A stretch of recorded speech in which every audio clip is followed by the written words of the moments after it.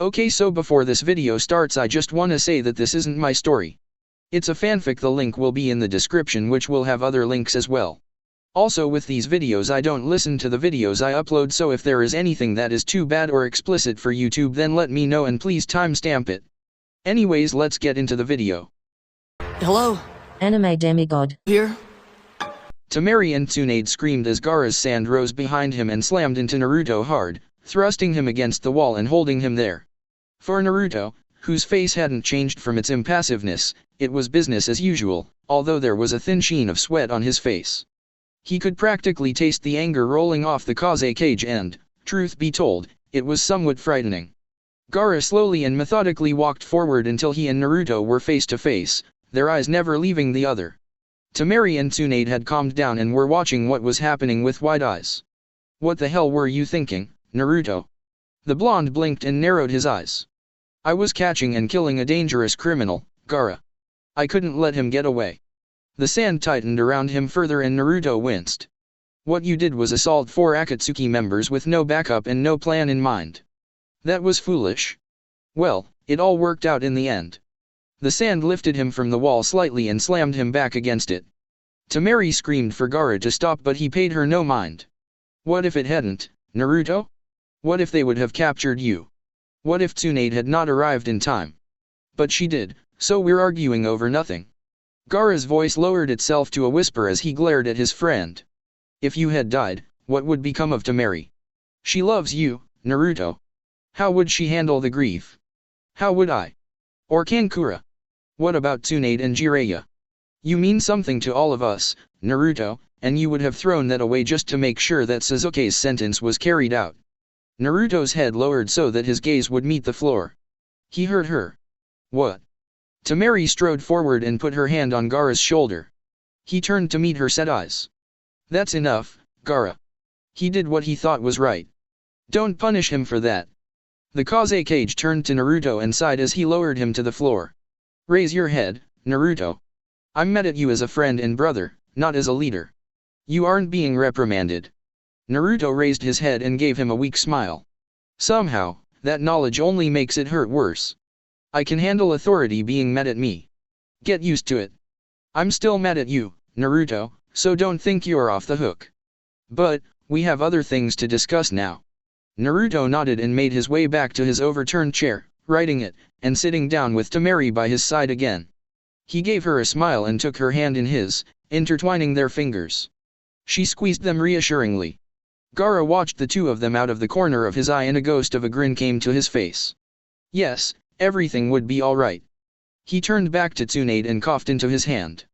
"In any event, we need to discuss what our next move is." Tsunade. Upon hearing her name, Tsunade tore her eyes away from the two lovebirds and laced her fingers under her chin. "Well, I'm not sure. If Kisame is indeed dead, or at least incapacitated, that would leave only a few Akatsuki members. Perhaps we should press into a Megakur and try to kill them." Gaara sat for a moment, before shaking his head. "We don't know anything about a Megakur, unfortunately, and we don't have the forces for a full-scale invasion. I doubt we could muster up enough allies to do the deed either. No, we'll need to be smart about this. We have time to plan now though. They still don't have all the demons. Perhaps we should seek out the 8-tailed demon host. His, or her, help could be advantageous." Tsunade nodded and leaned back in her chair, spinning to face the village. "But would the Jinhuriki accept our help or offer? Not likely. We don't even know where they are anyway." Tamari sighed and crossed her right leg over her left. "Then have Jiraiya get his spy network working. Jinhurikis are normally a village's least hidden secret, even though they should be a top priority. It shouldn't take too long to find him." Tsunade nodded her head and whipped the chair around to face Gaara. "All right, we'll do that. But who will we send to negotiate with him?" Gaara snorted and pointed at the two blondes. "Them. Naruto has an innate ability to talk to people and make them listen.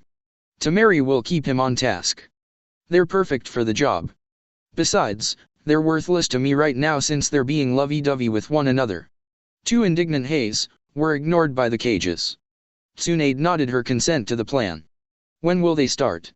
"I think a small rest is in order. If you'll allow it, they can stay here for a few more days before heading out. Even if Naruto heals fast, Tamari doesn't, and the human body needs time to recover even with the help of medical jutsu. I have to return to Suna tomorrow. Until then, I'll make sure that these two don't do anything tonight that could exacerbate their wounds. Naruto and Tamari turned red, whether from anger or embarrassment, neither Cage could tell, but then again, they didn't care. Gaara rose from his seat, Tamari and Naruto rising with him out of habit, and bowed to Tsunade. Well then, I'll just let these two show me a place to eat. I'm starving.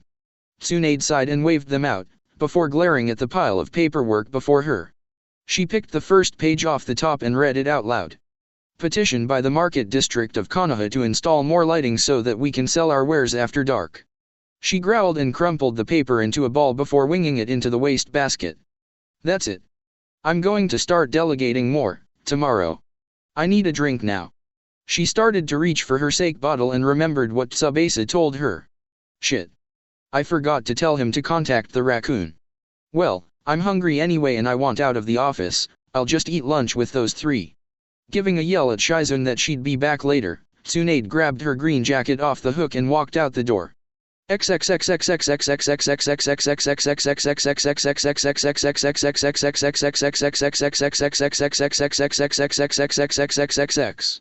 Tamari sighed loudly as she walked between the two men, her arms wrapped around theirs.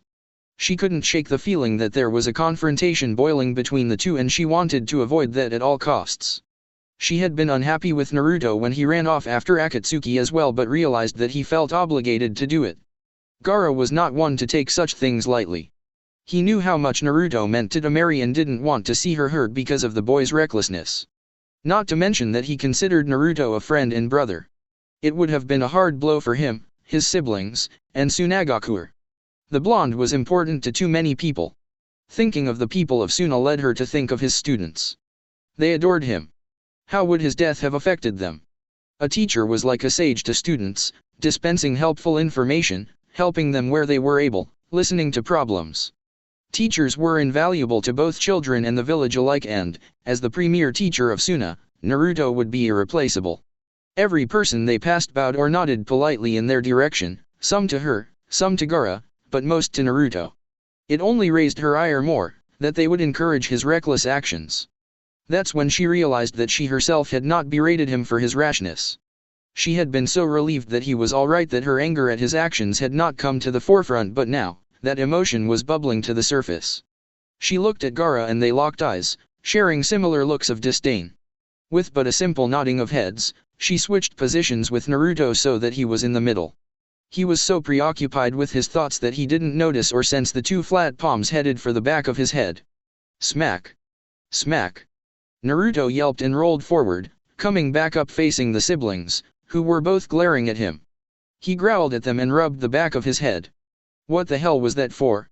Tamari, now incensed, walked forward and grabbed his collar, jerking him down to face her. He was about to yell again when he saw the tears cling at the corner of her eyes. His mouth seemed to weld itself shut. Damn it, Naruto. How could you have been so reckless? What if they had caught you? Did you ever think of how we'd all be affected by that? It isn't just you that gets hurt if you get captured.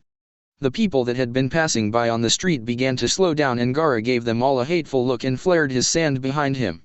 I'd suggest you all move along. The people scattered immediately and soon the whole street was deserted, except for the three Suna ninja. Gaara turned his attention back to find a wide-eyed Naruto staring at Tamari, who had apparently been babbling while his attention was elsewhere. And another thing, you jerk. You ran off without checking on me. How could you do that? But sweetie, you had Tsunade. I don't give a damn. Gaara felt a presence beside him and turned to find Tsunade looking at the scene with much amusement. He quirked an eyebrow and shrugged before turning back to the one-sided argument. I thought you had paperwork to do. Screw paperwork. This is much more entertaining. I was hungry, and I have to tell Naruto something that I forgot to tell him in the office. And you haven't even apologized yet. But Tamari, I can't apologize if I can't get a word in. You got a few words in then, you asshole. Tsunade snorted and covered her mouth. Tamari was really letting him have it. Amusing as it was, however, she couldn't have the two blondes fighting in her streets. Tamari was taking a deep breath to launch back into Naruto when she heard a slow clapping behind her and turned her head to find a bemused Hokage, with a curious Gaara behind her. The blonde girl flushed red and dropped Naruto into the dust. He huffed and pushed himself back to his feet. Tsunade-sama, I'm sorry. Tsunade gave the stammering girl a warm smile and waved her hand dismissively. Oh hush.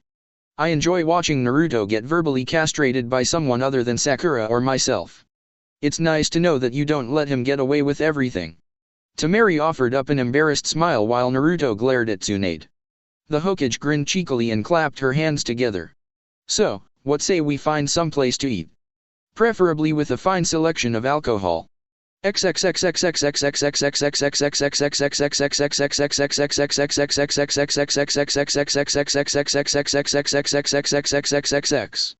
For some reason, Jiraiya seemed to sniff them out, and by the time they reached the restaurant, the Toad Sage was right alongside them. Naruto had wanted Ichiraku's, but it was shot down in favor of a finer eating establishment. One with a fine assortment of wines, beers, and of course, sake. Once everyone was settled in and a couple rounds of drinks had been served, Jiraiya locked eyes with Naruto and became serious. So, I hear that you're going to try to recruit the Eight Tails Jinchuriki. Naruto's drink had been halfway to his mouth when Jiraiya spoke, and he sat it down with a frown. I have never understood how you always know things ahead of time.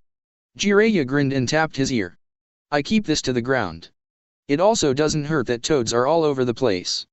They see a lot, and all it takes is one of the summoned toads to translate, or an innate ability to communicate with nature. Naruto nodded his head in understanding, and Jiraiya quirked his eyebrow, waiting for an answer. Yeah, we are. It was Baa-chan and Gaara's idea. Temari and I will be going to talk to him, try to convince him to join us. Jiraiya shook his head and swirled his sake. He won't. He's fiercely private and hates to be bothered. Naruto thumped his head on the table in defeat. Usually when Jiraiya said no to something, it was because he'd already tried, or he'd known someone who tried and didn't think it was possible. Temari rubbed Naruto's back consolingly and watched as he raised his head off the table and rested his chin on the wood, looking from one to the other. I still gotta go though. It would be a wasted opportunity to get someone powerful on our side, not to mention give Akatsuki a fucking headache. Temari nodded in agreement and sipped at her wine. The food that she ate only made her wish Naruto had cooked instead. The beef was undercooked and the vegetables had been steamed too long. How she wanted to be home with Naruto in the kitchen, in an apron. Ari. Temari. What do you think? She shook herself from her thoughts of a half-naked Naruto, an apron, and a bowl of whipped cream, and glanced around, noticing with embarrassment that they were obviously waiting for her answer. What were we talking about? Gaara sighed and shook his head. You can't afford to be hormonal if you're going with Naruto, Temari. Get your mind out of the gutter. Her mouth opened slightly in disbelief and she growled out her reply. My mind was not in the gutter. Then explain why your nose is bleeding ever so slightly. Temari grabbed a spoon from the table and looked at her reflection in it, before dropping the silverware and dabbing at her nose with a napkin. She glared at a snickering Jiraiya. Not a fucking word, pervert. The older man merely grinned and sipped his sake innocently. I'm not the one bleeding from the nose, dear. Naruto put his hand over Temari's to calm her, lest she assault his mentor. Since we've been assigned to do this, do you have any info on where he is? Jiraiya scoffed and leaned back in his chair. Have you forgotten who you're talking to, brat? I'm the great. Yeah, Toad Sage, super perv, yada yada yada, where is he? Jiraiya grunted and slurped his sake again. Well, if you're going to be rude, I'm not telling you anything. Get your own information, ya little bastard. Naruto sighed and put his head in his hands. Arrow Sennin. Nope, not this time. Respect is something to be given, Naruto, as is information. Tsunade reached under the table and Jiraiya grinned pervertedly for a moment before releasing a high-pitched squeal and whimpering. Everyone looked at him curiously as he squeaked out his answer. Okay, he's in a shack up on a mountain in Kumo. Now, let me go. Tsunade brought her hand back onto the tabletop and poured Jiraiya another cup of sake before giving it to him while smiling sweetly. See? Was that so hard? Jiraiya just glared at her and sucked down his sake, holding out his dish for another pour. Naruto, seeing he wasn't going to get anything else, rose from his seat, Temari rising with him. Well, I guess we'll go to Hinata's house and start packing to go. Gaara grabbed his wrist before he could leave. Do not be hasty. My sister still needs rest and so do you. You will leave in 1 week and not a day sooner. The Jin hierarchy will still be there. Temari was not convinced. But Gaara, time is on our side. Akatsuki has taken a blow and will take time to recover. Madara will have to regroup and replan. He was not planning to take you here. You are the last on their list. They'll try for the 8 tails next, but they'll need strength, and Hoshigaki is a valuable member. If he is not dead, they will spend time to heal him.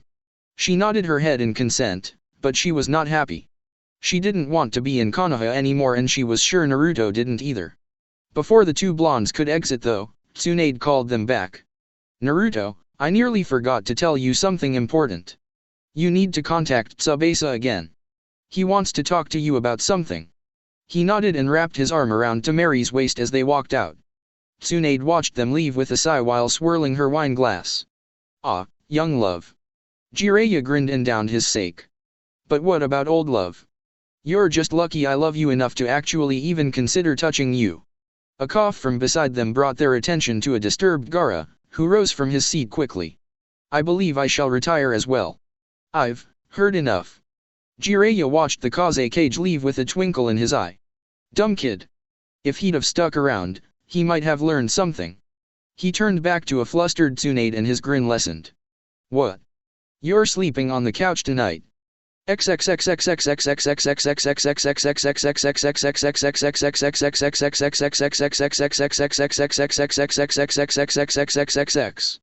Naruto and Temari went to a secluded training ground, one that didn't look like it had been used in a few months, and Naruto bade her to stand back, citing that he didn't know what kind of mood Tsubasa would be in. She stepped back, he flipped through the hand signs, and with a cry, a large poof of smoke heralded Tsubasa's arrival. Hello, young ones. It is good to see you again, and especially you, Temari. I hope you are in good health. Temari nodded and bowed to the raccoon. Hi, Tsubasa-sama. No need for that, young one. Naruto, where is Sanzoku? Naruto shrugged nonchalantly. I don't know. Haven't seen him since this morning. Allow me to rectify this. Tsubasa closed his eyes and flipped through a few seals of his own and with a smaller poof, Sanzoku arrived, curled up asleep on the ground. Sanzoku, wake up. The small red panda looked up sleepily and squeaked when it saw who was before it. Tsubasa-sama. Forgive me. I didn't realize you were here. Where are we? Tsubasa sighed, his breath rattling the treetops as he gazed upon his smaller subject. We are in a clearing in Konohagakure. I must say, you have become quite lazy in your time with Naruto. Do you need to be replaced? No, Tsubasa-sama. Of course not. Ah, leave him alone, Tsubasa. His laziness is somewhat endearing. The giant raccoon turned his gaze on Naruto and his eyes hardened. Indeed. Now then, you and I must speak. Naruto blinked and swallowed nervously. Okay. You summoned me the other day without warning to assist you in a battle. While I do not mind, our deal was that you would restore Suna to her original glory. Why have you not fulfilled that obligation yet? Look, I'm getting there. It's not so cut and dry as just doing it. I can do it to the desert, but it takes time. I need water sources and digging for them is slow work. I'm trying. All right. I believe you. It has been long since I put so much faith in a human, Naruto. Don't make it so that my faith is misguided. Naruto puffed up indignantly. I would do no such thing. I'm a man of my word, Tsubasa. When I say I'll do something, you can count on me accomplishing it. Tsubasa looked from Naruto to Sanzoku. Naruto stood proudly with his chest out. Sanzoku was seated on his rump with his head bowed in respect. The raccoon regent turned his gaze upon Temari and gave her a toothy grin. And you, young lady? Do you believe my faith in your chosen is misguided? Temari shook her head vehemently, her ponytails flopping, and gave Tsubasa an emphatic no. The giant summon nodded his head and grinned at all three. That is all I needed, a reaffirmation of your loyalty to the raccoons and the knowledge that you were still upholding our bargain. Call on me again should you need my services, and I'm quite sure you will. It has been a long time since any prey escaped my clutches. Naruto sighed in relief and grinned up at Tsubasa. How did they escape from you? I'm not entirely sure. 1 second they were there, the next they weren't. It might have been genjutsu. I'm just not sure. Well, I must be off. Remember to call on me if you need any more assistance. Temari and Naruto covered their faces when Tsubasa dispelled himself, forcing a giant wave of wind and smoke to cover them. Sanzoku anchored himself to the ground and covered his nose with his paws. Once the wind had died down, Naruto scooped the red panda onto his shoulder and wrapped his arm around Temari again. Let's go home. I'm taking a shower and going to bed. Care to join me? Temari grinned and nestled into his side more. Oh, absolutely.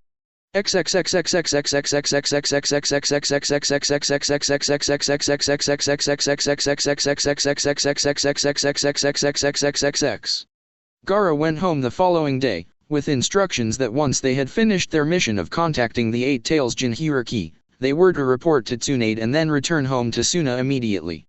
They really liked that order. They said goodbye to all their friends in Konoha and struck out on the road to Kumo. Jiraiya had been able to find the name of the mountain they should be looking for, 1mt Unreikyo. They would need to be careful on their trip to Kumo. Konoha was not well liked in that place and Suna, as an ally, was about as welcome as a rat in a corn bin. They would need to be careful as well with the Jinhuriki. There was no telling if he was stable or not. Or if he would even accept their invitation. It was a long 6 days to Kumo, but it was refreshing for the two to be out on their own, with no one watching over them. Days were spent in idle chatter and plans for the future. Naruto was planning on starting on his house when they got back. He said it had been too long since he'd had his own place. Temari wasn't happy about that until a certain memory hit her. Naruto wanted her to move in with him. She excitedly asked him how long it would take and he said less than a week. He'd been reading up on construction practices and with his Kage Bunshin, it would be nothing at all. Plus, he'd save money doing everything himself. It was a sound plan. Temari just wanted Akatsuki to leave them the hell alone.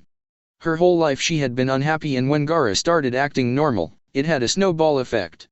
She started to be genuinely happy for the first time in her life and when Naruto came along, she could say it felt good to be a woman around someone, not just a hard-ass bitch.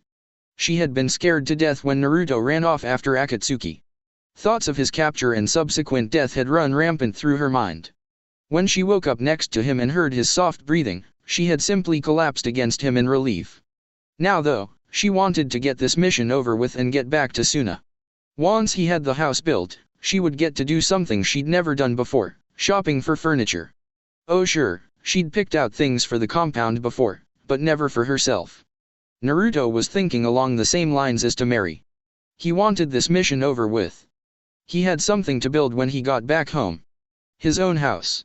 Not an apartment, not a shack, not a bedroom with friends, but his own, real house. The only component he wanted in the house for sure was Temari. He'd sleep on wooden floors if it meant she was there.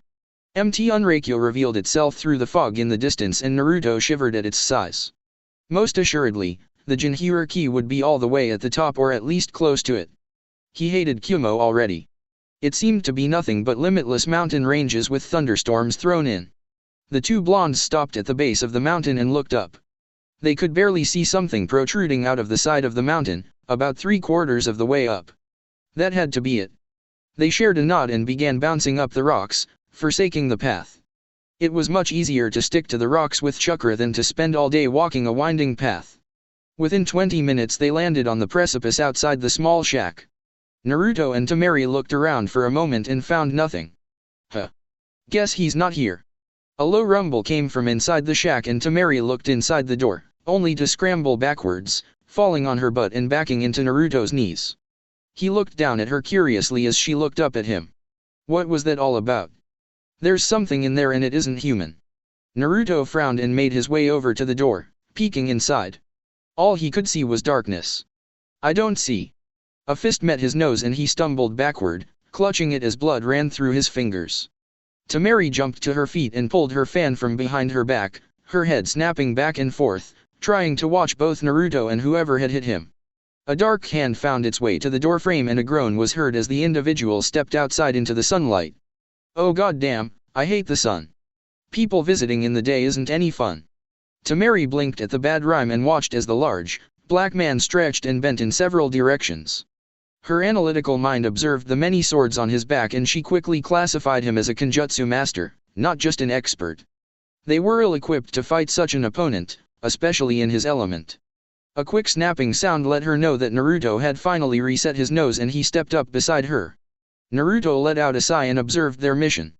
He was not one, his face contorting this way and that, and his body seemed to be in constant motion as if moving to some unheard rhythm. The man constantly shielded his eye from the sun as he looked at them.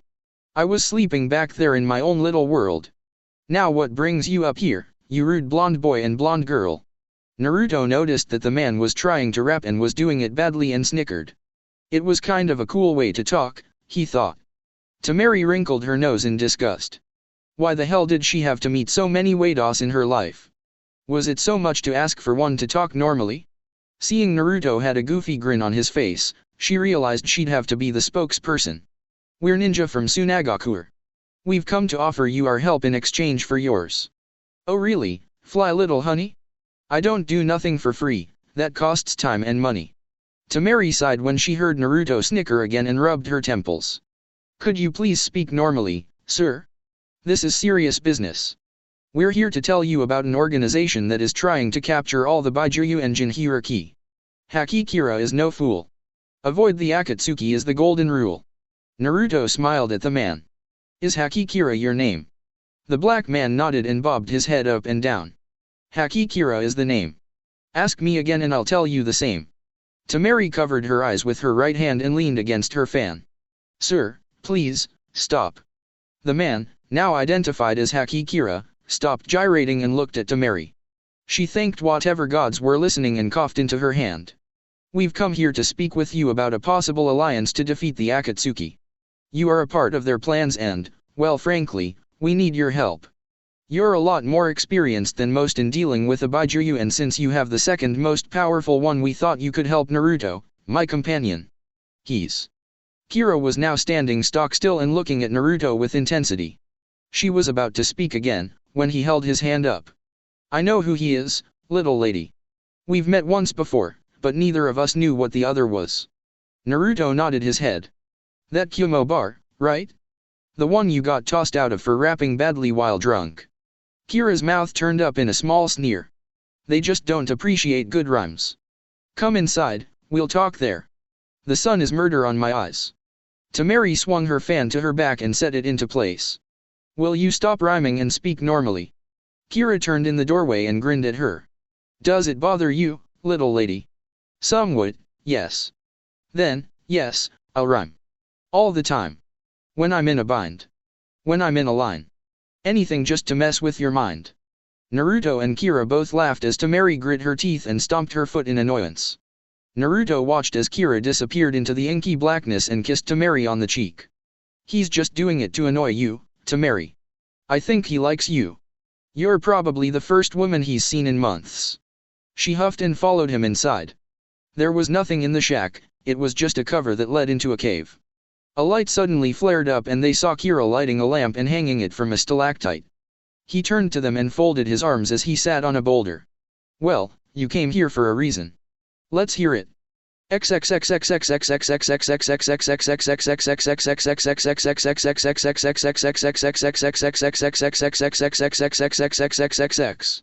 Kisame coughed and leaned over the bed to spit out the black glob of blood and poison that had been coursing through his system. He had never felt so weak in all his life and thanked his lucky stars that Itaki had gotten to him when he did. His physiology normally took care of poisons, but this one was foreign and tougher than most. He spit up another glob of blood and laid back on his pillow. I'll kill that bastard. He'll never know what happened. No, he'll know. I'll hold him down and skin him alive with same hada. I don't believe I've ever seen you so weak, Kisame. I could kill you now and no one would even know. Kisame looked up over his chest and saw Pain and Konan standing in the doorway. He coughed again and simply laid his head back. Leader Sama. To what do I owe the pleasure? You observed firsthand something unheard of. Tobi, Itake, and Zetsu told me what they saw, but you experienced it firsthand. Tell me about Uzumaki's new power. Kisame groaned and barely was able to lean over the bed before coughing up a large amount of blood. He couldn't wait to be fully healed. Well, he commanded the plants. Pain's eyes hardened and he glared down at the shark man. Go on. Temari finished up the story with a flourish, pointing her finger into the air. And that's what all has happened, Kira-san. The story ends with us trying to find you. Kira nodded his head resolutely, his glasses bobbing slightly as he leaned back against the boulder. You still haven't told me what exactly this alliance you want with me is. Temari took a deep breath, praying that he wouldn't break into any more bad rhymes, and coughed to get his attention. We want you to help us take out Akatsuki. We're not sure what their true goal is, only the superficial ones. We need you to help us so that those goals don't become reality. Kira snorted and put his arms behind his head. I don't know. Sounds like a marriage of convenience to me. What do I get out of this?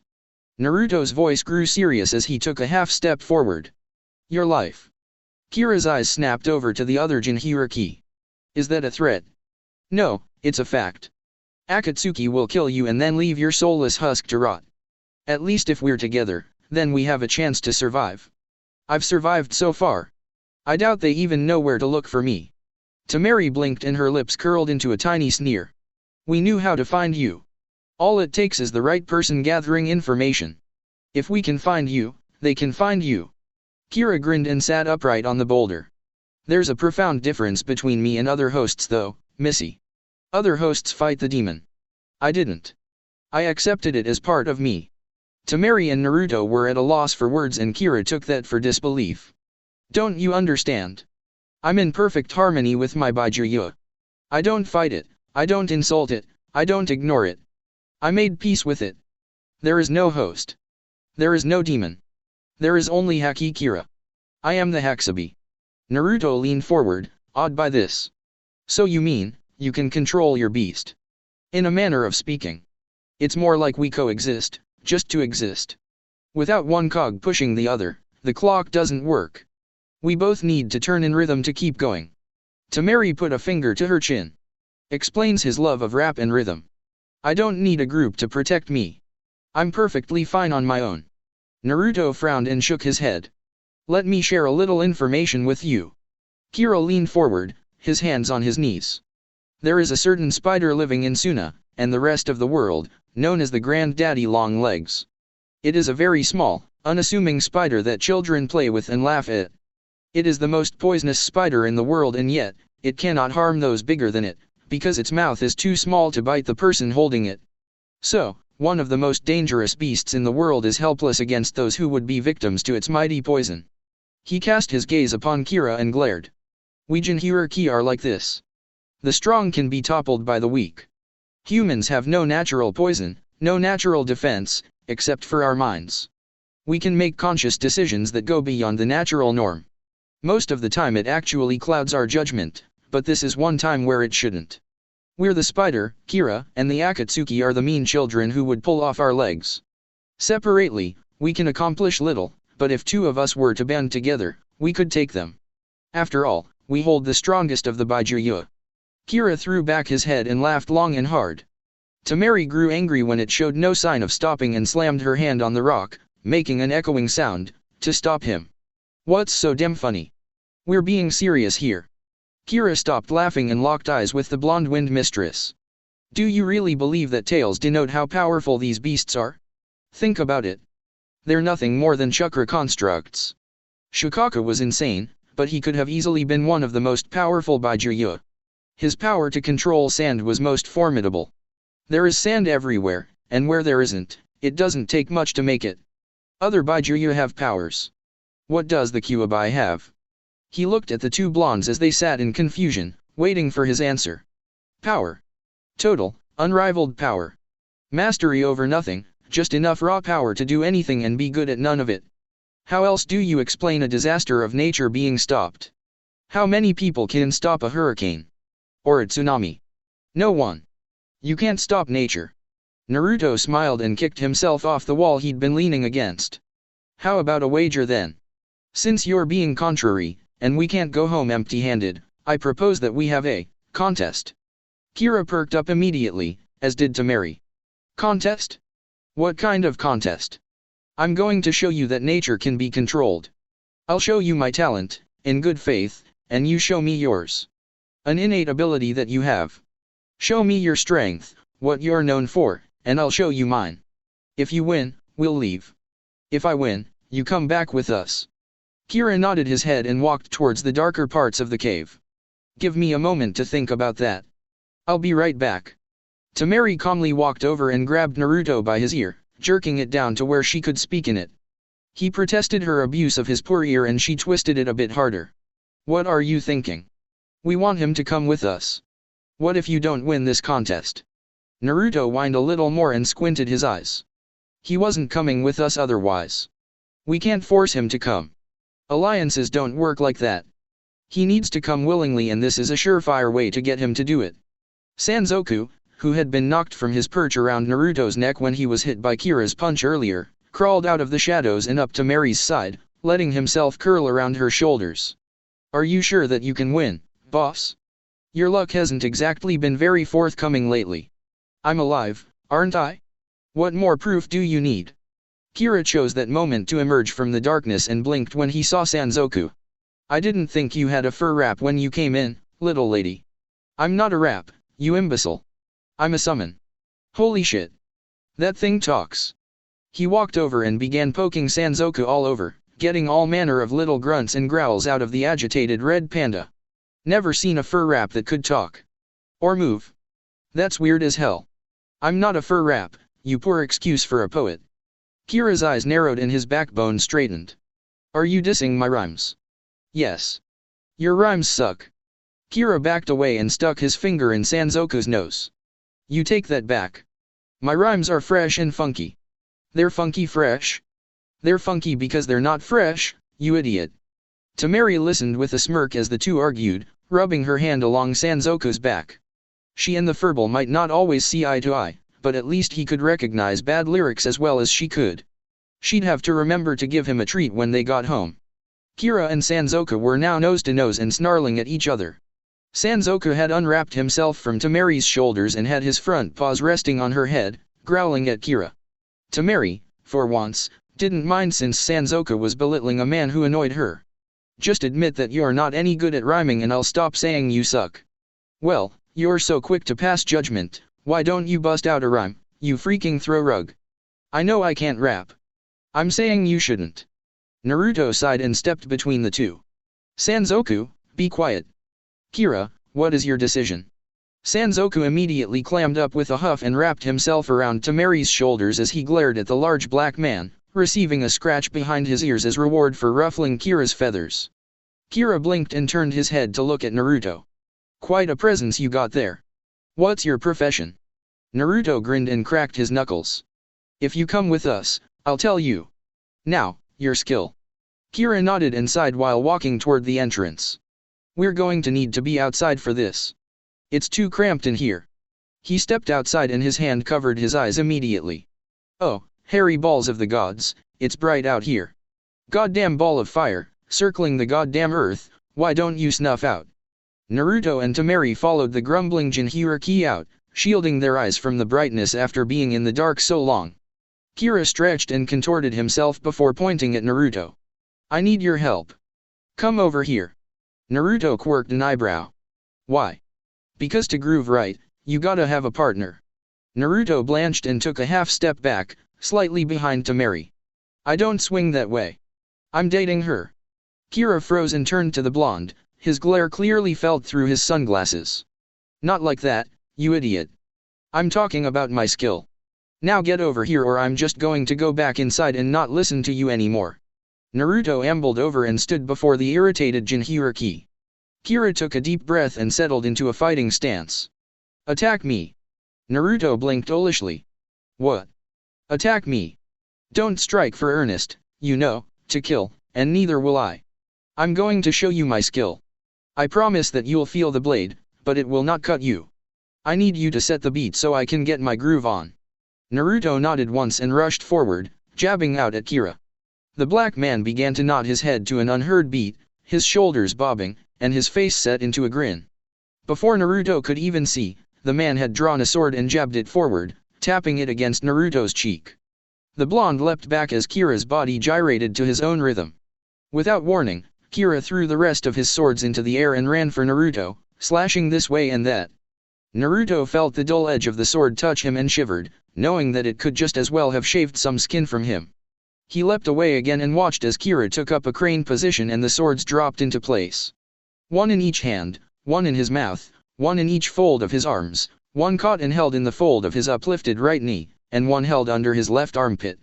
Temari and Sanzoku watched with awe as Kira began to pinwheel around, the swords sometimes flying into the air, only to be caught on the way down as another sword began its own ascent. Naruto was kept in constant motion and Kira, the self-proclaimed killer bee, never stopped moving, always keeping in time with that unheard beat. Naruto kept moving backwards and in a circle, lest he fall off the plateau they were on. With a final lurch, Naruto was backed against the edge of the plateau and Kira was turned sideways, his glasses revealing him looking at Naruto out of the corner of his eyes. He stood in the crane stance again, all the swords pointing at Naruto. The one that had been under his left armpit was gone, but it was quickly found again as it fell from the sky and the dull edge slid down Naruto's back, landing in the rock and embedding itself. The two Suna shinobi and Sanzoku all spoke in a hushed, odd voice. Whoa. Damn. She threw it. Kira flipped backwards, launching all the swords into the air and then knelt down. The three were awed further as all the swords landed in their respective sheaths and Kira stood upright again, a smug grin on his face. I didn't think springing my Baijiryu on you would be a fair thing, since we can both do that to an extent. My art of the sword is unbeatable and, if I may say so, pretty damn impressive. That was just my warm-up dance. The true tango is much more deadly and much. The three leaned in, waiting for what he was about to say. More sexy. It's all in the skill, sucker, cause I'm a righteous, bad motherfu. Temari and Sanzoku stepped forward, growling as one. You finish that horrible lyric and I'll bash your head in. What she doesn't bash, I'll bite. Kira looked at the ground deflated, mumbling to himself. No one appreciates good rhymes. He bounced back quickly, though, and pointed his finger at Naruto. Beat that, boy. Unless you can really harness nature like you said, you ain't got nothing. I know about your raise non. That doesn't count. Naruto looked around at the rocky terrain and then to Temari and Sanzoku. Both gave him a wry grin. He turned back to Kira and smirked. Tell me, Haki Kira, can plant life grow up here on the mountain? Kira was taken aback by this and cocked his eyebrow quizzically. Not much. Some wild brush, but nothing else. Why? Naruto didn't answer and instead held his hand out in front of him. Kira's eyes went wide when Naruto's staff erupted from the stone and leapt into his hand. He quickly schooled his features back to indifference. If that was your technique, it was a cool trick, but nothing special. That wasn't my ability. Kira turned his head to the side slightly, his lips in a thin line. Then what is? Naruto's answer was to chuckle and close his eyes as a thin green aura began to envelop his body.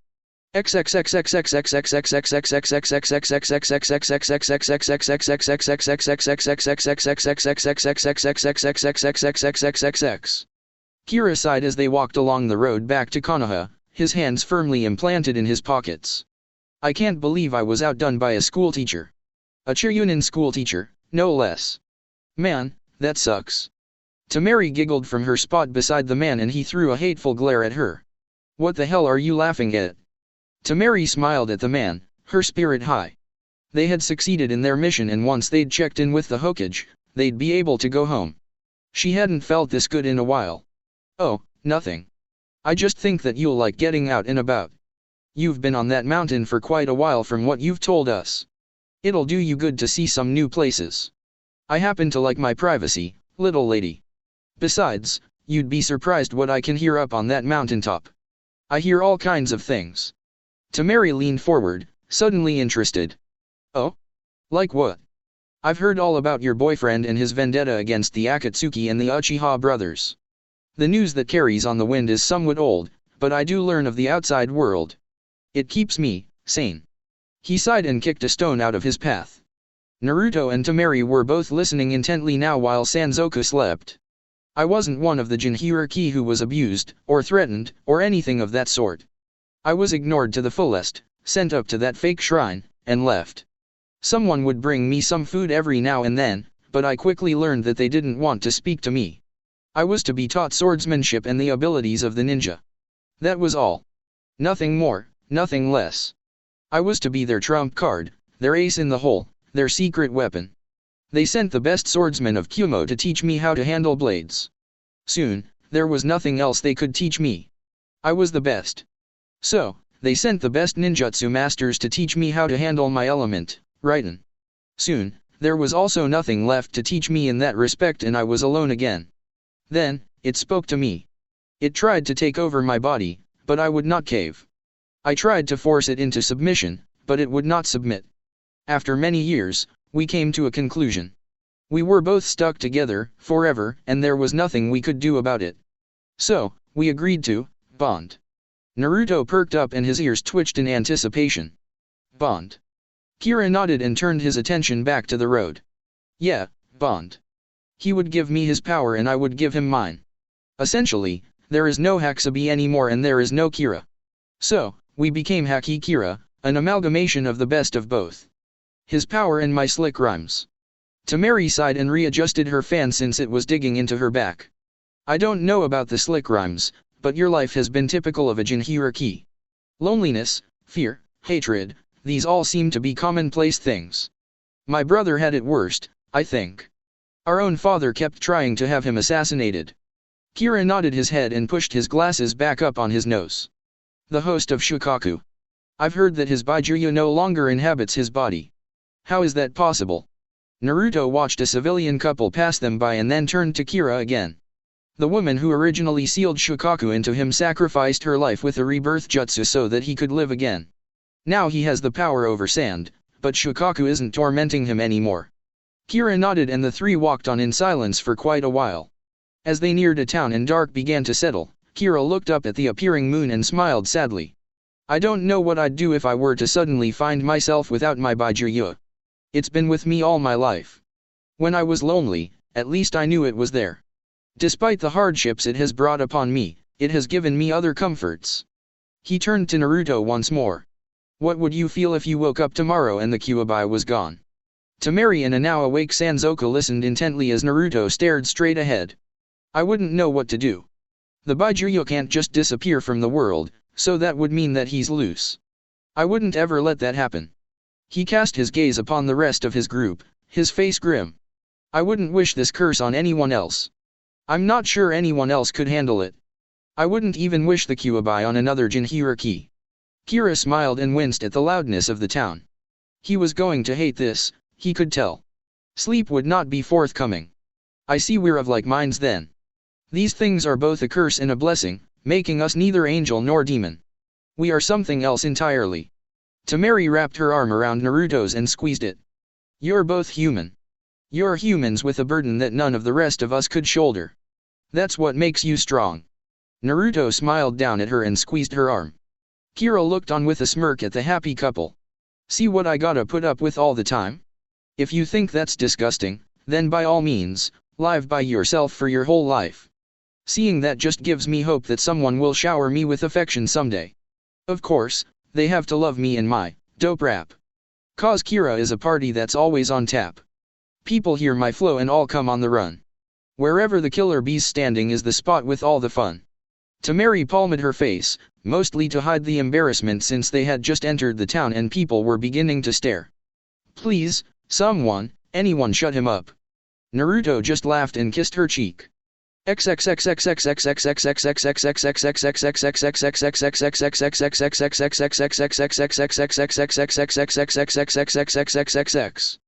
Tsunade sat at her desk, pondering on whether or not to risk taking a sip of sake, when she heard a familiar voice outside her door. I don't care what her schedule says. You open that damn door or I'll kick it in. Her secretary, a Chiryunin who was only recently promoted, sounded very angry. And I don't care who you think you are. You two are Suna shinobi and he's a shinobi of Kumo. I don't know who you think you are, but you aren't getting in without an appointment. Tsunade was just about to get up and let the Chiryunin know who was at the door, when the door to her office warped and bent suddenly before tearing off her hinges and flying right for her. Tsunade watched it come and flung her hand out, knocking the heavy oaken door aside and through the window, where it landed with a boom on the street below, sending bystanders scattering. She smirked when she saw what was on the other side of the door. Naruto stood sideways in the doorway with his hand outstretched, the remainders of the chakra from the raise-non still wisping around his hands, as the Chiryunin stood gape-mouthed. You owe me a door, Naruto. Temari shook her head in exasperation and muscled her way around Naruto, dragging Kira with her. Tsunade raised an eyebrow as she looked the well-muscled man up and down. Kira caught that Tsunade was appraising him and grinned at her, waggling his eyebrows. So, you checking out ol' Haki Kira, huh? Well, Haki Kira only has one question for you, beautiful. Temari grimaced and held her breath. She prayed he wasn't about to look foolish in front of the Hokage. Do I make you randy? Dandy? Hope you got a sweet tooth, 'cause I'm sweet like. Temari clapped a hand over his mouth as Tsunade's eyes grew wide. Kira glared at Temari for ruining his flow and slowly closed his mouth. Tsunade regained her composure and leaned forward. What the hell was that? It's the way Kira talks. He has an affinity for rhyming in his speech. Tsunade looked at Naruto out of the corner of her eyes and then back to Kira.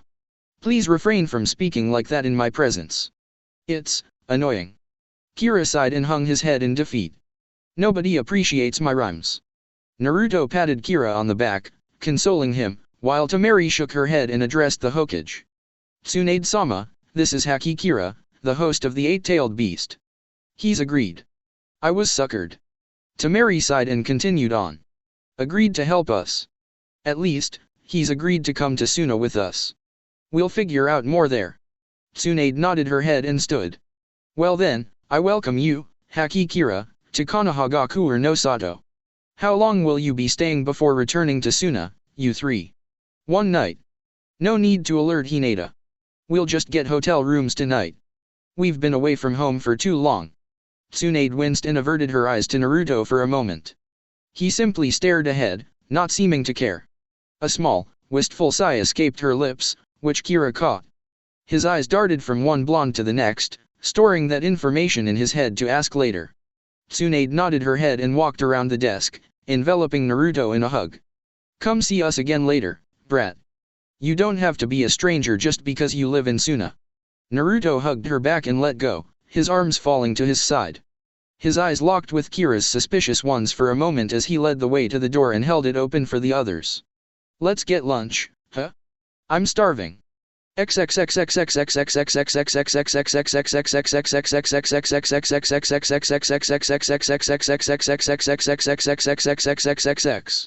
Naruto felt small all through lunch as Kira looked at him with new intensity.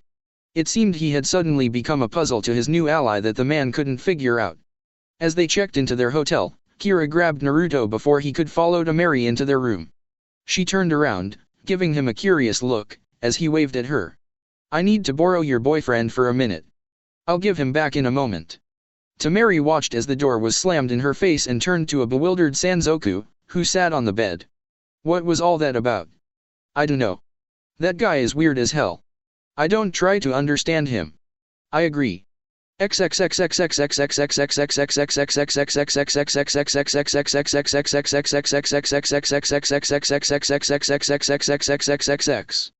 Kira folded his arms and leaned against the wall, observing Naruto as he sat on the edge of the bed. What's this all about, boy? That cutie seemed to know you intimately. I thought you were a Suna shinobi. Naruto sighed and leaned his forearms on his knees, staring at the floor. I used to be a Konoha shinobi. Kira's blinked and shook his head. What? Are you a missing nin? Naruto chuckled. No. Nothing like that. I asked for a transfer. You see, I had some grievances against the Council of Konoha that couldn't be ironed out, so I asked to leave. The Kazekage is a friend of mine, so it wasn't all that hard. Kira's eyes hardened and he glared at Naruto. Who are you really? I know you're a Jinhiriki, I know what you hold. But, who are you? You're obviously an important person. Naruto sat silent for a few moments before locking eyes with his new ally. I'm the self-disowned son of the Yondaime Hokage. My name at birth should have been Namikaze Naruto, but I refused to go by it. Instead, I was given my mother's maiden name and it's what I go by to this day. Kira whistled appreciatively. The son of a Kage, huh? That's a hell of a pedigree, kid. Yeah, it is. But I didn't live up to it earlier on. I wasn't the most well-liked person. No one truly wanted anything to do with me. Unlike you, who was raised to be a weapon and taught how to defend yourself, my village left me hanging out to dry. Kira perked up at that. You mean, they didn't train you to be a weapon? Naruto shook his head. Nope. Unlike most Jinhiriki, I think they honestly wanted me to die. If I had any skill, any way to protect myself, that would mean that the Kyuubi could live on another day. But, you're Mokuton. It's not Mokuton. It's a force of nature that only I can control. I have complete power over plants. I can make them grow anywhere and I can grow anything. It was a power I was appointed with, unlike the Kyuubi. I was chosen for the green. But what is it? It was an awesome power and I felt little to no chakra in it. That's because it is nature. I'm not creating jutsu, I'm creating life. You should see what I've done with Suna. Kira nodded his head and the room fell silent again until he spoke up once more. Even with a different background, even if we weren't all treated the same, it all comes back to one unforgivable truth. He and Naruto looked at each other with understanding. No one wanted us. Kira nodded his head and looked out the window. Yeah, no one wanted us. The two fell silent again, listening to the birds outside the window as they chirped merrily. You can go back to your woman now, Naruto. I just wanted to know. Naruto nodded, but didn't move. You know, Kira, you can stay in Suna with us. Once this is over, you don't have to go back to that shrine. Kira eyed him suspiciously as Naruto grinned at him. If you like caves so much, there's a cave on my property. I'm sure the raccoons wouldn't mind sharing it with such an awesome dude as yourself. Kira chuckled at that inside. Maybe. We'll have to see what happens.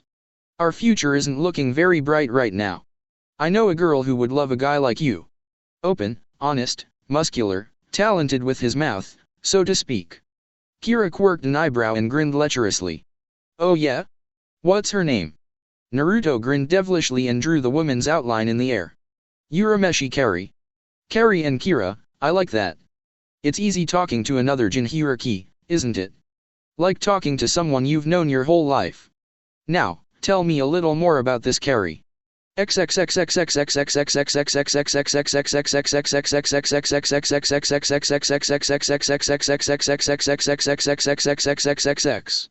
Tamari looked up from her book when Naruto walked in. Sanzoku curled up beside her, snoring away. Hey, babe. What was that all about? Kira wanted to know who I was.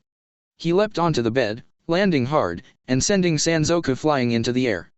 The red panda snarled and launched at Naruto, who caught him by the nape of his neck, narrowly avoiding his claws, and held him at arm's length until Sanzoku calmed down. Tamari giggled as he gave the summon a stern stare. Are you gonna be good now? Yeah. Naruto sat him down beside him and Sanzoku curled up on his pillow, growling softly at the blonde man.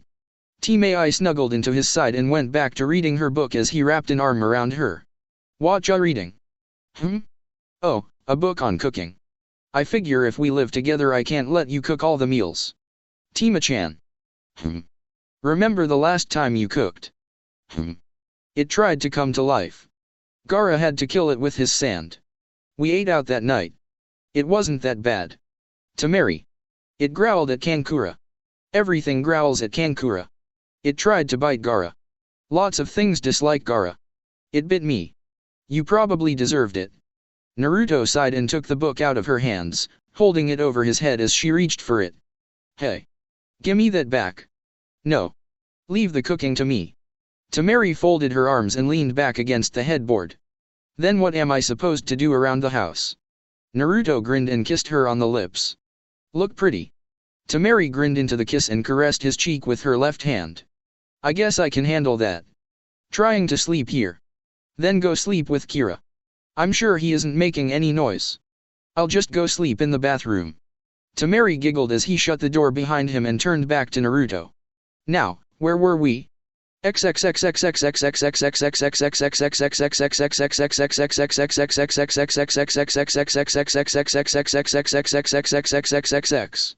The trip to Suna was not a fun one.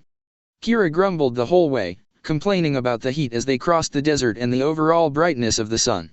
Tamari was quickly losing her patience and Naruto, he just wanted to be at home and away from at least one grumpy person. He knew he could calm Tamari down at least. Tamari was just about on her last nerve when they topped a dune and she cried out in happiness. There it is. Sunagakur. Home. Kira squinted his eyes and shielded them from the sun with his hand, looking out over the shimmering sand. Well I'll be damned. There really are trees inside the walls. And grass growing around the walls themselves. I gotta see this. Tamari grinned and took off again, calling over her shoulder. Wait till you see the property.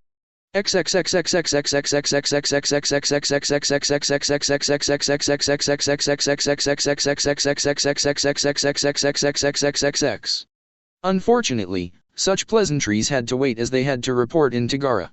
The three stood before the redhead as he eyed them all. I don't believe there has ever been a gathering of more than 2 Jinhiriki in any such manner. This is a momentous occasion. Kira dug in his ear boredly.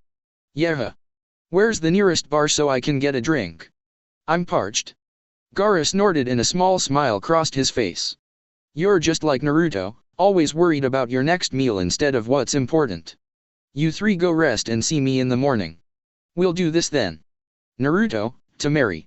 The two turned in the doorway and Gaara closed his eyes as he nodded his head toward them. Welcome home.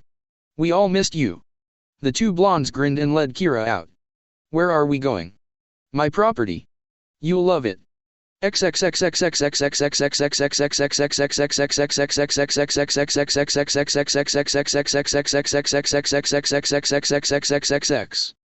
did love it.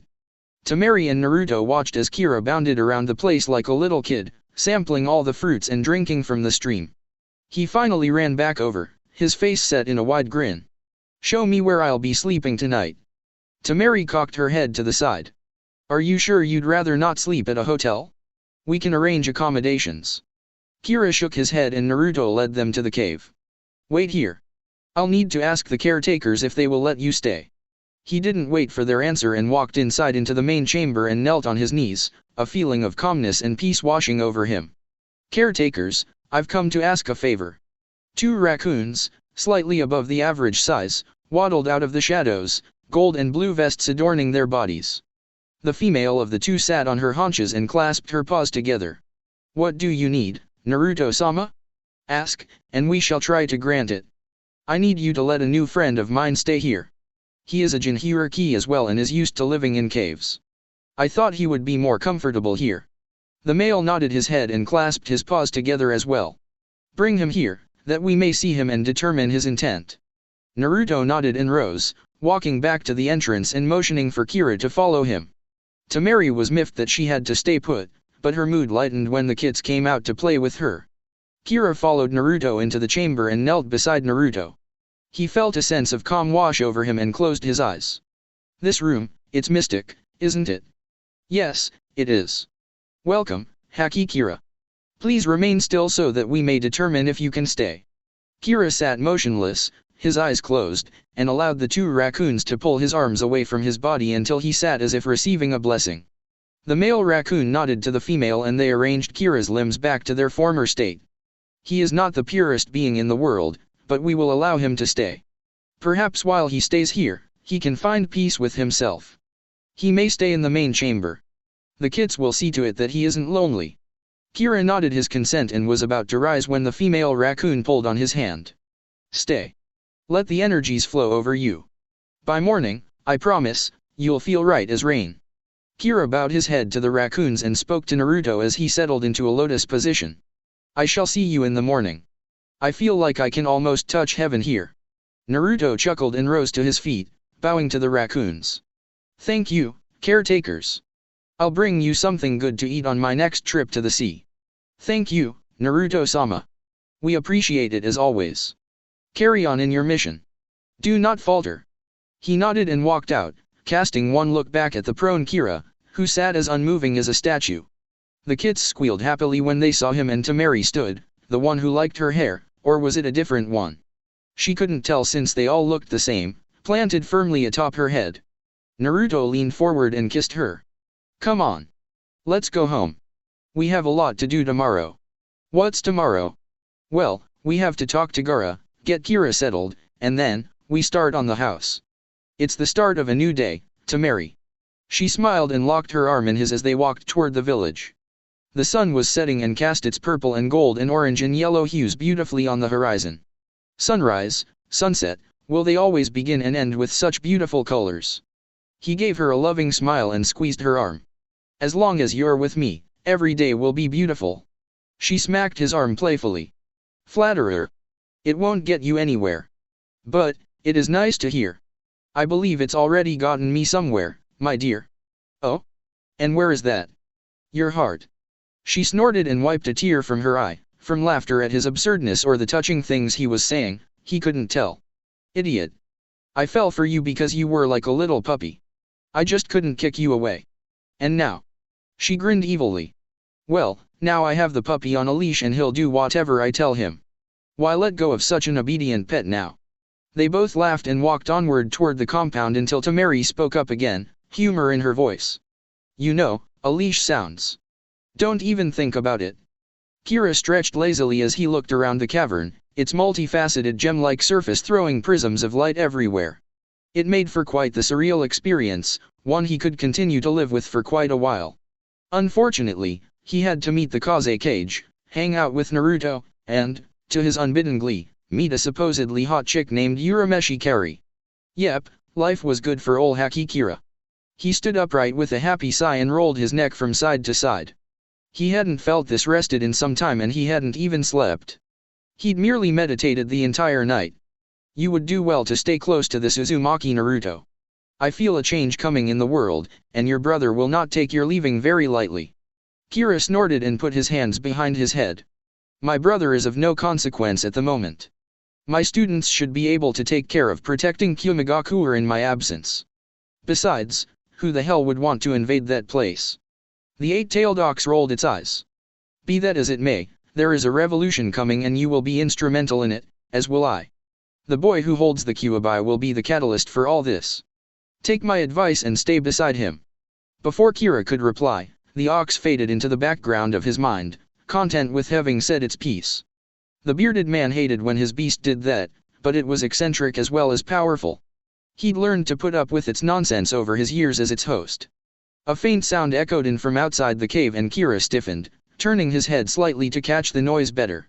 It sounded like people shouting and hammers knocking against wood. He could only suppose it was Naruto. He slowly padded across the crystal floor and cursed inwardly as the sunlight bounced off the entrance and into his eyes.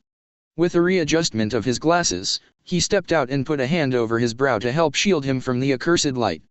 The world was a blaze of white for a moment before his eyes adjusted to the searing desert sun. He blinked, letting the moisture wash away a grain of sand that had gotten under his glasses, and gaped at the scene before him. To his right were literally hundreds of Narutos, performing various tasks as they prepared the foundation of his soon-to-be house for the walls. He watched in awe as they brought stones from a quarry over a mile away in scrolls and deposited them on the ground before heading back for more. Several Narutos waited for the stones to hit the ground before measuring out the desired shape and thickness of the foundation and cutting them with wind chakra. All of this was done under the watchful eye of a local stonemason, who observed the proceedings with great interest. He would shout at the Narutos when they cut the stone wrong and help them lay the tiles in the correct places. They already had half the foundation done on a very large home.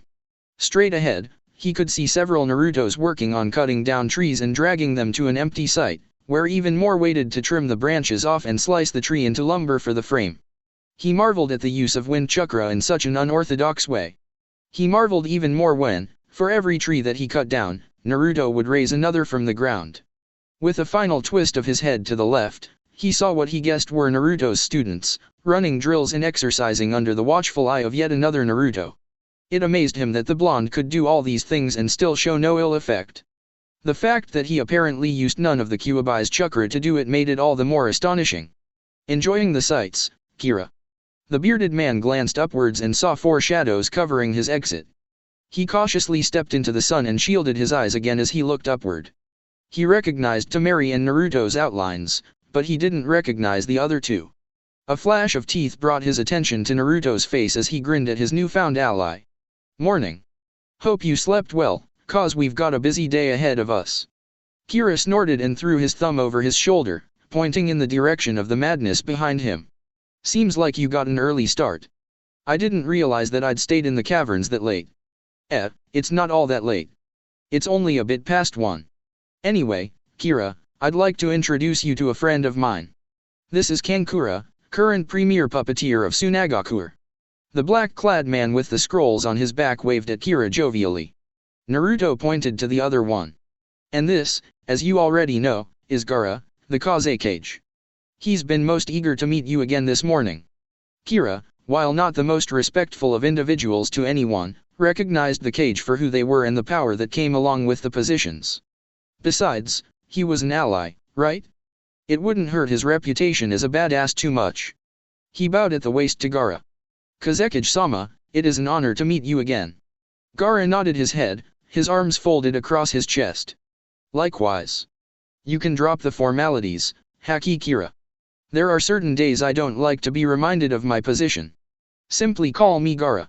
Now then, let's retire to my office. It's much more comfortable there and I'll send for some breakfast." Kira grinned at the thought of food and rubbed his palms together. Breakfast sounds good." Temari sighed and linked her arm in Naruto's as they headed for the cage tower. "Great.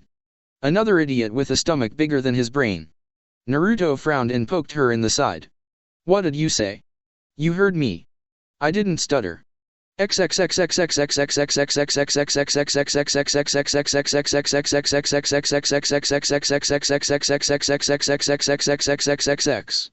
Temari sipped her coffee as she watched the men around her devour an incredibly large breakfast banquet. It must be a Jinhuriki thing, because Gaara, Naruto, and Kira all had destroyed a table that would have easily fed more than a dozen people. She couldn't imagine where they put it all. Gaara finally sat back in his chair and wiped his mouth with a napkin. The pleasantries were over. It was time for business. "Naruto, I'm glad to see that you've finally begun construction on your house and that you've resumed your duties as a sensei. Sadly, this won't last long. I'm going to need you to go into the field soon. We must stop Akatsuki and end their threat once and for all. This applies to you as well, Kira." The two Jinhuriki looked up from stuffing their faces and swallowed simultaneously. "For starters, I still want to know more about Akatsuki before I do anything with you guys. You've got to have a file I can study or something. And another thing, isn't it dangerous sending both Jinhuriki after them?" Gaara sighed and turned his chair to look out the window. "It's probably foolish, yes. But there simply aren't many who can go toe-to-toe with Akatsuki and come out on top. You and Naruto are among the few who can. That's why you both have to be there when we go in." Kira noted that Naruto remained silent.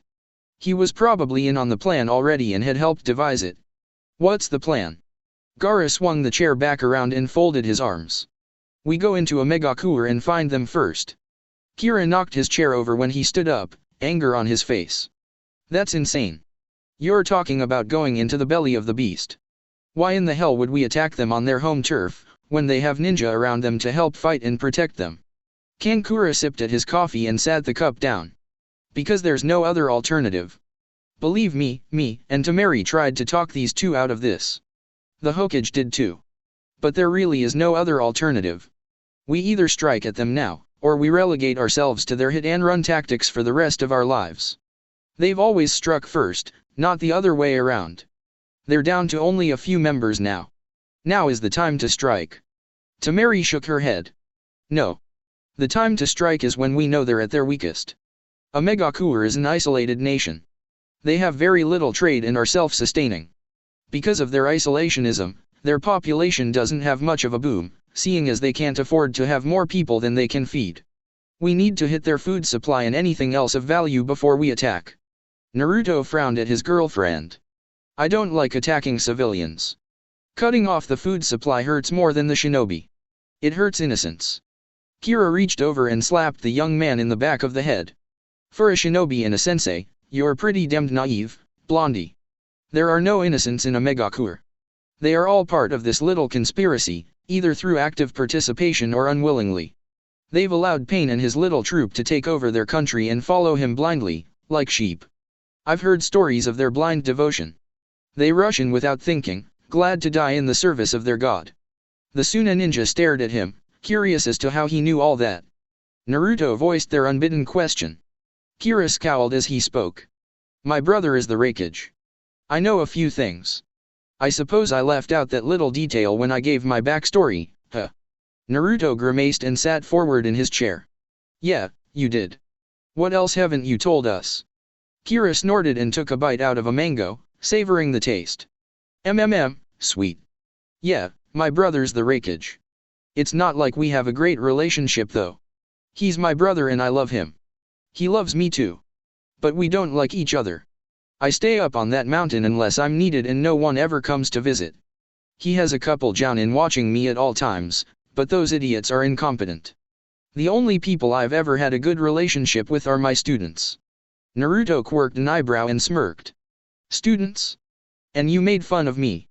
Kira sneered as he took another huge bite of his fruit. My students are masters of the sword due to my training, not snot-nosed little brats in an academy. You can't really compare the two. Naruto growled and sat upright in his seat. My students are more than likely the best prepared children for ninja life in all the elemental countries. I'm teaching more at a time than you besides. Kira sneered and leaned his right elbow on his knee. Well, my students are the best jounin in Kyumigakuer besides the Raikage and myself. Gaara's-san suddenly found both of their mouths, clamping down and preventing them from speaking. This isn't a pissing contest over who has the better students. You are both sensei, act like it. We have more important matters to attend to besides. The two Jinhyuriki glared at one another before nodding and turning back to face Gaara. Temari glared at Naruto and pinched his side, making him jump. What? He started it. Temari grabbed his ear and jerked it down to her level. I don't care who started it. Stop being disrespectful in front of your cage. Set an example, sensei. Kira snickered at Naruto's misfortune before Temari cast her gaze on him. I'll deal with you afterwards. He stopped snickering and quirked an eyebrow. I don't believe I'm dating you, Missy. You don't own me. Temari smiled sweetly and let go of Naruto's ear. No, I don't. But, you are a guest of mine, and therefore, I'm responsible for you. Your behavior is reflecting on mine, and it's not reflecting very well. Kira shivered under her gaze and turned away. He may not have all that much interaction with women outside of his female students, but he knew when he was treading on dangerous ground. He wasn't about to lie back and take it like Naruto though. I'll keep that in mind. Can we move this along please? Gaara grunted, but nodded his approval. Yes, we can. I won't keep you much longer. I have work to do after all. In time, we'll be going back to Konoha to meet with Tsuand and make a definitive plan. We'll move out from there. I need to ask you to return to Kyumigakuer and ask your cage to meet us in Konoha. Kira's scowl deepened. He had thought he might be able to escape from Kyumo for a bit longer. My brother is an idiot. He believes that Kyumo is impenetrable and that I am safe. He did nothing to save Yujito when she was captured. I don't know if his help would be welcomed or not. And besides that, Kyumo isn't very well received in Konoha due to the Hyuga incident a few years back. Gaara sighed and stood up, signaling the end of the meeting. I know that. But these are different times. We're talking about a threat that will encompass all the elemental countries. It has to be dealt with and, if your brother will not help, he is a fool. Kira nodded his head and stepped over beside Naruto and Temari. I'll speak with him. I promise. I'd like to relax for a bit before I head home though. It's a lot nicer here in Suna than I had heard. Gaara waved them off with his hand as he picked up a report. Thank Naruto for that. Now, if you would all please leave. Kira nudged Naruto on the way out, leaning down to whisper into his ear. Someone needs to get laid. Naruto snickered and bobbed his head in agreement. You have no idea.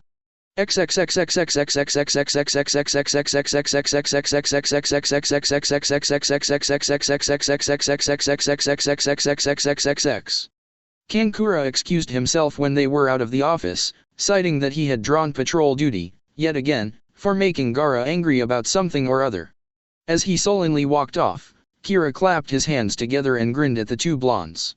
So, Urameshi Kari? What's she like? Neither Naruto nor Temari said anything as they led the way back to the property, which annoyed Kira mightily. His face scrunched up as he took a few quick steps ahead so he could see both blondes' faces. Squinting his eyes at Temari, he smirked. If you don't tell me, I'll start rapping again. She tilted her chin upward slightly and he grinned. Oh, I'm bombastic, fantastic. Fine. Okay. Just, please, keep your mouth shut. Kira grinned at his victory and slowed his walk so he was shoulder to shoulder with Naruto. What's she like? Temari sighed and grasped onto Naruto's fingers as they walked. She hated talking about a former rival of hers for Naruto's affection, even if it hadn't been a true rivalry to begin with. Kari is a very sweet person, very kind. She always tries to help out her students and is very fair with them. I would say she's too nice. Kira nodded his head. He didn't really care about her personality at the moment. He wanted physical details. She's a sweet girl, got it. What does she look like? Temari growled and was about to say something very rude about the male gender, but Naruto poked her in the side and shook his head very slightly. She huffed and stared straight ahead. Naruto turned to Kira with a grin. Kari is a beautiful girl. She has long, glossy black hair and ruby red lips. Temari squeezed his fingers a bit tighter, but Naruto continued. She's very shapely. Not too big and not too small in all the right places. His knuckles cracked slightly under the pressure. Kira's grin grew wider every moment. She's a capable, competent kunoichi. But what is most attractive about her is that radiant smile she has. It's the most beautiful thing I've ever seen. Kira quirked his eyebrow when he heard Temari growl audibly and glanced at Naruto. Surely the guy wasn't that damn oblivious? With no warning, Naruto suddenly turned and latched his arms around Temari, pulling her in for an earth-shaking kiss. She fought at first, trying to twist away before melting into the lip lock. Naruto pulled away with a wet, smacking sound, leaving Temari dazed and happy. He turned back to Kira with a wink. Remember that. It'll help you later. As I was saying, her smile is the most beautiful thing I've ever seen besides Temari. Kira sidled up alongside the blonde, keeping his voice low as Naruto led the still dizzy Temari along by her hand. You're smooth, kid. Real smooth. When am I going to meet her? Naruto's grin widened even more. Right now.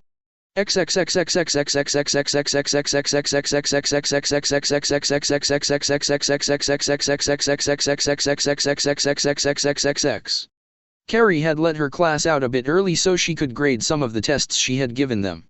It was somewhat boring without Naruto around and morale had taken a dip. She had taken to letting her class out on a whim every now and then so she could get some things done in the evening. She perked up when she heard familiar voices down the hall and one unfamiliar one. She better be cute, Uzumaki, or I will hurt you. She's cute, damn it. Don't doubt me. Temari, where the hell is Sanzoku? He keeps disappearing. I don't know where the hell that overgrown rat gets off to. He's probably with your clone that's teaching the class or sleeping in a tree. Kari smiled when she heard two of her friends coming and straightened up her pile of paperwork. It could wait till later. She hadn't seen the two lovebirds in quite a while. That thought brought a small sigh to her lips. It could have been her. She turned with a bright smile to the doorway, her grin spreading as Temari walked in first, followed by Naruto. The two waved jovially at her and she returned it. Welcome back, you two. I hope you had fun on your little vacation. Temari sighed, thinking back to all the good times they'd had, a dreamy look crossing her face as she remembered the times that her and Naruto's bodies had entwined. She quickly shook those thoughts away and smiled at Kari. Yeah. We had a bit of trouble, but we got through it. We have someone we'd like you to meet though. He's a new ally of ours. Kari, meet Kira. Temari's smile began to wane as Kari gave her a curious look. I thought I heard a third voice with you guys, but I don't see anyone, and it didn't sound like Sanzoku. Temari whipped around and glared at the doorway before pushing Naruto. Get that idiot in here. After all that bluster, you mean to tell me he's shy around women? Naruto sighed and poked his head out the door, seeing Kira leaned against the wall with his arms crossed, a pensive look on his face. What the hell are you doing? The sunglasses-clad man looked up with a frown before ducking his head again. What if she doesn't like me? Oh, for the love of... Naruto rolled his eyes and grabbed the man by the shoulder, jerking him inside. Kira, caught off balance by the unexpected maneuver, stumbled in and took a knee. He turned his head angrily and began to yell at Naruto. You stupid blonde. What the hell was that for? The sound of giggling caught Kira's ears and he looked up to see Kari with a blush on her cheeks. He rose quickly, trying to regain some of his lost coolness and bravado. The two looked each other up and down unscrupulously. Kari's eyes wandered over Kira's sculpted chest and arms, taking in every detail she could. She loved the goatee and the fact that he was tall. She caught a spot of drool with her tongue before it could leak out. Kira let his eyes trace her outline, drinking up the hourglass figure like he was sipping wine. He almost licked his lips at the sight of her full breasts and her round bottom, but caught himself, regaining a bit of his dignity. Hey, I'm Haki Kira. Temari let out a frustrated sigh and snapped her fingers to get the two's attention. What Kira is trying, and failing miserably I might add, to say, is that he'd like you to be his date tonight. Me and Naruto, you and Kira, on a double date. What do you say? Carrie nodded her head slowly, never taking her eyes off Kira's face. The giant rubbed the back of his head sheepishly and started to say something else, but Temari pushed both him and Naruto to the door. Good. You two go get ready. I'll take Carrie and we'll meet you at the compound at 7. Naruto, send a clone to make reservations at our favorite restaurant. She looked from Kira to Carrie and clucked her tongue. Had she been this head over heels with Naruto when she'd first gone out with him? Nah, she'd been way more in control. She knew how to make Naruto move along though. She slowly began to reach for her fan and Naruto noticed the movement out of the corner of his eyes. Without warning, he snatched Kira's arm and dragged the man out without saying goodbye. Kira waved as he was dragged out by his collar, cursing loudly when his elbow banged on the frame. Carrie stood for a moment silent before squealing and latching onto Temari's shoulders so the girl couldn't get away, a bright smile alight on her face. Did you see how hot that guy was? He's so muscular. And shy to boot. I bet he's the poetic type, likes to write and dance. Temari snickered and nodded her head. Carrie was partly right. He did love to rhyme and dance, he just wasn't any good at it. She guided the black-haired, giddy woman out of the room and towards the market center of Suna. They'd need some new things for tonight, and it had been a while since she'd wowed Naruto.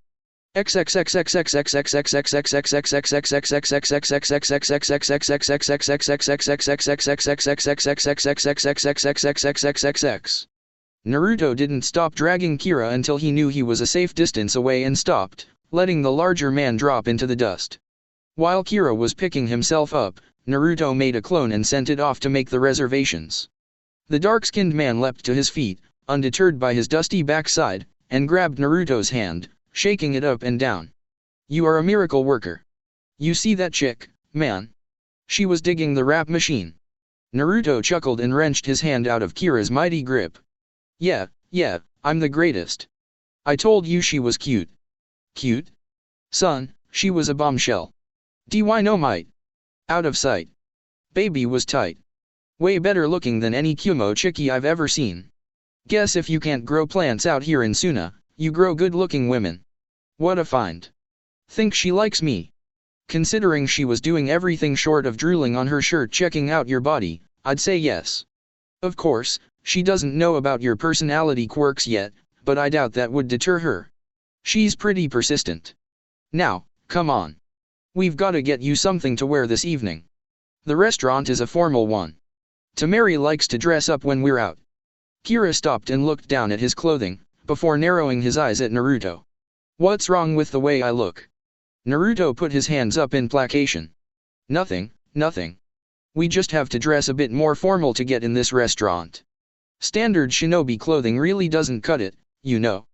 Kira nodded slowly while fingering his scarf. He liked his clothes. I'm not taking off the glasses. Fair enough.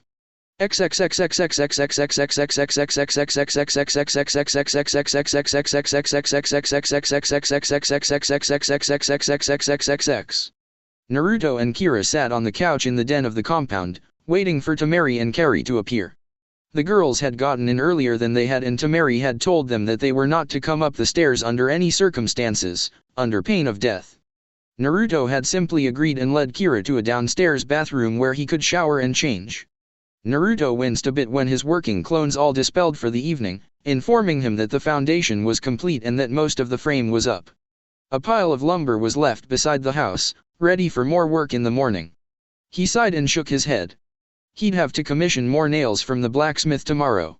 Kira noticed the sound and movements from the blonde, but paid him no mind. He was nervous enough about that evening's events and was trying to calm himself. Naruto leaned back and put one arm on the back of the sofa, the other hand to his chin in thought. He wondered what Temari would want for the walls when he got to that stage. Cedar smelled good on the inside for closets. Cypress would be excellent for the outside walls. Pine was prettier for inside walls in rooms and could be stained to several different shades. Of course, oak was good for cabinets. He was suddenly shaken from his thoughts by Kira, who was staring gobsmacked at the entrance. Naruto turned his head and his jaw dropped as well. Temari stood in the teal kimono that accented her so well, a smile on her face as she held Carrie by the shoulders. Carrie herself was clad in a pure white kimono embroidered with blue flowers, her hair pulled up into a bun on top of her head. She had a shy smile on her face, her green eyes showing her anxiousness and anticipation of Kira's thoughts on her dress. Naruto smiled and nudged Kira in the side. Kira was dumbstruck and happy at the same time. He'd never had a woman try to impress him before, and it felt very nice to see that she had put forth effort for him. He grinned and stood up slowly.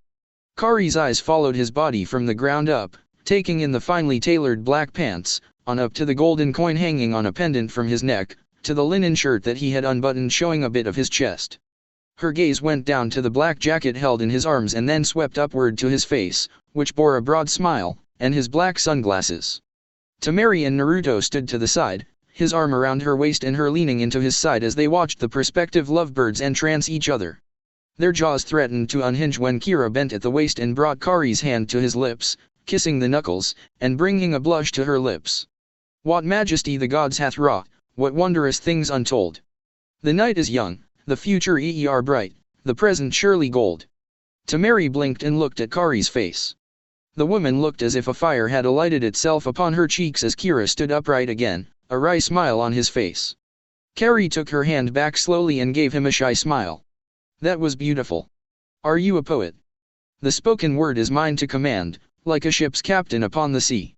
I normally rap, or rhyme as I call it, though most say it does not suit me. Temari finally collected her thoughts and stepped forward with a grin. You should write poetry instead of those stupid raps you always try. You're much better at classical wordplay. Kira frowned a bit and crossed his arms. I like rapping better.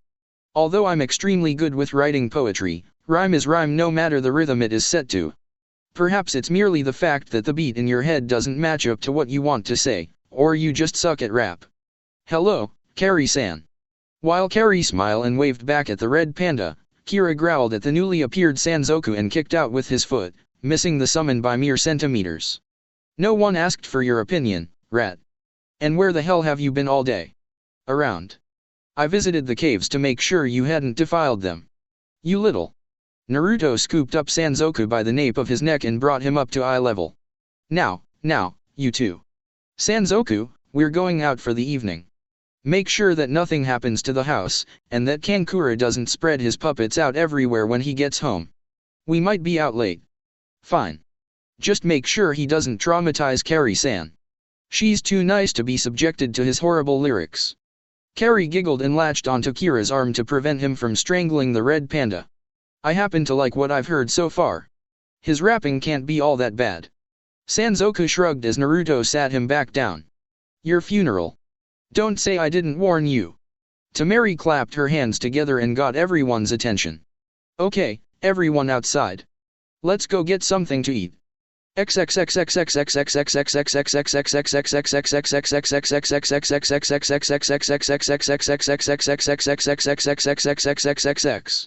Dinner went amazingly well, all things considered. Kira didn't try to rap, Kari was a perfect lady, and Naruto and Temari didn't have to moderate. All in all, it was a successful date. The two couples walked along, chatting with each other on the way back to Kari's house. Temari's arm was linked with Naruto's and Kari giggled whenever Kira flexed a muscle. Naruto and Temari were pleasantly surprised by Kira's attitude. They had expected him to be as uncultured and as uncouth at the table as he was in his day-to-day mannerisms. Kira had proven them wrong the whole night long, charming everyone they met with a sharp wit and silver tongue. When Naruto pulled him aside at one point and asked what he was doing, he merely grinned. I'm doing what I do best. Bullshitting. Naruto had blinked and then shrugged, accepting it for what it was. Kira was really good at bullshitting with other people. The night came to a close though, and they stopped in front of Kari's house to drop her off. Kira walked her to her door and they awkwardly stood there, illuminated by the moonlight for several minutes. Kari finally sighed and looked up at the bright, round moon. Alas, the night is waning now, the evening over, the moon so high. Part ways we must, the poet and lady, but ne'er shall I cry. For the morning sun a new day brings and possibilities will abound. Come find me on the morrow, O poet sir, the school is where I'm found. She pulled on his collar, bringing him down enough so that she could place a chaste kiss on his cheek, before releasing him. Let's do lunch. Good night, Haki Kira.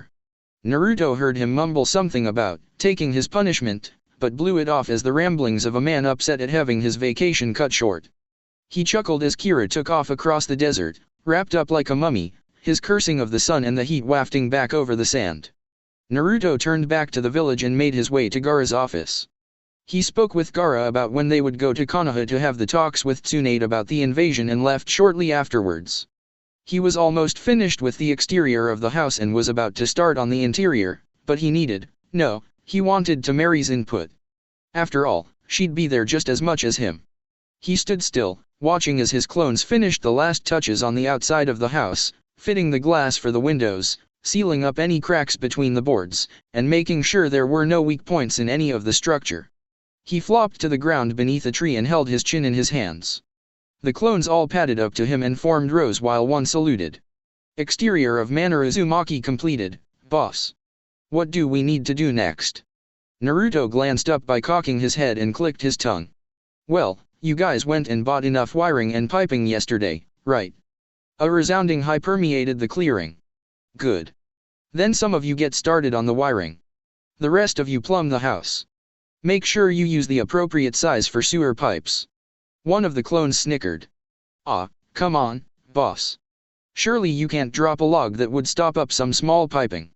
Naruto glared at the clone and it was suddenly wrapped in thorny vines, yelling in pain before it exploding in smoke. The other clones gulped and turned back to the original. Anybody else want to be a smartass? Every blonde head shook vehemently no. Good. Get to work. I want this thing wired and plumbed by nightfall. The clones scrambled off towards the house, eager to get away from their disgruntled creator. Naruto sighed and closed his eyes, only to feel two familiar arms wind around his shoulders. Isn't arguing with yourself the sign of a sick mind? Naruto leaned back into the embrace, but kept his eyes closed. Everyone knows I'm crazy, so it's okay. Besides, I punish myself when I get out of line. Tamari leaned against his back and nuzzled into his hair, the warm morning sun and the shade of the tree they were under making it difficult to keep her eyes open. There are so many layers to that it would make a psychiatrist cry. Naruto. How long until you finish the house? Naruto pulled her around to the front and leaned back against the trunk of the tree. Tamari settled in between his legs and laid against his chest, the soft rhythm of his heart lulling her to sleep. It won't be long now. The clones are going to start working on the wiring and the plumbing today. Should be finished by this evening. Naruto looked down at her, smirking as her head began to dip and roll. I need your help with the interior though. I have no idea what you'd like. Tamari's foggy brain seemed to latch onto that single statement and she rolled her head back to look up at him. You mean, I get to pick the inside? Naruto nodded and winced at the squeal. Tamari wriggled in glee in his arms, fidgeting like a child on a sugar high. Oh, this is so exciting. I've got to pick paints, furniture, flooring, I'm going to need Kari's help with this. Naruto tightened his grip on the wiggling girl and lowered his head to whisper in her ear. I take it you've never done this before? Are you kidding? The compound has always been the way it is. The furniture has always been there, it's always been the same color, and we can't take or bring in anything new besides tools and clothes. I get to pick out the color for my room, right? Naruto snorted and pulled her back against him again. You can choose whatever you like, Tamari. I'm not one much for interior design, so I'm leaving that to you. But, my study is mine to do with as I please. The rest is all you, just don't go overboard. He leaned back and closed his eyes, listening to Tamari's giggles become quieter and quieter until she fell asleep.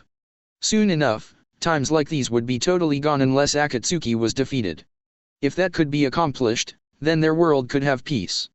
As much peace as ninja villages could have anyway. The question was, how many would have to die to achieve that?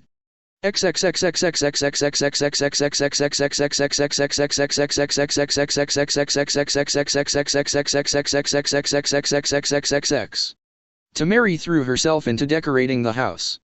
She absolutely loved the outside. Naruto had used every natural resource he could to make an appealing look.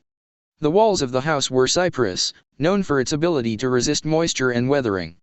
The roof was red, baked tile that had been formed by Naruto himself and carefully placed. The only thing that bothered her was that the landscape around the house was still bare. Carrie had been most helpful with picking out complementing colors for the walls and several knickknacks to accent everything. Naruto had merely shook his head and told them to have fun while he went about his business. He had other things to occupy himself with while Tamari went nuts. The first thing Tamari tackled was the entranceway. To her, it made sense to work her way inward to the rest of the house. Several of Naruto's clones trailed behind her to do heavy lifting or fetch things for her when she called for them. The first task she put them to was laying tile in the entranceway.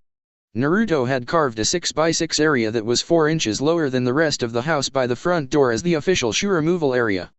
The threshold was lower than the sunken area so that any dirt could be easily swept out.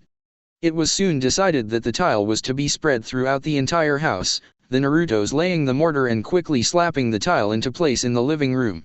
They'd return the next day and grout the tile before moving on to the next room. Tamari continued on into her study and stood at the doorway, a finger to her chin. She wasn't one much for many books or scrolls, being a frugal girl, but she did have many things she wanted to display. With a snap of her fingers, 2 Narutos ambled over and waited for instruction. She told one of them to go to the compound and retrieve all of her special things. While it ran off, she told the other one to paint the room in a teal color to match her eyes. It saluted and went to find a paintbrush. A squeal from the living room let her know that Carrie had finally arrived. Tamari poked her head around the corner and saw Kira behind her. "Carrie, come on in." "Kira, go somewhere else. I don't want you in here." He scowled and started to say something, but Tamari's glare made him think twice. He grunted and turned to Carrie. "I'll be at the caves if you need me. I need to clear my head." Carrie narrowed her eyes at Tamari, who waved her off. "Don't look at me like that. Now come on. We've got work to do." Carrie quirked an eyebrow as she watched the Narutos laying down the tile, having gotten into a pattern finally. "What work? It looks like he's doing all the work." "Nah. We've got all the hard work. You know, picking out everything and making sure it matches. He's just the dumb muscle. Come on, we've got a lot to do."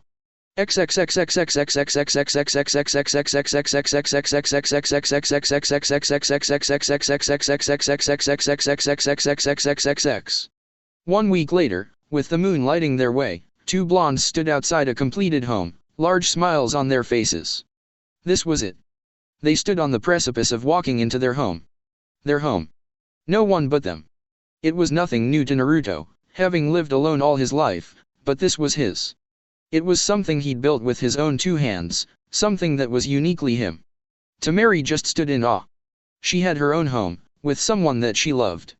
Oh, she loved the compound, but it was all tradition and history.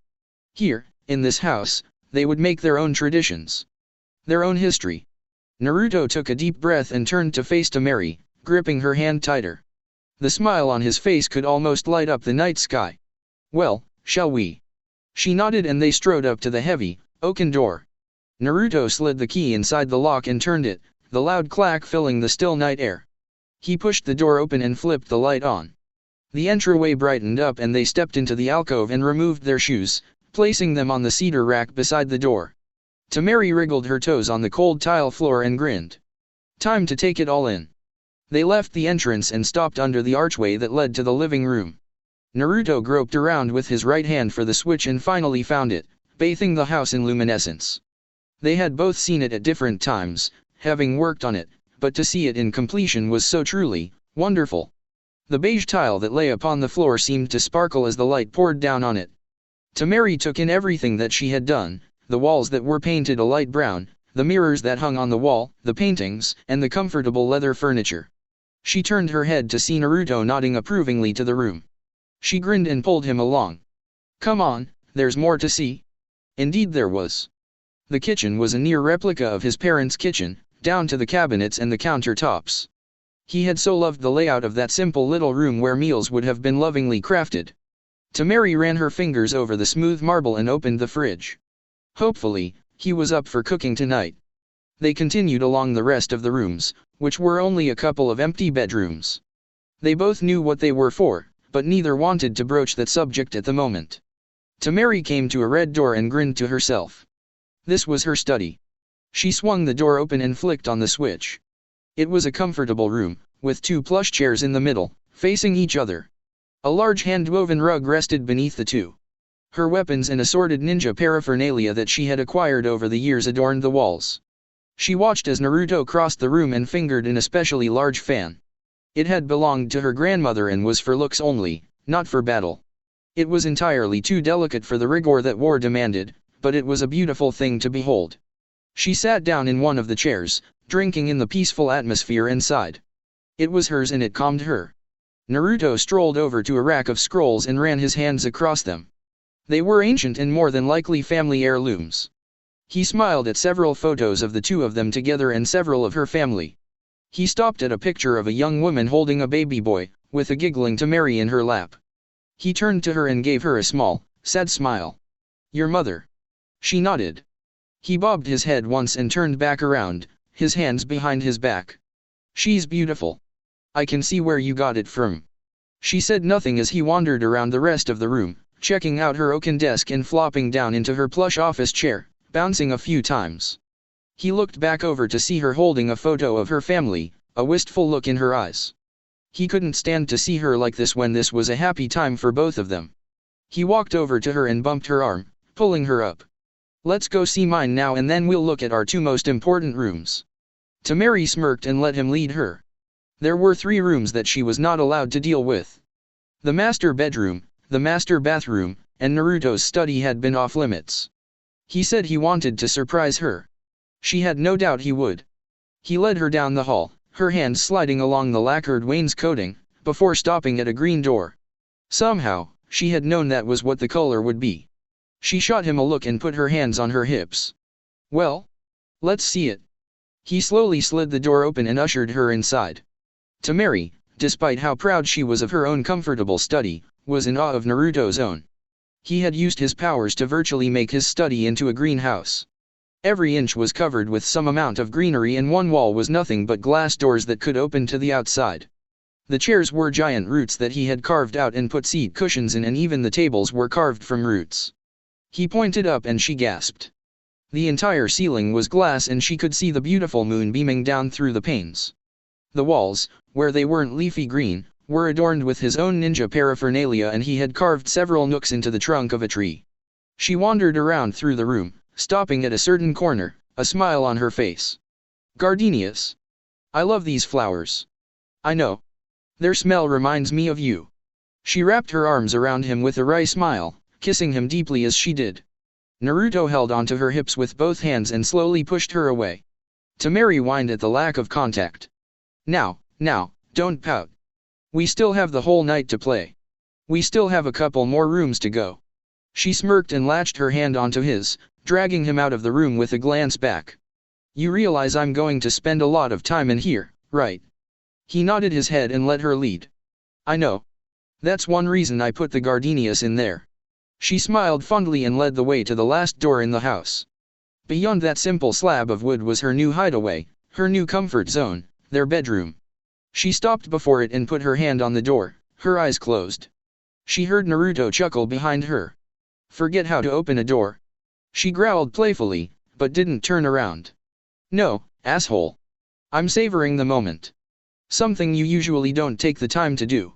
She opened her eyes when he put one hand on her shoulder and the other reached around her to open the door, turning the knob with a click. Moments are meant to be savored because they're moments, not long minutes. Savor the door later.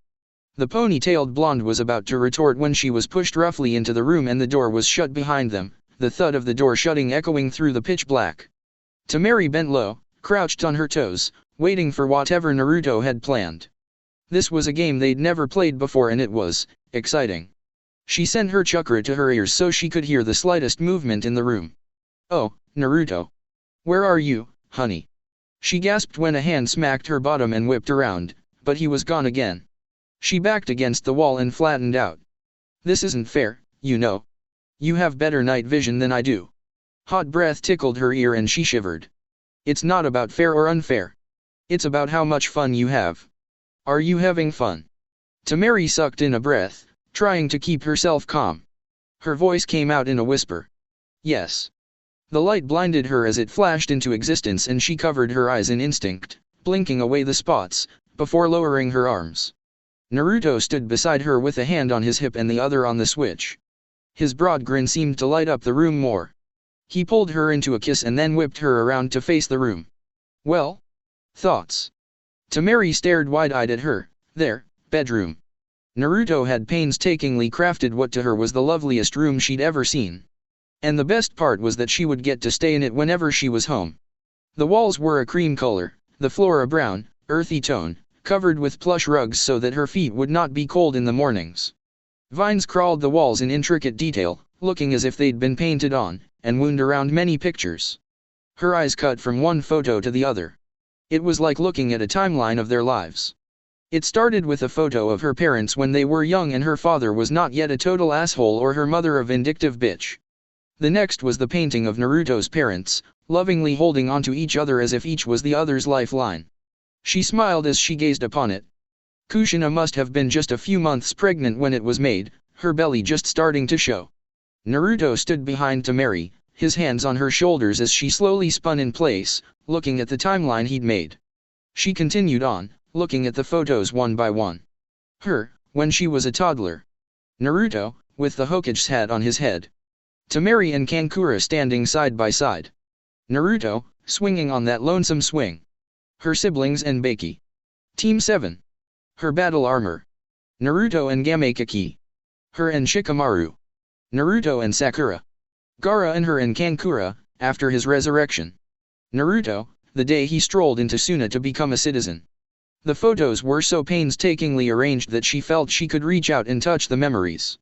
She felt Naruto's arms encircle her and leaned back into his embrace as she finished scanning the photos. His first night at the compound. His first day of school. Their first date. Their first photographed kiss. On vacation in Konoha. She blinked when she realized that one wall was left blank and leaned her head back to look into his eyes. "Why's that wall blank?" He leaned down and captured her lips before leaning back up. "That wall is for the future, for the memories that we will make together in this house. That wall is ours." She smiled and looked around the room again. A massive four-post bed was against the wall, right by a window to let in the air, the canopy encircling it rippling in the small breeze. Two large dressers stood side by side, one his, the other hers. He had decided he didn't want closets, opting instead for two huge armoires on either side of a door at the far end of the room. A fireplace with two leather chairs were the other things filling up the room. She snickered to herself. While desert nights were indeed cold, they didn't really need a fireplace. It was a nice touch though. She suddenly felt herself being led towards that lone door at the back of the room. Their bedroom was beautiful. She couldn't imagine what he'd done with the bathroom, her favorite place in the compound. Since baths were relatively a luxury in Suna, she loved their bathroom at her ancestral home. But with water relatively underneath them on their land, she could have a bath whenever. The world suddenly became black as Naruto covered her eyes with his hands. "Wouldn't want to spoil the surprise now, would we? I want you to feel it before you see it." Temari sighed and let him lead her in, one awkward step at a time. She groped for the doorway and turned the handle, listening to Naruto as his words told her where to go. She found the light switch to the right of the door and flipped it to the on position so she could see when he took his hands away from her eyes. The wall was cool and smooth, with lines running up and down and sideways. The floor was the same way. She could only assume it was all tile, even the ceiling. Her knees knocked into something cold and when she put her hand down to feel it, she touched water.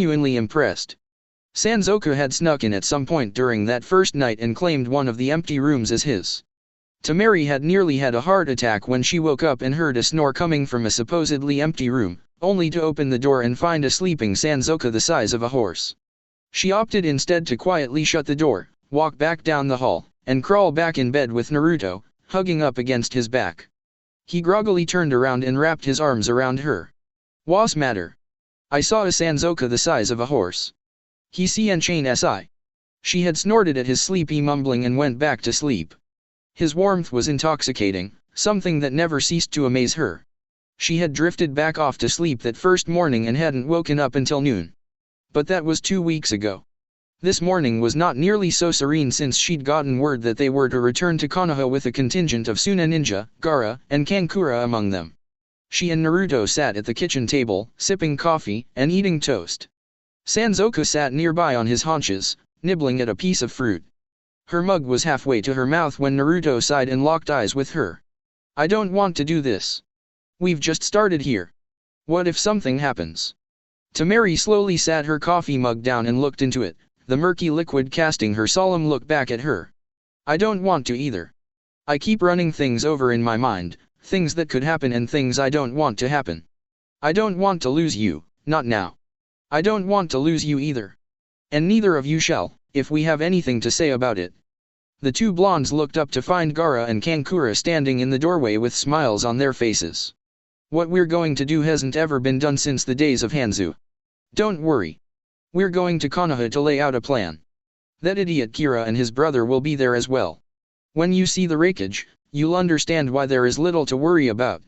Tamari scoffed and stood up, straightening out her robe. "If he's anything like Kira then we have everything to worry about." Gaara fixed her with an even stare and then looked at Kankura. "Do you and I act anything alike, at all?" Kankura quirked an eyebrow and smirked. "Of course not. I can't always be moody like you." Gaara ignored the jab and turned back to the blondes. "There's your answer. Now get dressed, we leave in 2 hours." He walked out the door, motioning for Kankura to follow. Puppet Master stopped at the door and looked back. "Dude, when are you going to cook for us here? How about dinner when we get back?"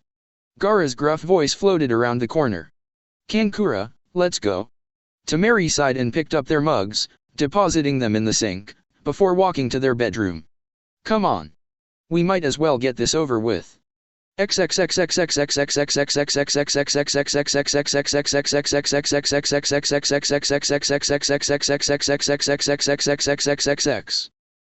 days later, the Suna contingency arrived at Konoha and were immediately ushered into a meeting room within the Hokage Tower.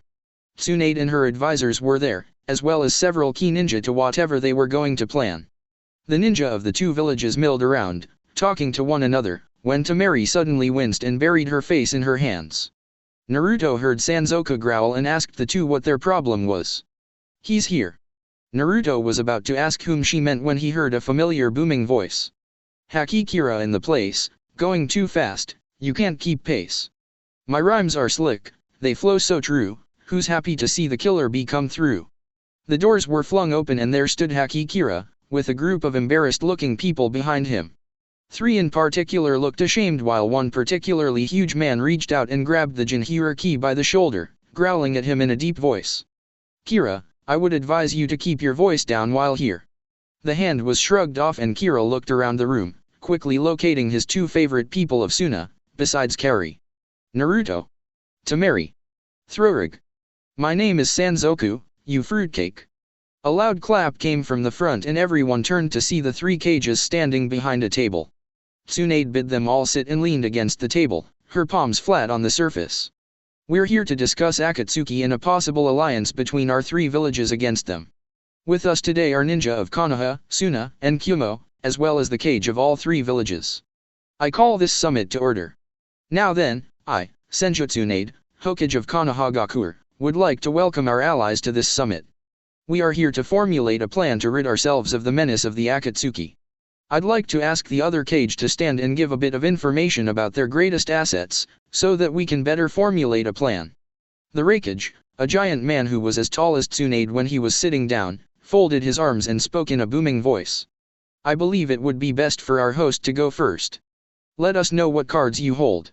Tsunade nodded her head and clasped her hands together, her mouth hidden behind them. "Very well. I have several high-profile ninja under my rule. I believe you know most of them, so I won't mention names. All of the ninja are highly skilled and will definitely be an asset to our cause." The Raikage nodded and leaned back a bit further in his chair, getting comfortable. "How about some names for reassurance?" "Very well. We have elite ninja such as Heitake Kakashi, Meito Gai, my apprentice Shizuan, Mitarashi Anko, Shiranui Genma, and all their students. I believe you can match up who taught who. Now, Raikage Dano." The large man grunted and rose from his seat, his imposing figure casting a shadow over all in the room. "My ninja may not be as numerous as yours, Hokage Dano, but we are all just as powerful as your most elite. My size may speak for my strength, but it does not belie my skills. I prefer taijutsu to all other forms of battle. Sadly, one of our former elite kunoichi, Nii Yujito, is no longer with us. She was the Jinhuriki for the Nibi and was captured by the Akatsuki. She would have been invaluable in this venture." The large man took a deep breath and closed his eyes.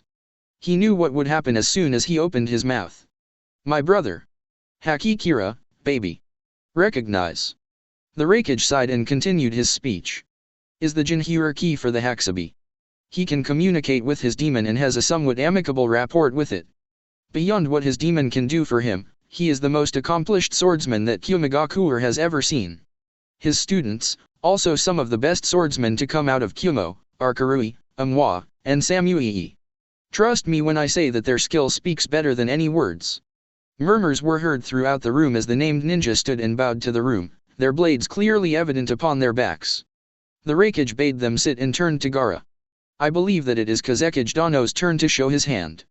Gaara snorted and rose from his chair. The crowd was silent as he gazed out over them. "My hand is filled with nothing but aces, Raikage Dano, as is yours. We can't risk any normal ninja on this mission. Only the best will suffice.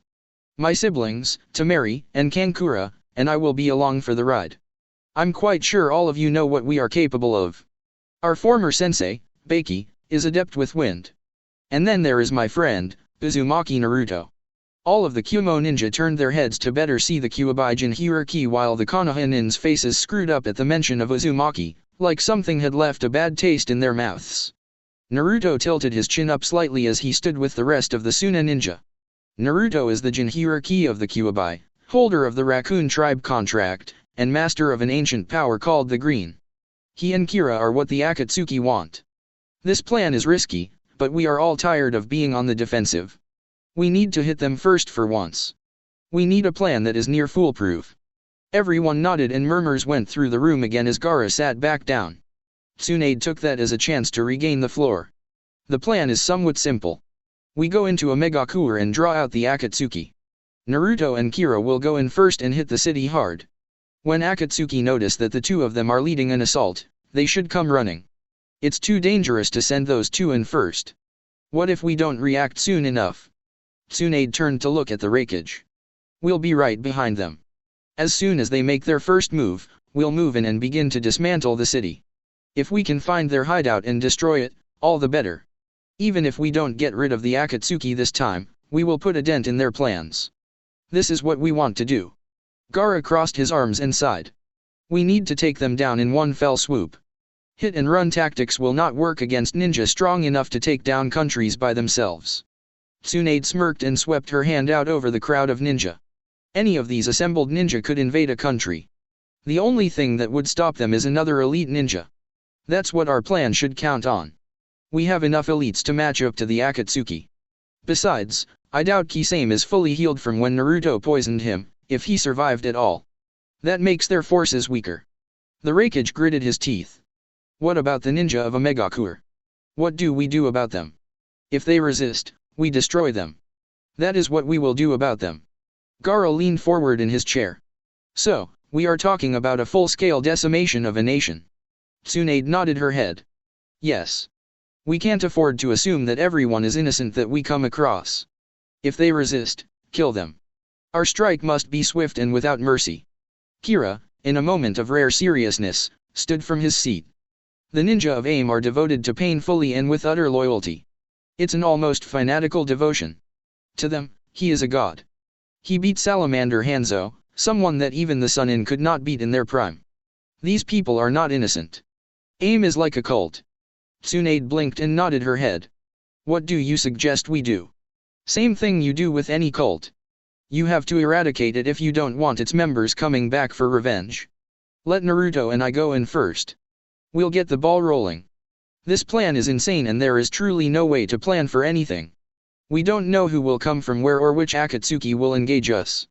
For that matter, who's left? Kisame, Madara, Pain, Zetsu, Konan, and Itachi. Kira hummed to himself, but soon shrugged. Well, any Uchiha is going to be a problem in any event. The rest, well, like I've said, it doesn't pay to be prepared because we don't know who's going to be fighting who. Before Naruto could throw a barb back, Tsunade slapped her hand on the desk. Back to the matter at hand. Yes, it's true that we don't know who will be fighting who. Jiraiya has already fought Pain once. He's extremely difficult to fight and with his bodies, it just adds to the level of opponents that we'll be facing. Madara is the big question mark. We don't know what he can or would do. He's not happy with Naruto after he killed Uchiha Sasuke, so he would probably make it a point to go for him. Naruto nodded his head and leaned back in his chair, crossing his legs at the ankles. Yeah, Itachi wasn't happy to cut our fight short last time either. You never know what he'll do. If Kisame is alive, he's going to be pissed at me too. I don't know anything about Zetsu or Konan. Jiraiya kicked off from his position on the wall, everyone turning to listen when his Geta clopped on the floor. Konan and Zetsu are different. Both are more suited to espionage than actual fighting. That's not saying they can't hold their own in a fight though. Konan can turn her entire body into paper, sending individual parts to go accomplish separate tasks. Zetsu can somehow move through surfaces at will. It's not like the headhunter jutsu. He actually moves through the ground without disturbing anything. The Raikage's chair creaked as he leaned against the table. Perhaps we Kage should take on Madara? That frees everyone else up for the others. Gaara shook his head. There is still Itachi and the rest. Pain himself is a small army. Jiraiya was able to stand up to 3 of the Pains last time. But he couldn't take on all 6. Tsunade's eyes were closed as she thought. No strategy seemed to be sound. What if I assign some of my elites to track down Pain on the battlefield? Jiraiya, you said that each one shares a field of vision with the others, correct? Yes. Then the ideal thing to do would be to separate the bodies so that they can't help each other. If at least 3 ninja take on one body, we should be able to incapacitate them. These bodies must be destroyed completely. Jiraiya thought he killed 3 of them, but they easily came back to life. Hack their limbs off, do whatever you have to do. All heads in the room nodded and Tsunade smiled. There was one strategy down. The Raikage was not a patient man when it came to planning though. What about Madara? Naruto flinched slightly as he spoke to the Raikage. Madara was a sore spot for him. He has the weird ability to make his body intangible. An attack on him would have to be an utter and complete surprise. He would have to be caught totally unaware. That's the problem with him. The Raikage grunted. We can do that. With 3 of us, it should be a matter of wearing him down. Kakashi had been silent the entire time, not even reading his book, but he couldn't keep silent any longer. Guy and I will take Itachi. We have the most experience fighting a Sharingan besides Naruto. Tsunade smirked. And the other 3 members? Kakashi shrugged. Why not let everyone else have a shot? Kamui, one of the female students of Kira, raised her hand. We would like to have a shot at Kisame. We're swordsmen after all. Kiba's hand shot into the air. Team 8 wants Zetsu. With our abilities, he shouldn't be able to hide from us for long. Tamari slowly raised her hand. I guess Kankura and I could take on Konan. If she turns into paper, I could always just scatter her into bits. Kankura nodded and Tsunade smiled. Well, that's all the major players. Let's lay out a bit more. I want everyone who spoke up to have more backups. Shikamaru, get your lazy ass up here and help us strategize. A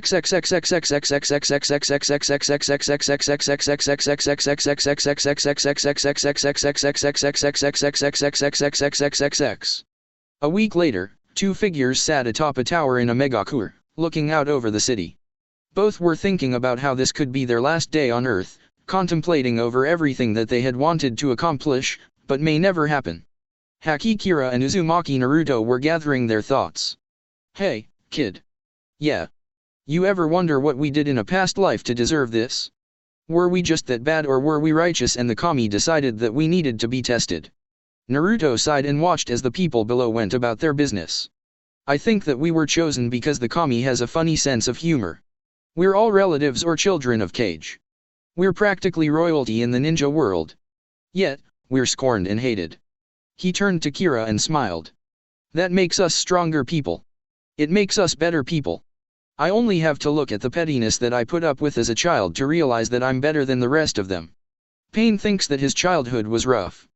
He was an orphan in a war-torn country. Big deal. There were plenty of orphans then. I'm an orphan. But I don't call myself God and run around trying to burn the world to ashes. Yeah, he has a weird complex. Maybe he's compensating for something. Naruto snickered. Maybe. That's why he needs 6 of them. Kira snorted. I bet he's a Minuteman too. Naruto's cheeks puffed out from holding in his laughter. Yeah, but you know what they say, don't you? Kira shook his head, the grin on his face evident. Naruto took a deep breath. Even something only 2 inches long can hurt someone if it's coming in at 200 miles an hour. Kira let out a barking laughter and slapped his knee. The 2 sat there chuckling for a moment before both sighed and rose to their feet. Kira rolled his shoulders and cracked his neck while Naruto held his hand out and his staff burst from the wooden shingled roof. Kira quirked an eyebrow. I'll never get used to that. You ready, kid? Yeah, ready as I'll ever be. How do you want to start this? Kira sucked in a quick breath. You use that power of yours and try to break that tower in the middle of the city in half. Then summon Tsubasa and run rampant. Destroy as much as you can. Did you tell Tamari goodbye? No. It would have felt like I wasn't coming back. We kind of avoided each other before this. That wasn't good, kid. You shouldn't avoid things like that.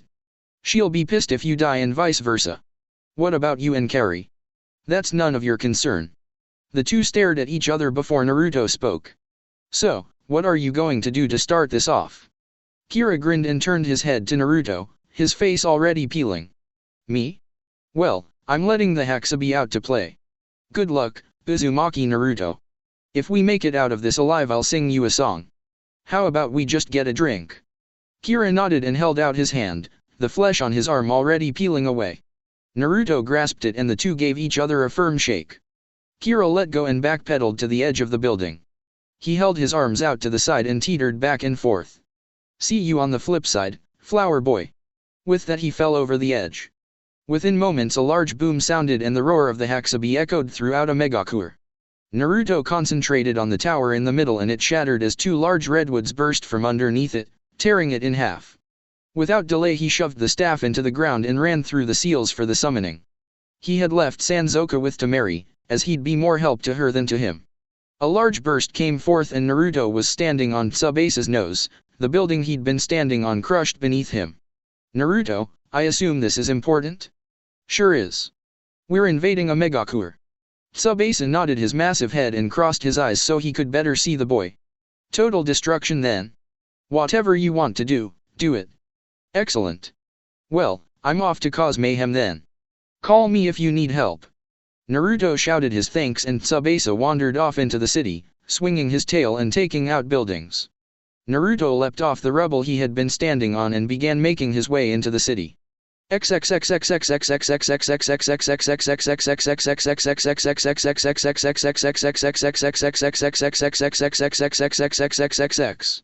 Tsunade and the others watched from a few miles away as Tsubasa and the Haxabi seemed to be having a contest of who could cause the most destruction.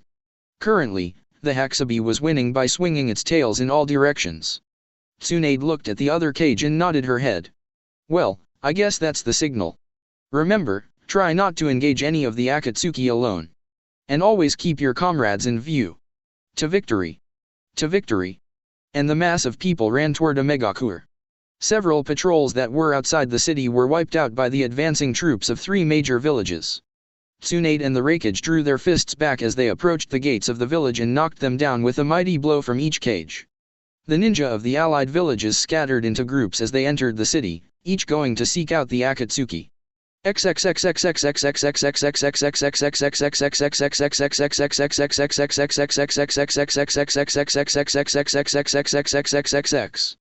Pain and Madara were talking of their next move when they felt the first few explosions rock their city.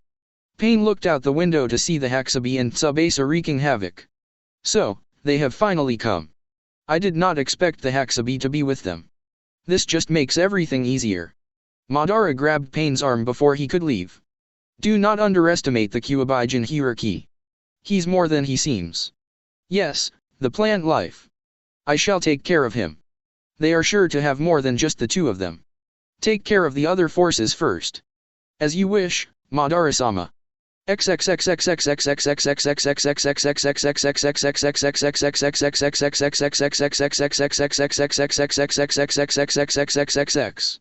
Konan was checking up on Kisame when the explosions rocked the tower they were in and part of it crumbled away. She was just about to see what the matter was when Zetsu appeared from the ceiling. "The Kyuubi brat has arrived with the Haxabi. They are destroying the village. Madara-sama says now is the time to act." Konan nodded and made her way out the door. Zetsu turned to Kisame, who still lay on the bed, and grinned eerily. "I wonder if you taste as good as shark fin soup? Surely your flesh would be delicious." Kisame bared his teeth and reached for Same Hada. "Try it, freak." Zetsu laughed and sank back into the ceiling. Kisame lay back against the headboard for a moment before lurching to his feet and grabbing his cloak. He buttoned it up swiftly and swung Same Hada to his back. His breathing was still labored, but he would manage. As he walked out the door, he grinned. He had a score to settle.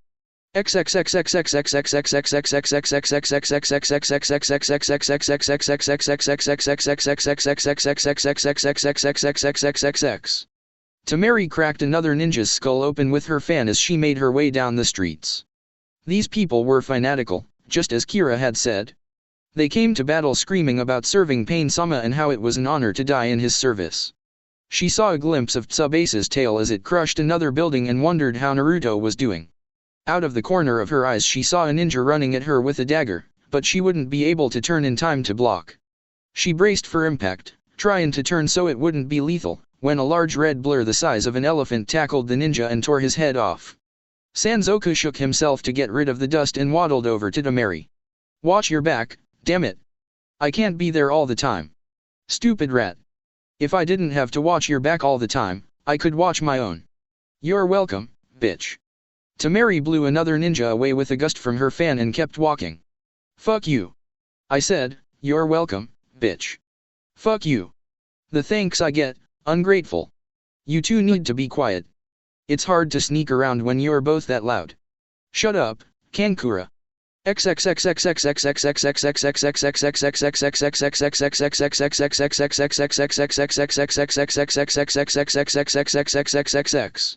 Tsunade, Jiraiya, and Gaara each struck down another ninja before the cries of several of their own made them turn to face a side street. Holding Asuna Nin by the neck was none other than the God Realm Pain. Hello again, Jiraiya-sensei. It is quite an honor. No one has ever had the privilege of being my enemy and seeing my face twice. No one but you. Jiraiya made little of the comment, keeping himself on guard. Where are the other Pains? We are here. We are watching. Pain will come to all of you. This world must be cleansed. Gaara and Tsunade were on edge as one by one the other Pains appeared. Tsunade cast a careful eye to Jiraiya and found him stony-faced. The white-haired Sennin took 2 steps back and spoke quietly to the two. Have all our available people, including you two, dogpile the Pains. Keep them occupied for a few moments. Tsunade started to protest, but he silenced her. No, Haim. Just do as I say.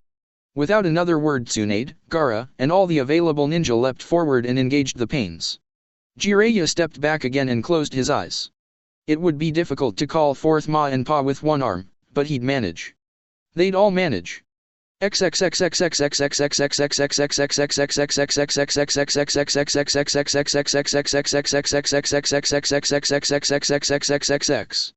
The Raikage and Kira's students were in the eastern sector of the city when origami swarmed them and tried to cut them.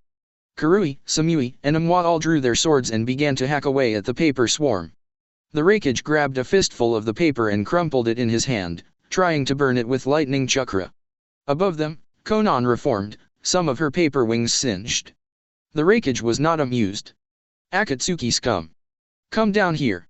Konan merely gazed upon them, her 1,000-yard stare somewhat unsettling. Amwa became impatient with her and hurled a handful of shuriken at her face. A wall of paper appeared and blocked the shuriken, before hurling them back at him. All who oppose pain must die. She said nothing else as she dive-bombed the 4. They just prepared for the worst.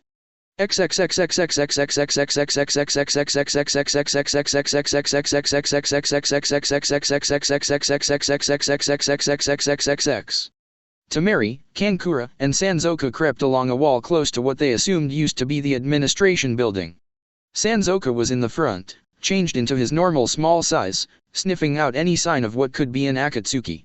Tamari nearly stepped on him when he came to a halt and the hairs on his back stood on end, a low growl emanating from him. She was just about to ask what was wrong when a voice broke through around them. I think the kunoichi will be tastier. She looks lean. No, I believe the shinobi will be better. He has more muscle. The strange ninja got a good look at Sanzoku and licked his lips. We believe the rat will be better eating. Yes, the gamier, the better. Sanzoku growled again and began to grow. Kankura unsealed his puppets, and Tamari hefted her fan. No one knew what Zetsu was capable of. That made him one of the most dangerous. The instant Sanzoku leapt, the 2 siblings were right behind him.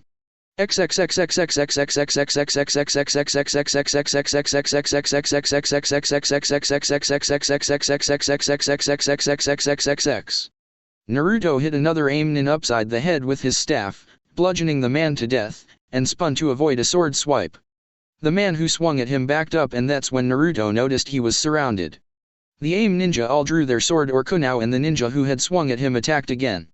He and Naruto began a series of dodges and parries.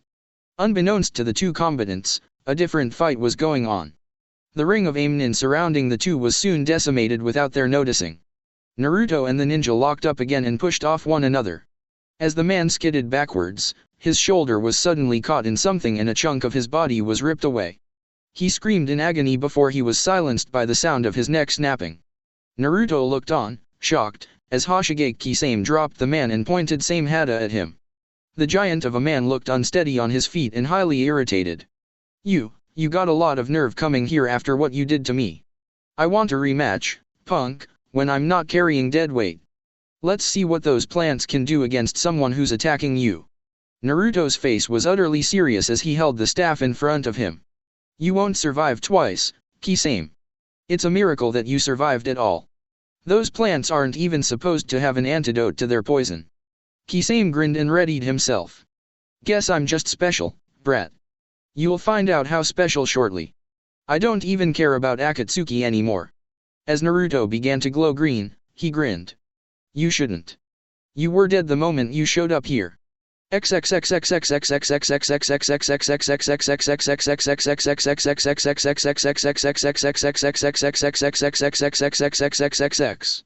Madara sat upon a piece of rubble in Pain's tower, looking out over the village. It wasn't the first time he'd seen a village in ruins. It probably wouldn't be the last either. The door behind him creaked and his head rose slightly. So, you've come at last. I've always wondered how long it would take for you to betray me, Itachi. Itachi showed no emotion as he regarded the back of Madara. It's hard to betray one of which you were never truly in service of. What you call betrayal, I call vindication. Madara's head quirked to the side slightly, intrigued. Vindication? Of what? You killed my family. Madara turned so one Sharingan could see the younger Uchiha. I killed your family? I think your history is skewed, son. Itachi shook his head. No, my history is not skewed. You killed our family the day you killed your own brother. We were cursed to be eradicated ever since then. Someone just had to be brave enough to begin the process. Madara slowly nodded as he rose from his seat. And I suppose you think that you will end the story of the Uchiha. Itachi slid his sword from its scabbard with a small click and closed his eyes. The story is already over. This is the epilogue of the Uchiha clan. The page where we fade from the light and once again embrace the darkness as the cover falls. He opened his eyes to reveal the Sharingan and Madara snorted, drawing his own sword. I've been in the darkness, boy. I'm never going back. I never said you had a choice, Uchiha Madara. Either way, the story ends today. Steps echoed through the ruined building, even though the fighting going on outside was near deafening. To the two men circling each other, there was nothing else in the world at that moment. Uchiha Madara and Uchiha Itachi stared each other down, their Sharingan eyes spinning the whole while. Neither one had made the first move yet, both knowing that the other was dangerous, too dangerous to rush toward. Madara knew that Itachi was quite possibly the best Sharingan user to come about since he had been in his prime. No one could surpass his skill or his dedication, not even his now deceased brother. Itachi knew Madara was cunning, canny, and devious. He knew of the man's ability to warp time and space. He knew that the man had forgotten more about the Sharingan than he probably would ever know. But Itachi held a couple of wild cards, aces that he had wisely kept hidden until now. One was his shield, a mystic mirror that reflected any attack. He'd had to tell Madara of his sword, but he hadn't told the man the whole truth. Yes, the sword trapped the user in a blissful genjutsu for all eternity, but that was not all it did. The sword was not material and therefore, could be used in tangent with Susanoo. It was risky to use and more than likely death-inducing, but Itachi had nothing left to gain. Madara had everything to lose. Both knew the other had to die. The footsteps stopped simultaneously and the two sprang for one another. A clang rang throughout the room, revealing both had drawn swords. Itachi threw his cloak off to the side, revealing the Uchiha fan on the back of his shirt, ripped in half by his own hand. It was a declaration to Madara that blood would not save him. The elder Uchiha sighed as he unsnapped his own cloak and let it drop to the floor, staring all the while at Itachi's back. So, you would even forsake your name? I'm disappointed in you, Itachi. I thought your goal was to re-establish the Uchiha name as an honorable one. Itachi slowly turned so he could see the orange mask of Madara with one eye, the Sharingan within it slowly turning. That dream died along with my brother. My dreams rested on his shoulders and he simply could not take the responsibility. I'm glad that Uzumaki Naruto killed him before he could shame our family even more. The younger man's eyes narrowed as Madara reached up to his mask and pushed it upward, revealing more and more of his face as he went. With one final shove, the elastic band holding it to his head slipped off and the porcelain cover clattered to the floor. I guess I won't be needing that anymore. I can see that I'll need both eyes to deal with you, child. No one else in our clan has ever come close to surpassing me. Yes, I'll have to deal with you accordingly. The sharp sound of porcelain breaking rebounded off the walls as Madara crushed the mask underfoot, his carefully measured steps taking him closer to Itachi. The younger man sighed unhappily and tightened his grip on his sword as his Sharingan began to spin faster. That was always your problem, Madara. You always saw the clan. You always saw them as an ambition for yourself. A stepping stone. That's why the clan had to die. They saw themselves as you had. They couldn't see my way of looking at the people within the clan. Madara cocked his head to the side, intrigued. And how did you see them? His mouth grew tighter and his muscles tensed. They were my family. That's why it hurt so much to kill them, and why you'll never know the pain I experienced when I did it. A clan is just a gathering of like-minded individuals. A family is made up of those who love one another. Madara received no warning before Itachi rushed forward. Talking was done. This was the same as when he'd fought Hashirama, a clash of ideals.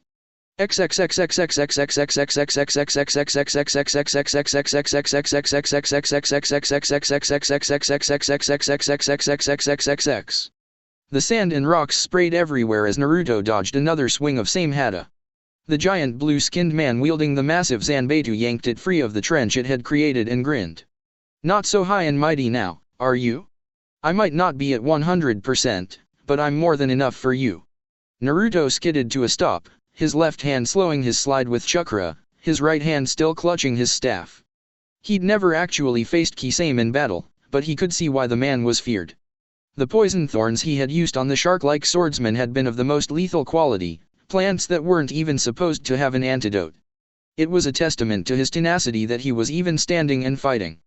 The pounding of feet behind Kisame alerted him to backup from Omegakuer troops and he grimaced. He didn't want to fight more of those fanatical idiots. The leader of the squad led his men right up behind the glaring Hoshigaki, his eyes locked onto Naruto. Kisame-sama. We're here to help you with the invaders. Allow us to. Kisame silenced the man without looking, swinging Same Hada backwards and knocking the man's head clean off his shoulders. The others stared in horror as his body slumped to the ground and his killer snarled. He's mine. Stay the hell out of this or I'll kill you all. Naruto decided it was better to be safe than sorry and struck the ground with his staff. The aim ninja never had a chance before giant roots crushed them flat. Kisame merely cut through them and rushed towards the kneeling Naruto. The blonde rose swiftly and blocked Same Hada with his staff, causing Kisame's bloodshot, beady eyes to widen. What is that thing made of? Nothing has ever stood up to Same Hada. Naruto slid to the side and let Same Hada continue on its way, his staff trailing behind him as he swung for Kisame's ribs. Naruto saw a kick coming out of the corner of his eyes and peeled off to the side, running up a wall, flipped away. Kisame glared at the aim nin and roared. I said he's mine. Naruto made no move to stop Kisame as he slaughtered the squad of aim ninja quickly. The shark-like man turned to Naruto, his eyes ablaze. What's the matter? Not gonna yell at me about how their lives shouldn't have been wasted. Naruto frowned as he hopped off the wall, his coat flapping as he fell. Once he was on solid ground again, he began to glow a slight green again. Not really. You're just making my job easier. I've become a lot more used to the idea of taking life in my later years. Keep it up, Kisame. Your end is here.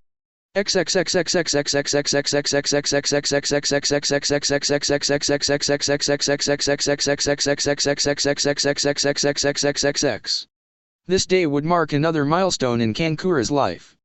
This was the second time he had ever invaded another country and it was also the second time he had ever faced a member of Akatsuki. The last time he had faced a member of the organization, he had been alone and he had been foolhardy. This time, he had enough backup and he had the experience, but his opponent was like nothing he had ever faced. He heard Temari wordlessly scream in frustration as she slammed her fan down in the spot where Zetsu had been previously. Sanzoku sniffed the air for the man's scent and slammed his frizzed tail down. It was maddening fighting the man. They needed a Doton user to uproot the earth or at least someone with knowledge of what he could do. Zetsu grinned as he emerged high above them, his body halfway in the ruins of a building. We have not had this much fun in such a long time. Yes, but mother always told us not to play with our food. Bah, mother isn't here anymore, remember? Kankura's salamander puppet rushed forward and up the wall, trying to catch the nin before he could escape again. The plant-like man merely disappeared and reappeared again, back on ground level this time. The salamander leapt off the building, landing beside Kankura again, who frowned and moved closer to Temari, who was grinding her teeth. Ugh, he is so infuriating. We can't seem to hit him, no matter what. Tamari nodded her head grimly, her eyes searching for any sign of the eccentric man, as her hands gripped her fan tightly. We need someone like Gaara here. He could crush the sand and drive him out. Or Jiraiya-sama. His Doton jutsu are especially powerful. Sanzoku growled and edged toward them, leaving them all standing in a line facing Zetsu. What we need is a way to keep him out of the ground. If he stays above ground, I can tear him to pieces. I can smell him, but I can't react fast enough to catch him. Tamari. The blonde cut her eyes over and hissed. What? Can't you see I'm trying to watch him? Summon Kamatari next time you see Zetsu. He's really quick. Between the two of us, I think we can get him. Kankuro leaned over. What about me?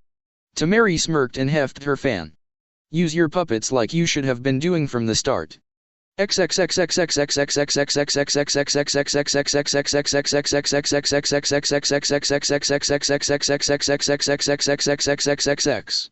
Paper whipped by the Raikage's cheek, leaving a shallow cut, as his fist sailed into a metal pipe, blowing right through it. Behind him, his top three ninja fought frantically to keep the other pieces of paper at bay. The large man spat on the ground and looked up to where half of Conan's body was hovering above them on a ledge, her stoic face staring down at them. The giant bent low and leapt upward toward the blue-haired woman, but the paper converged on him. The Raikage ducked his head and channeled electricity through his body, trying to fry the pieces of parchment, to no avail. Conan directed her small leaflets to slam the Raikage back to the ground. Only a few were burnt in the process. The paper returned to her body, reforming the lower half, while the Raikage stood up. So, she can only do so much with her paper body, that's useful. In this wet environment, it has to be a handicap. Samui stepped up next to him and spoke. Raikage-sama, we know nothing of her true abilities. What if this isn't even her? What if it's a paper clone? The Raikage grinned evilly and lightning crackled in his hands. Then we burn it to ashes and seek out the real one. Either way, this wench dies here. Ready your swords. Don't hold back.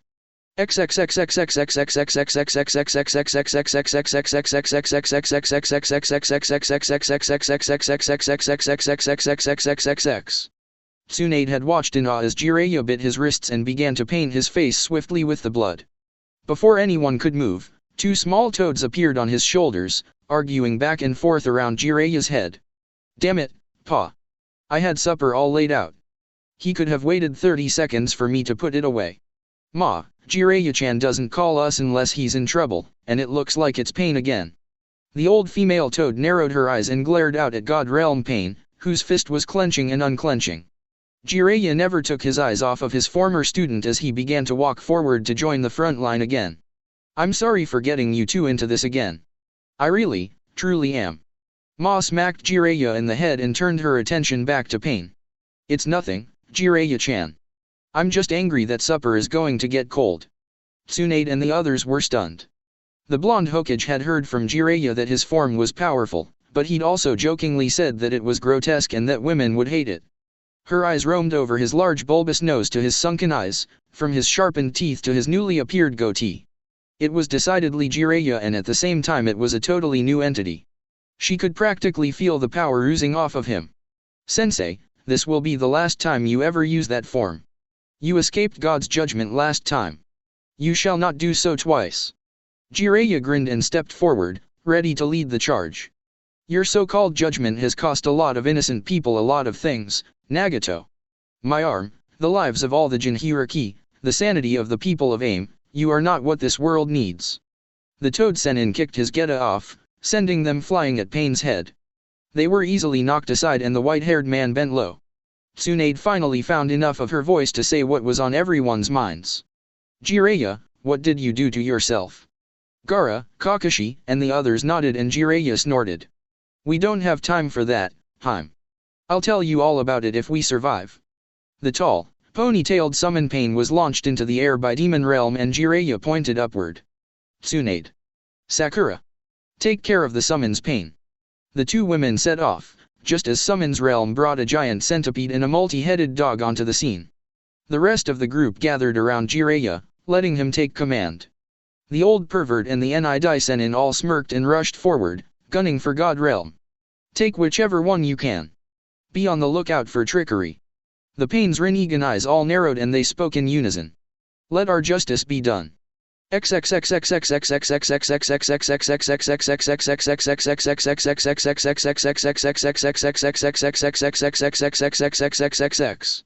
The Haxabi cackled as it destroyed another building and called out to Tsubasa. That makes 40 for me. How many have you crushed, Tsubasa? The Raccoon King swiped his tail, taking out another water tower. That makes 42 structures for me. Oh ho! What's this? The two behemoths turned to find a large centipede and a dog rampaging through the city. Tsubasa grinned and began to waddle in that direction at a clipped pace. First one to kill a summons wins. How about whoever kills the most? I'm curious as to how many he really has. Agreed. Destroying buildings was getting old anyway. Tsubasa's tail whacked the dog in the head, making it cry out in pain, and the Haxabi wrapped its tentacles around the centipede, both unmindful of the fight between Tsunade, Sakura, and Summon Realm below.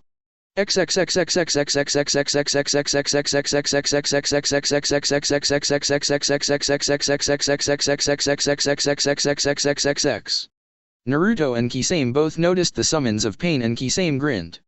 Looks like your friends don't have much longer. Pain seems to be pulling out all the stops. It's just a matter of time before they're stomped flat. Naruto's grimace turned back to a grin when he noticed Tsubasa waddle onto the scene and engage the dog, the Haxabi tackling the centipede. The blonde pushed the shark-like man backwards with a sudden thrust and sent a volley of vines to grab him. Kisame, though he was stumbling slightly, hacked away at the vines, none of them ever touching him. It seems the sides are even now. It was only a matter of time before Tsubasa and the Haxabi decided to join in the fight, instead of just destroying things. Now then, before we were so rudely interrupted, allow me to show you a bit more of what I could have done to you that day. Kisame wasn't about to give his foe an inch. He had had a long time to recover from that poison, but some of it was still in his veins, and the exertion from fighting was not helping him fend off the bile he could feel at the back of his throat. The blue-skinned man had never been sick a day in his life, and that sensation of being weak and helpless, he never wanted to feel that again. Same Hada collided with that strange staff again and both men struggled against the other. Kisame reached out with his free hand and grabbed onto the blonde's throat, trying to choke the life out of him, when the green wielder exploded into smoke. The sudden loss of force against him made Hoshigaki lurch forward. Regaining his footing quickly, his vision caught a puddle of water and the sight of Naruto bearing down on him with a raise-non. The sharp-toothed man spun quickly and blocked the attack with Same Hada, absorbing the chakra.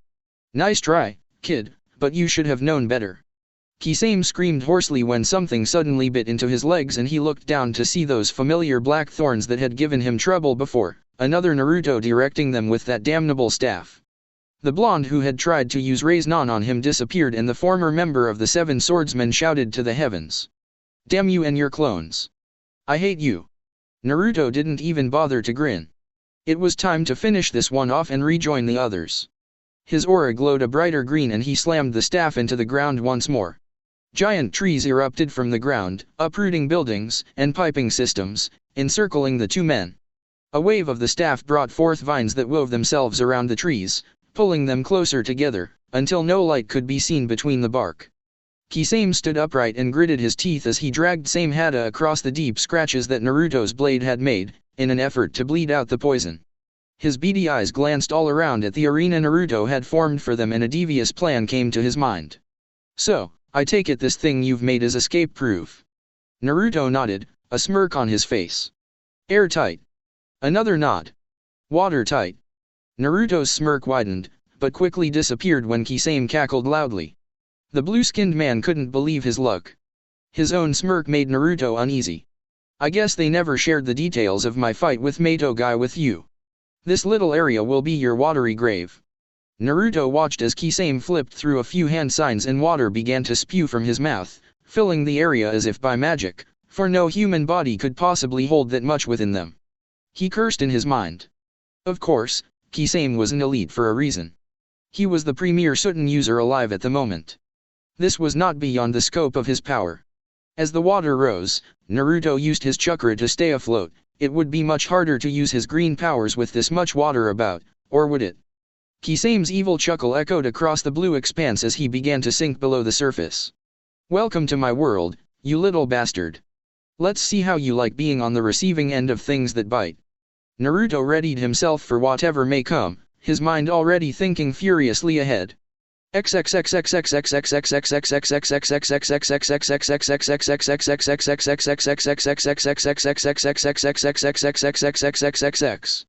Madara had always known that Itachi was his equal. He had always known that the younger Uchiha would be a problem. The only thing that Itachi lacked was the eternal Mangekyou, and that wasn't proving to be much of a problem for him. The stoic young man was keeping up with him and then some. He'd have to try something drastic soon. Itachi's eyes darted back and forth as he and Madara exchanged blows, neither one ever landing anything decisive. Despite keeping up with his ancestor, Itachi was worried. His vision was blurring and he knew that prolonging his use of the Sharingan was dangerous. He'd have to use his available assets to even have a hope of killing the ultimate Uchiha traitor. Deciding that further wasting of time would be unwise, Itachi let his Mangekyou flare into existence, the colors of the world brightening. If all went well, this would be the last time a Sharingan was seen in this world. Madara was unfazed and stared across the expanse. I'll forgive you if you cease with this futility, Itachi. I know rebellion runs deep in the youth of the world. Itachi's answer was to open his eyes wide, and the black flames of Amaterasu licked and burned their way across the building's floor toward Madara. The older man watched the flames approach and his own Sharingan began to spin. Itachi ignored the flames that were being extinguished and instead sprinted forward through the flames, clearing a path as he went.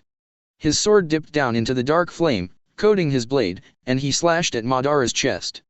Engrossed in his task of controlling the flames, Madara's reaction was a tad too late. Itachi's sword bit across his chest, the fire searing into his flesh, and the wielder of the eternal Mangekyou screamed in agony. Letting his control of the rest of the flames go, he turned his attention to the ones licking at his now blackened skin. Itachi noticed the lack of control and regained the remaining flames. With his chest no longer on fire, Madara ground his teeth in fury, and shouted, "Enough!" Itachi watched in disbelief as the flames all disappeared into nothingness and looked back up. So, he'd have to try harder. Well, that was all right. Every Sharingan was different in a way. His just happened to be a very defensive one.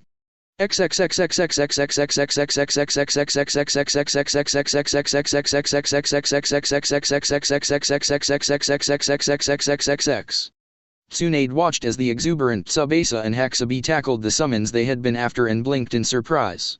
She was sure that the summons pain was just as dumbfounded, but there was no time to waste. Sakura. Come on, we have to stop Pain. The girl with rose-colored hair gave a quick, concise nod and bolted after her sensei toward the blonde, ponytailed Pain. Rin-Egan eyes turned to the two women and two more beasts were summoned. How rude.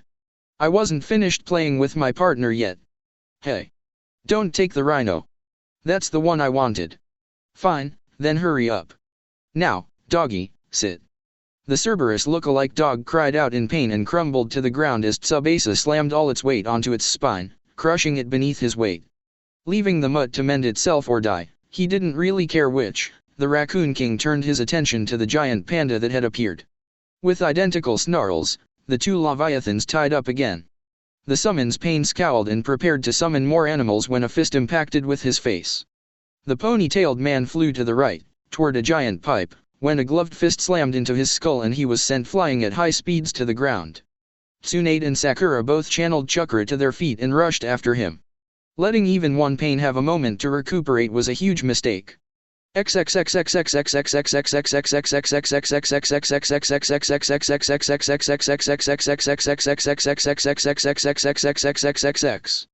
Jiraiya barked directions to all the assembled ninja, sending them toward the Pains as he strode forward, his eyes locked onto the body of Yahiko. He struggled to keep his breathing under control, his rage and excitement battling each other for supremacy. Pain simply looked on as his other bodies were entangled in individual fights. You won't win here. Your strategy has been tried before and it has always failed.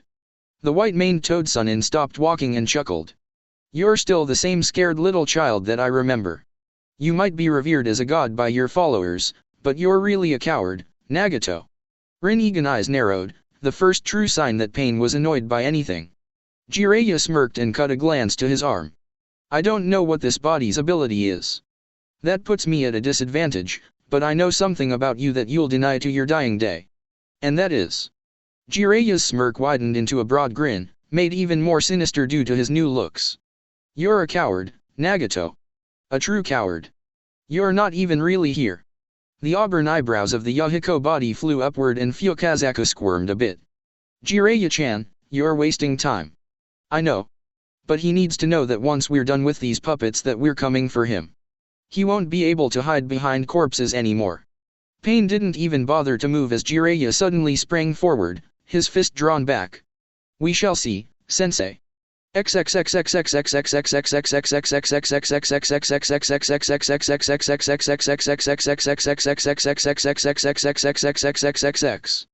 Tamari watched carefully as Zetsu rose from the ground once more, her bloodied thumb swiping across the parchment of the fan quickly, and with a cry and mighty swing, Kamatari hurtled toward the two-faced man at breakneck speeds, his scythes at the ready. The weasel chirped as he flew, sending scythe after scythe at Zetsu's head.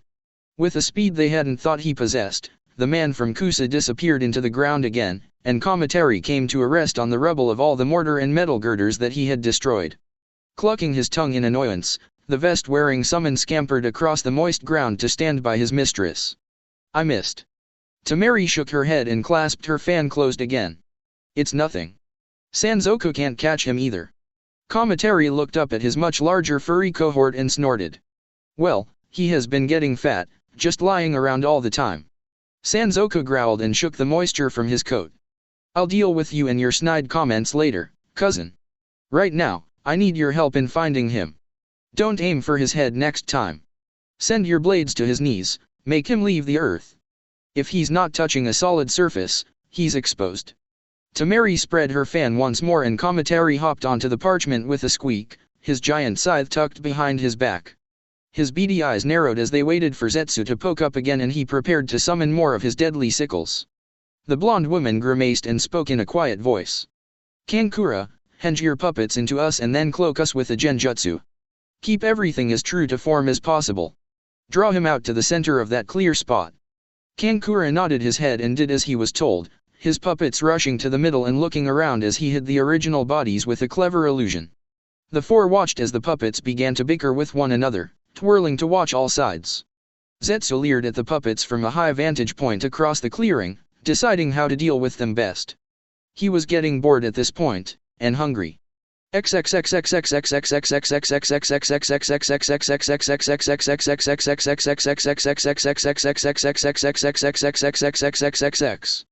Kakashi, Lee, and Guy had taken the mechanical pain as far away as they could, trying to keep its vision obscured from the others. It didn't matter if the other pains shared a field of vision with each other if they couldn't watch each other's backs to make it effective. Guy and Lee were giving a ball, dodging the attacks of the multi-faced man while Kakashi stood back, waiting for an opportune chance to strike. As he stood there, he noticed that the area they were fighting in had already been ravaged by someone, as there were several bodies strewn about, and several telltale signs that Naruto had been there. Case in point, the various vines and flora that were not native to AIM. His trained eye then noticed that, while the rest of the area was mortar, concrete, and steel, there was a large structure that seemed out of place. Edging over towards the object of his curiosity, he knocked on it and found it to be an expanse of trees, incredibly large trees, that were bound together and formed some sort of fort. Leaving the mystery of the trees for the moment, he turned his attention back to the melee below and watched carefully with his Sharingan for an opening, but in the back of his mind, he was worried. If Naruto had been here recently, then where was he now? And who was he fighting?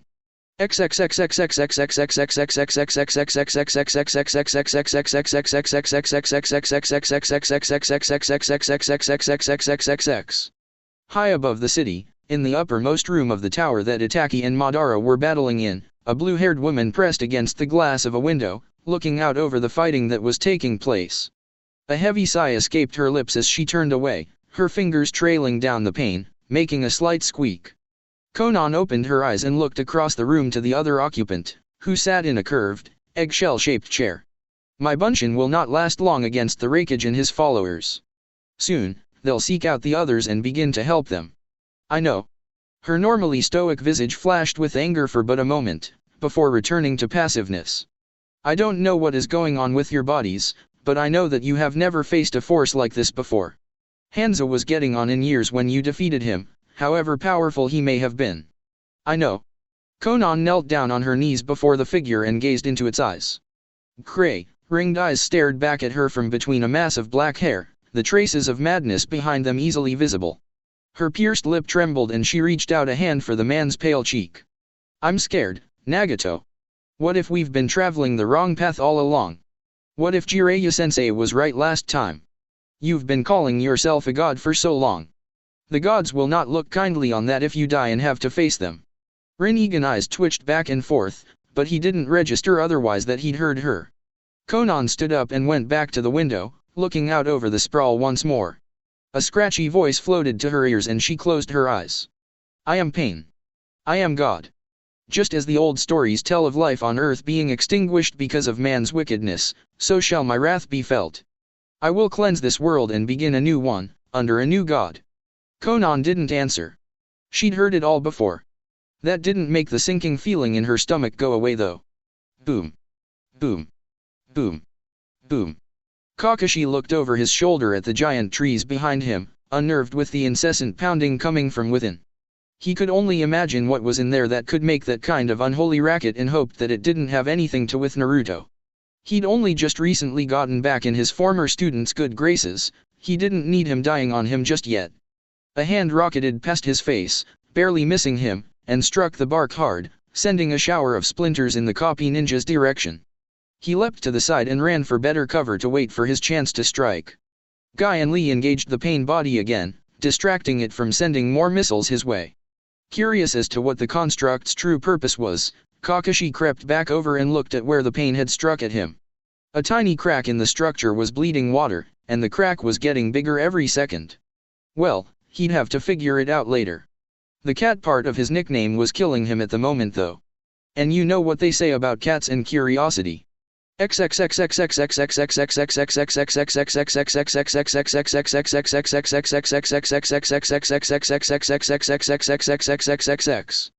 Hold still, you little bastard.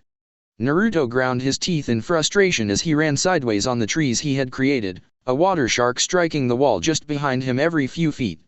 Kisame was showing just why he was a prominent Suten user, effortlessly creating the sharks despite his weakened condition. Kisame had not come out of the water for several minutes as he tried to skewer Naruto with water spikes, tear his flesh with water sharks, or rend his flesh with a quick swipe from Same Hada when the blonde ventured too far out into the water.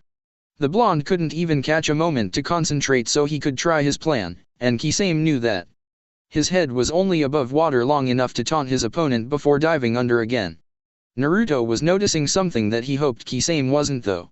As he ran around the cylinder, he noticed that the water level was dropping at a slow, but steady pace. This could only mean that something had punctured the outside wall at some point, meaning there was fighting going on near them. Imprisoning both him and his opponent suddenly wasn't such a hot idea, as he couldn't see or help his comrades outside. His hands flew together in the seal for Cage Bunshin and 4 of them puffed into existence, already running along with their creator. He needed to get Kisame out of the water and fast. The 4 peeled off and sprinted across the water, stopping at even intervals near the edge. Kisame poked his head out of the water just high enough for his nose to break the surface and breathed. The gills on the side of his head provided him with a bit of oxygen beneath the surface, but he was still human and had to come up for air. He'd noticed the 4 clones as they ran across the water's surface. How could he not? The ripples they sent throughout the liquid reverberated through him. He didn't need to know what his idiot of a foe was planning, he just knew he had to stop it. The rays they were forming weren't helping his disposition any and he took off toward one, sending water sharks for the other 3. The sharks hit their mark and he shredded the surprised clone with Same Hada, letting his sword eat up the chakra hungrily, before whipping around to seek out Naruto. The Jinhyuriki was standing parallel to the water, his eyes shut in concentration, his hands wrapped tightly around the gnarled staff. Kisame didn't need to know what he was concentrating on to know it was bad news for him and propelled through the water like a torpedo. Naruto's eyes snapped open when Kisame's shoulder slammed into his gut and he was rocketed up the side of his ring of trees, before being driven into them with bone-jarring force. Kisame snarled, slammed Same Hada into the wood hard enough that it would stick, and grabbed the blonde's head, pushing his nose just millimeters from the spiny barbs of the Zanbeitu.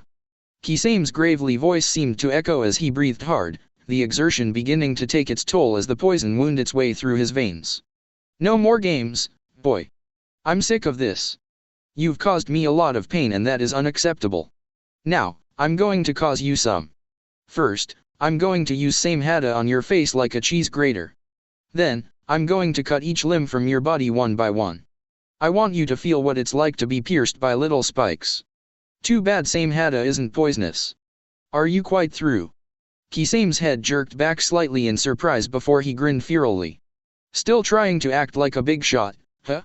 You ain't got shit now, kid. Want to know what I'm going to do with that oversized back scratcher of yours? I'm going to use it to rearrange your bitch's face. The blue eyes of Naruto seemed to become like ice as he turned his face as far to the side as he could to glare at his captor. Don't talk about her like that. I'll make this hurt more than it has to before you die. A cackle echoed through the wooden prison and Kisame's teeth shone with maliciousness. Scratch that. I'm just going to rip your throat out. I hate the sound of your voice. Kisame opened his mouth as wide as he could and leaned down to complete his threat, when something tugged at his throat. He coughed a bit and grabbed at whatever was assailing him, his eyes flying open when he touched something plant-like. Another sharp tug and he was pulled away from the blonde, who planted his feet and stood up. More and more aquatic weeds wrapped around Kisame until only his eyes and nose were visible. Naruto took a deep breath and closed his eyes. You know, you really are something, Kisame. You fought off a poison with no antidote, fought me at less than full strength, and proceeded to make a lake and fire off several high-powered jutsu. But his eyes locked onto the giant blue man's and Kisame's beady eyes glared back. I wonder, Kisame, how long can you hold your breath? Small white eyes flashed open and Kisame began to struggle against his bonds. Naruto motioned downwards with his hand and the weeds began to sink, pulling Kisame along with them. He glared at the blonde as he sank, his whole body shaking with unbridled anger. If he could just call same hada to his hand, but he was so weak. He'd been running on fumes for at least the past 3 minutes. A Kirigakure ninja's greatest fear was drowning in their own element.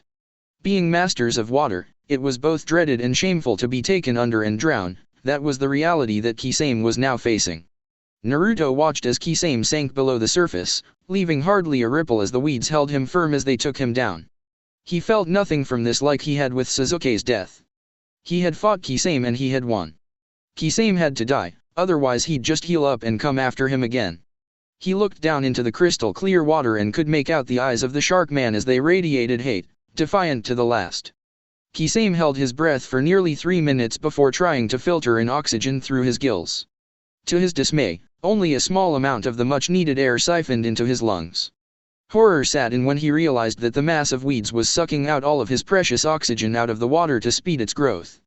His mouth opened involuntarily as his lungs cried for air, and he sucked in some water. His chest began to feel heavy and he turned his gaze upward. The clear brilliancy of the water allowed him to see the man who had defeated him, no, the man who had killed him. His brain began to feel foggy and he struggled to maintain that glare, that last defiant glare. He would not die like this. He wouldn't die by drowning. He was Hoshigaki Kisame, member of the Seven Swordsmen, member of the feared Akatsuki, wielder of same hada and the most feared Sutten user in the world. He wouldn't die like this. Kisame never felt the subtle constriction that the hydrilla was putting on him, forcing all the air out of his body and letting the water fill up his lungs. He never knew when he had begun to drown, so focused was he on his hate of Uzumaki Naruto. His vision just kept fading and fading until it all went black. Naruto looked down into the lifeless eyes of one of the most feared men in the world for a moment longer and turned away, walking up the edge of the wall and crouched on the ledge. He'd leave this construct up for now, just in case.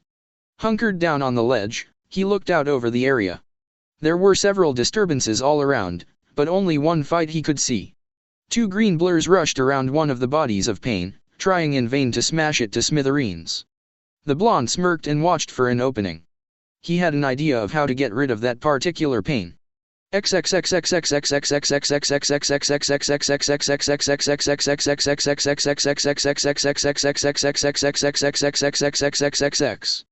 Zetsu emerged from the ground right behind Sanzoku and licked his lips. He'd never eaten a red panda before, but he'd heard it was very gamey meat. With an omnivorous diet, it was sure to have a distinctive flavor. He'd heard what his foes had said about the genjutsu, and had already released himself from it as soon as he'd felt it tug at his psyche.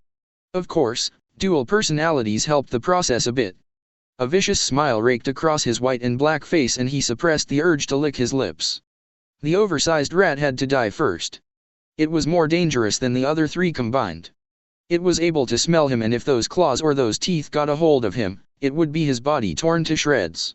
With great care, the cannibalistic shinobi's jaw-like protrusions opened wide and he lunged forward, only to hit air. Yellow eyes widened in anger and surprise as the sound of whistling blades reached his ears. The former Kusan ninja whirled about and found Kamatari hurtling through the air, several scythes following behind him, his own held firmly in his paws. The weasel was so close to the ground that his fur was getting dirty, and Zetsu realized that he would not be quick enough to retreat into the ground as close as the summon was. Running to the side was also not available as the wind jutsu from Temari and the amount of steel headed in his direction forced him to go in one direction. Up. Zetsu knew it was a trap, he knew what they were up to. Kamatari passed beneath him, the whistling of his steel scythes fading as the distance, and the two-toned man's face twisted into ugliness as the weasel smirked. Out of the corner of his eyes, he saw that infuriating salamander puppet clinging to the wall suddenly leap toward him, its tail ready to stab and its mouth open, needles at the ready. A volley of needles flew toward him and Zetsu kawaramied with a piece of pipe, the ring of metal on metal resounding through the area. He hadn't had to use jutsu in so long that he was somewhat rusty and had nearly been skewered. No doubt those needles were coated in a poison quite like the one that Kisame had been stricken with. The psychotic ninja crouched behind a mass of concrete and looked out over the area for Temari. The girl was almost as big an obstacle as the rat, coming up with strategies and barking orders. Kill her and they would become disorganized. Zetsu licked his lips in anticipation and rose a bit more to get a better look. A sharp pain in his leg caused him to nearly cry out and he glanced downward, sure that he had been careless and a Jagi's piece of metal or glass had scratched him. He'd nearly given himself away in surprise. His yellow eyes widened exponentially when he found a perfect U-shape on his right leg. He'd forgotten about that damned size-altering rat for a moment. But when had it struck? He hadn't seen it near him, hadn't heard it, and hadn't sensed it. A sharp pain in the back of his head erupted as he rocketed back to the middle of their battle zone, flopping unceremoniously to the ground. He was immediately surrounded by all four of his enemies and the puppets. Zetsu stood to his full height, his skull still racked with pain, and sneered at all of them. "We are through playing with you. We shall strip the flesh from your bones. But we'll make sure you're alive to watch as we do." Sanzoku's teeth were on full display as he snarled. "Not if I strip yours first." The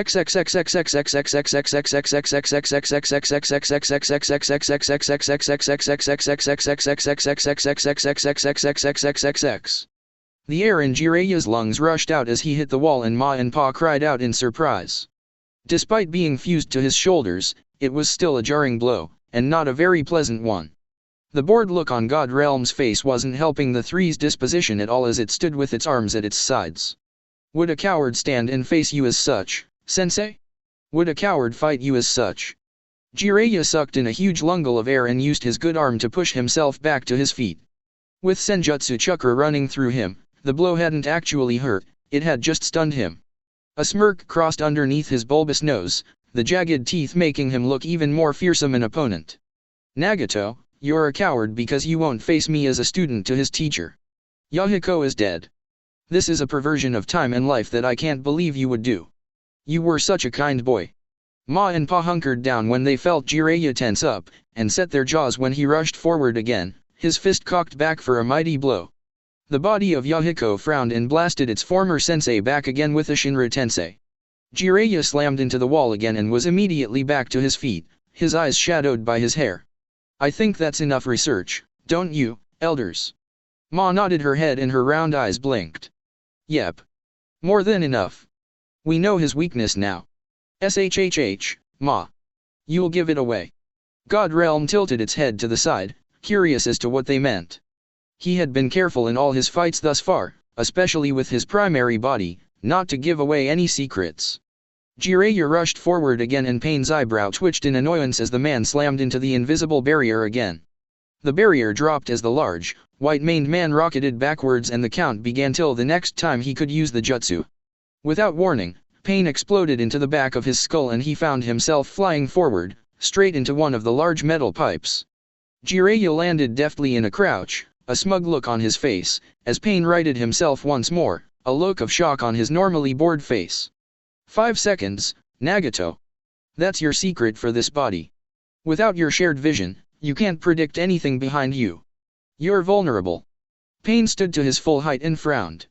His cloak was mudded now and he'd been touched. That had never happened before. I see. I guess I'll have to increase my odds once again then, sensei.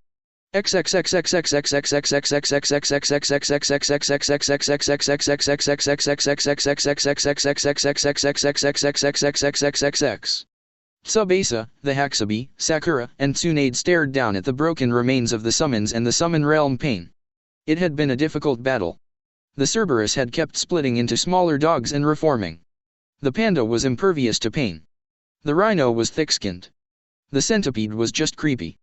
The Hakubi's breathing was labored as it stood beside Tsubasa and it turned its head slowly. I'm through. I can't sustain this any longer. If the two of you can hasten Kira's healing, he will help in the coming battles. I risk destroying my host's body if I stay any longer. Tsubasa nodded and bowed his head. Thank you for your help.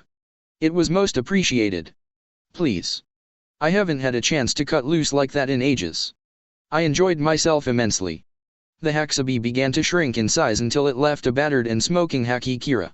Sakura began to heal him immediately, being careful to only hasten his own natural abilities as Tsunade stood watch. Her senses, enhanced by chakra, adrenaline, and battle, caught the whistle of the air as it was displaced. She spun on her heel and threw her right fist forward, her eyes widening when it collided with Hell Realm, sending the body flying off to her left. The body collapsed against a building, sending a shower of rubble down upon it, and sat unmoving. Tsunade kept her gaze trained on it, knowing that that couldn't have possibly been enough, when the sand around them began to shift and Gaara stepped into the clearing. I hate the moisture of this place. It makes fighting such a bother. Sakura looked up from her work on Kira, relief on her face. Tsunade, however, was not as receptive. Damn it, Gaara. We're supposed to keep them separated. The red-headed Kazekage looked down at the prone body of the summons Pain and shrugged. Yours is dead. What is the danger? Tsunade's eyes narrowed as she hissed at the younger Cage, listening as the rubble began to shift around. We don't know what these bodies do. They're dead in the first place. Two together could be trouble. Gaara simply stared at the Hell Realm as it stood once more, his eyes narrowing. I swear, it keeps getting back up. It's like there's something special about it, but I haven't figured out what it is yet. Hell Realm stared out across the expanse between it and its opponents, its eyes finally settling on the prone body of Summon's realm. So, you actually defeated that realm. Very good. No one ever has before, except for Sensei. It was all futile, however. Tsunade's eyes widened when a huge head appeared behind Hell Realm and she screamed at Sakura. Sakura! Get out of there!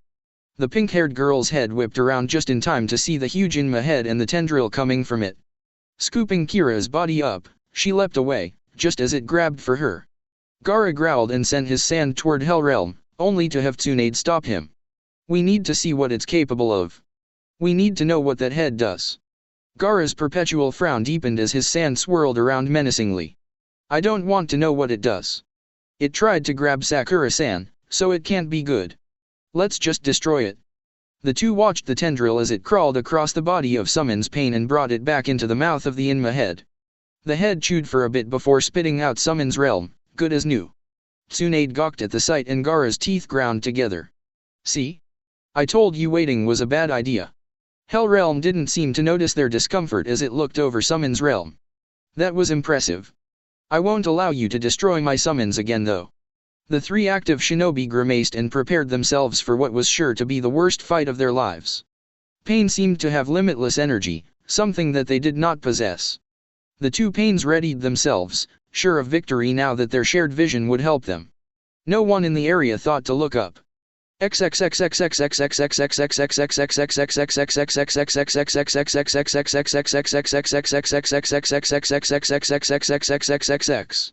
Madara's teeth threatened to ground down to the gum in fury.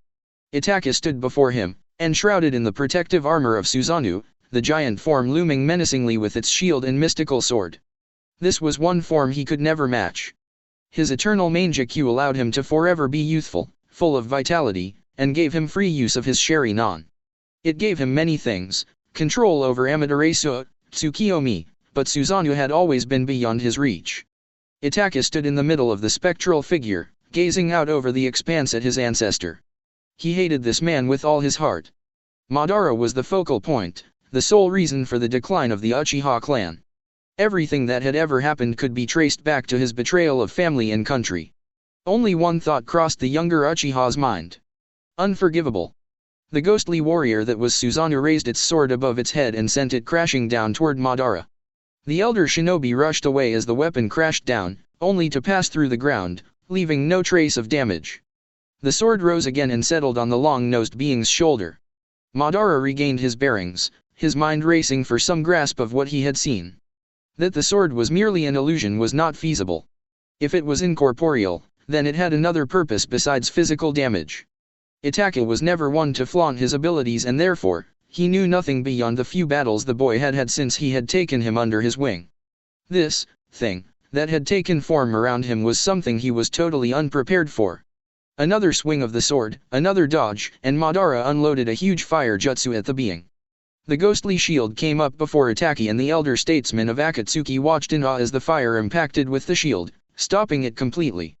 Itaka stared out at him from within, his Sharingan-clad eyes unblinking and filled with hate. The flames died down and the shimmering form of Susanoo grinned, ready for the next assault. Madara was livid. Nothing he could do would work apparently. Well, it was not the first time he'd had a setback.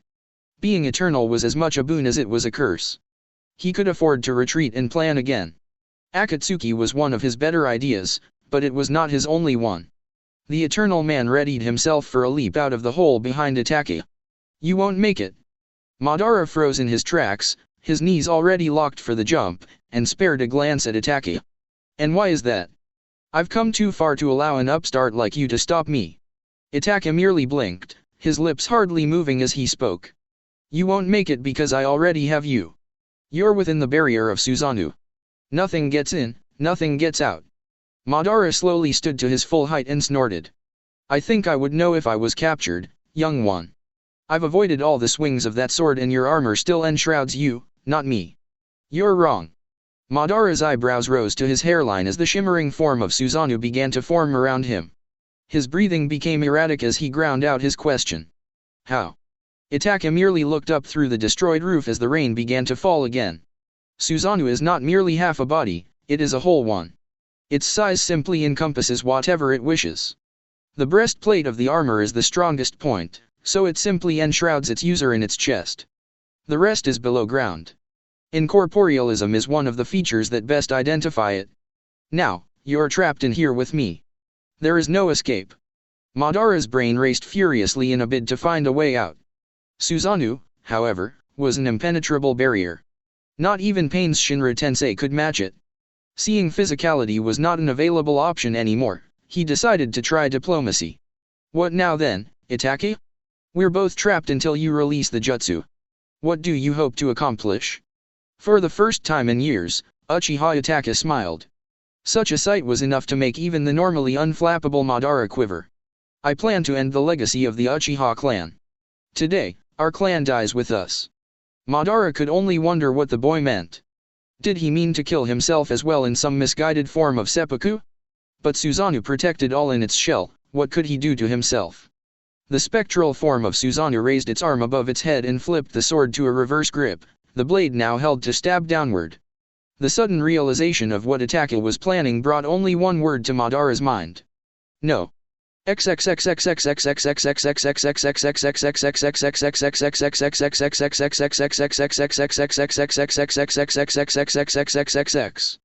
The Raikage growled as he let the last pieces of paper flutter through his fingers before turning to his followers. It was merely a bunchin. The bitch is still out there. Come on. We have to find Kira. I don't sense the Haxabi anymore.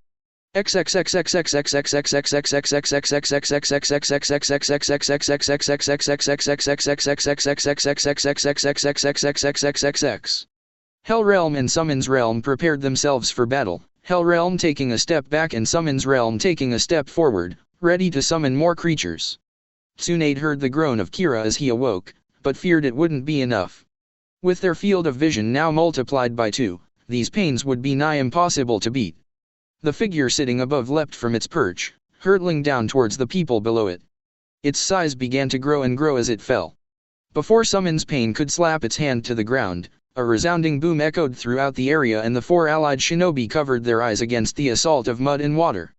Gaara was the first to lower his arms and relief flowed through him. Sitting on top of both of the pains was Tsubasa, his teeth bared menacingly. The 4 ninja watched as the Raccoon King reached down with his dexterous fingers and picked up the prone body of Hell Realm, lifting it to where he could see it. It seems that this pain is very important. Well, it's been a while since I've had a snack.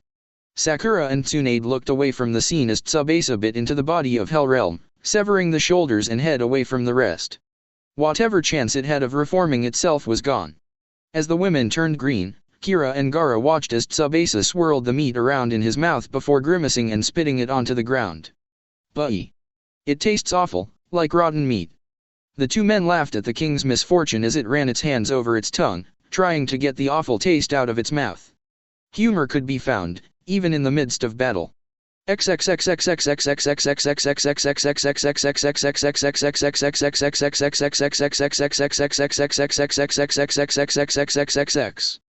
Kakashi still had not found his opening with Azura Realm and it was beginning to frustrate him.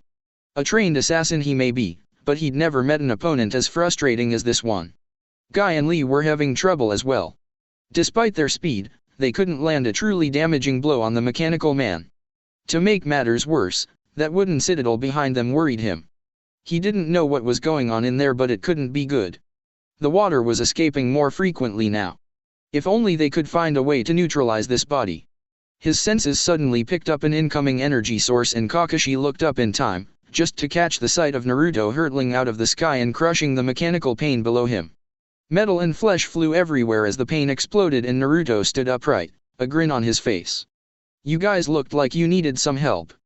Kakashi sighed and closed his eyes as he lowered his Hitai, partly in relief that Naruto was alright, partly in frustration that his former student had again entered a battle without full knowledge of what was going on.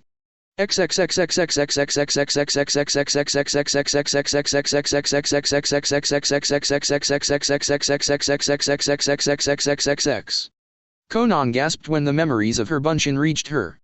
The Raikage and his swordsmen were fearsome opponents and her Bunshin had not been a challenge at all. A slight, low growl behind her made her attention turn to her companion. Your Bunshin is gone, yes. She nodded her head in affirmation. Nagato frowned and his fingers gripped the armrests of his chair with more force. This, Uzumaki, and his pet raccoon are most troublesome. They are alike in their battle planning to a degree that is uncanny. What happened? Rinnegan eyes locked with Konan's and Nagato's teeth bared. They destroyed Hell Realm, Azura Realm, and Summon's Realm. Crushed them in similar manners even though they were nowhere near each other. It is most annoying. Konan turned back to the window, gazing out. I don't see the Hakabi anymore. What will you do now? I will kill Sensei and everyone else I can. Then, we shall see. Can you bring another Hell Realm to the front line? His eyes closed, in frustration or pain she couldn't tell. I have never found another suitable body for Hell Realm. It seems that my last 3 paths will have to do. Can you defeat Sensei and the others? We shall see. It is foolish of them to challenge a god on his own turf. A Megakuer is my realm. It is my heaven and my hell. I rule all here. I control all here. And I will bring down my wrath upon them. Konan's forehead touched the cold glass and she closed her eyes as she whispered. What if your wrath isn't enough?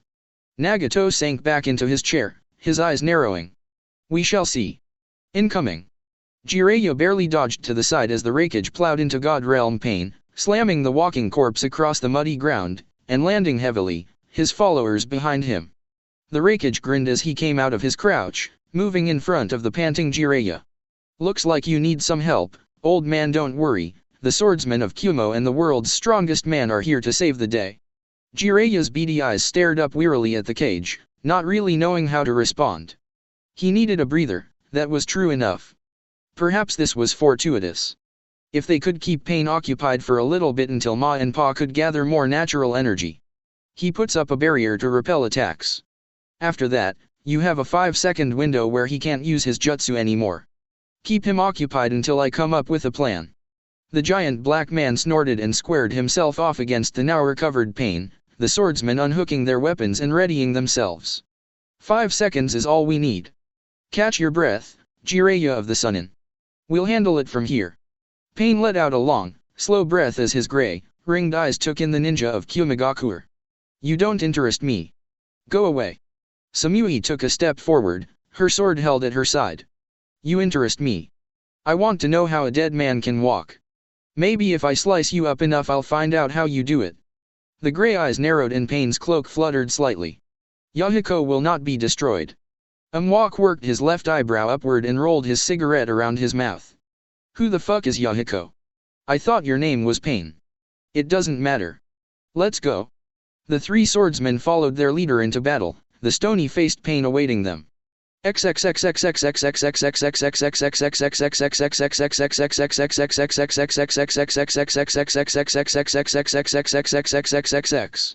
Human realm had not been having nearly as hard a time as the other Pains.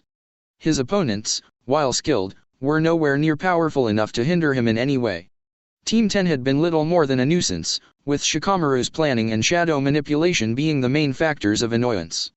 Choji had tried his best to keep the body occupied while Shikamaru came up with a plan, but the taijutsu using Pain swept him aside like a child. Growing to the size of the summons had only made him a bigger target for the long-maned corpse. Pain's fist had found its way into his oversized, rotund belly. The gentle giant's girth reduced rapidly and a hard knee found its way to his chin. Ino had tried to use a chakra scalpel to cut the body's tendons, but she was nowhere near quick enough. Just before the auburn-haired cadaver ruined her pretty face with a punch, it froze in place and she heard the 5 words that made her muscles relax. Kage main no jutsu, success. Shikamaru let his hands pull apart, his body shuddering with exertion as the clinically dead body fought his control. His breathing was ragged as he forced his arms to his sides. Ino, disable him. Do it now. The blonde pulled a kunai from her pouch and took a hesitant step forward, before looking back over her shoulder. But Shika, you'll get hurt too. Shikamaru grunted as his right arm began to move on its own, a sure sign that his control was slipping. Just do it. You can heal me afterwards. We still don't know how Choji's doing. Ino didn't bother to nod as she turned her attention back to the shaking Pain. The kunai in her hand raised into the air and lingered but for a moment before she plunged it downward into the chest of the pierced man. Shikamaru gasped in pain and his grip on Pain nearly slipped. He had to endure this. If Ino could strike a debilitating blow on Pain, then she could hurry and heal him before he bled out. It pained Ino to do this to Shikamaru. His gasps coming from behind her were like a knife through her own heart. She needed to finish this quickly. She had to help her boys. Shutting her ears off to the sound of Shikamaru's groans and whimpers of pain, she thrust the kunai down again, only for her hand to stop. She looked up into the Rinnegan eyes of Pain, his gaze cutting through her. That's enough. Ino began to shake as his grip began to crush her wrist, only to cry out when she felt the bones begin to pop. Pain cast her aside haphazardly and glared at Shikamaru, who held a hand to his chest, his breathing labored. I'll deal with you shortly, girl. Shikamaru had never felt this weak. Not when fighting Teiwa all those years ago, not when he was in his second Chunin exams, not even when he fought against Kakuzu and Haiden. His team was decimated once again and now this, abomination, was going to kill him, kill them all. And thanks to his own willingness to sacrifice himself like a shogi piece, he was unable to protect himself. Pain's unblinking eyes rolled down to the kneeling Nara, taking him in. I've heard that the Nara clan prides themselves on being incredibly smart. You all play shogi. You know about the sacrifice of pawns to save the king. That's what made your little play here so strange. You're obviously the king. Why did you try to sacrifice yourself? Shikamaru merely rolled an eye upward and grunted. Troublesome. Yes, you are. Pain's hand shot forward to grasp the Nara's forehead and the young man closed his eyes, accepting his fate. Rinnegan eyes turned to the side, catching a flash of blonde, and Pain blasted Shikamaru with a roundhouse kick as he grabbed an attacking Ino by her head. Ino felt the fingers on her forehead and suddenly she could feel something probing deeper inside. A slight tug on something that was uniquely hers. Light flashed and she shivered. Her father had described the feeling of mind walking to her in detail. Whatever this was, it was similar and yet so very different. A chill ran up her spine as her eyes locked with those of the Rinnegan. Another tug and she fought back. Whatever he was reaching for deep inside her wasn't his to have. She used every bit of her will to push his presence out. And then she screamed. Pain let go of the blonde girl with a gasp, her body crumpling to the ground unceremoniously. A tingle ran up his arm that left him baffled. No one had ever fought off his soul-stealing technique before. Intriguing. He left a battered and broken Team 10 in his wake as he stalked off towards where Hungry Ghost Realm was fighting a pair of Hyuga. When this was all over, he might have to come back for the girl. Hell Realm might have a new body.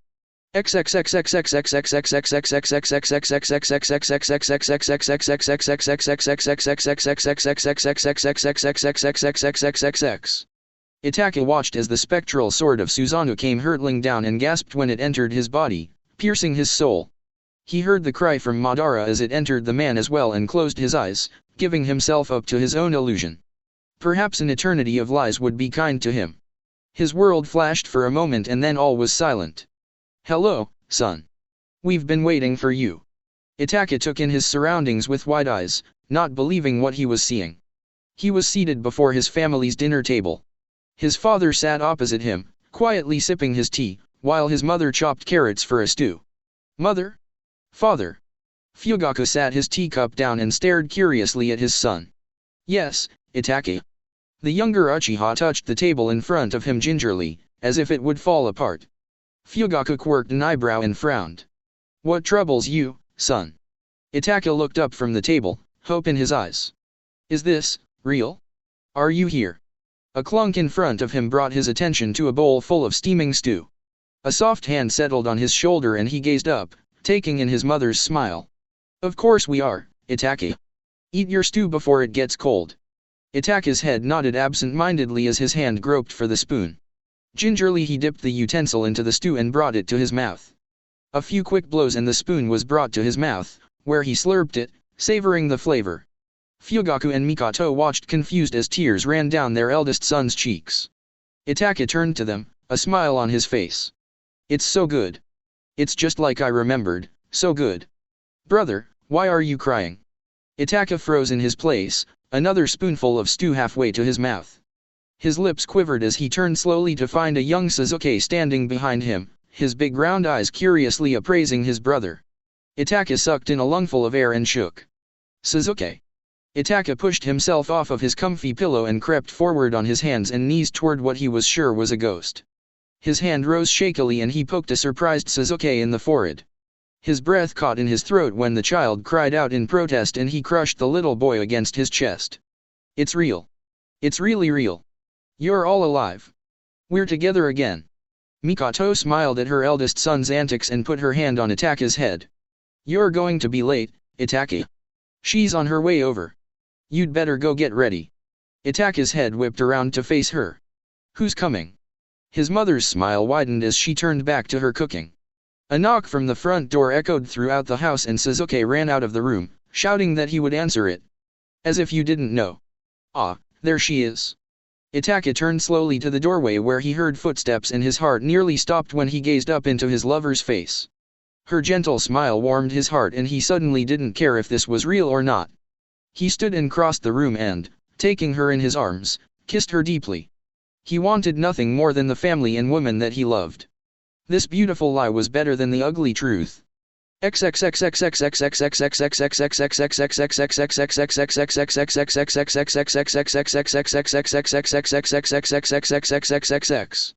Madara watched, furious, as Itaka gave into the genjutsu with a blissful smile, his arms open as if accepting something or someone.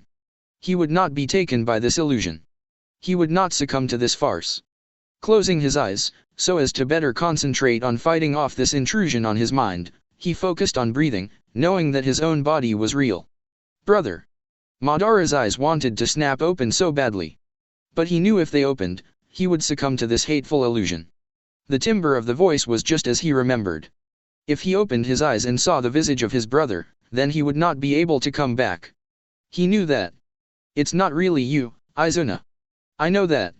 It's just an illusion that is torturing me. Illusions aren't real and my Sherry-non knows that.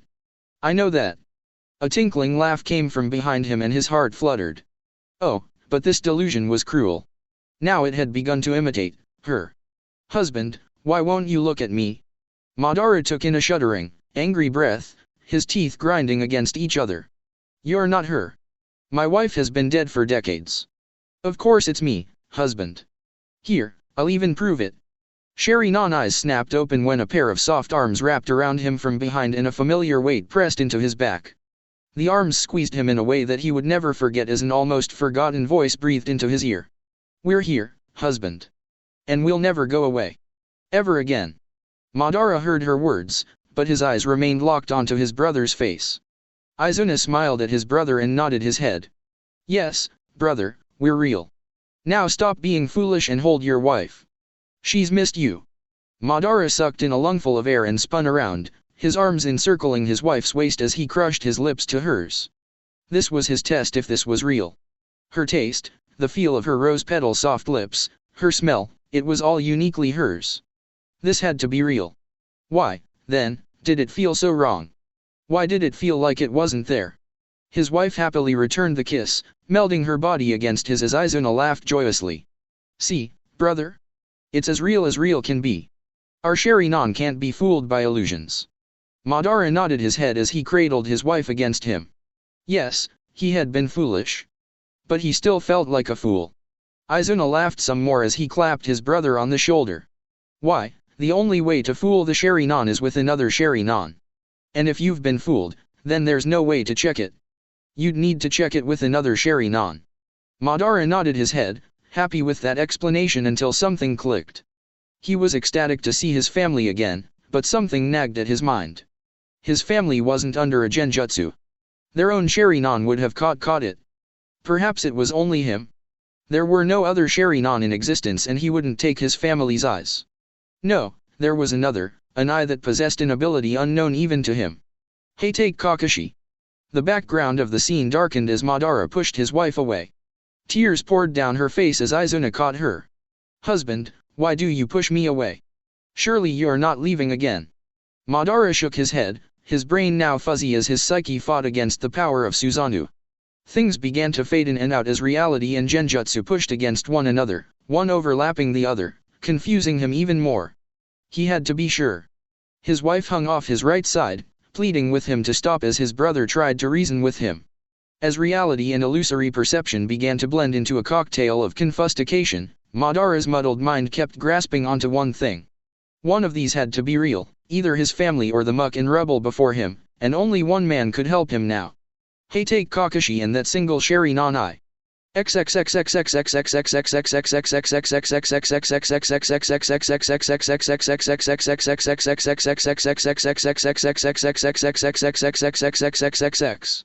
Tenten and Shino leapt back to safety, each cradling a drained Hyuga in their arms.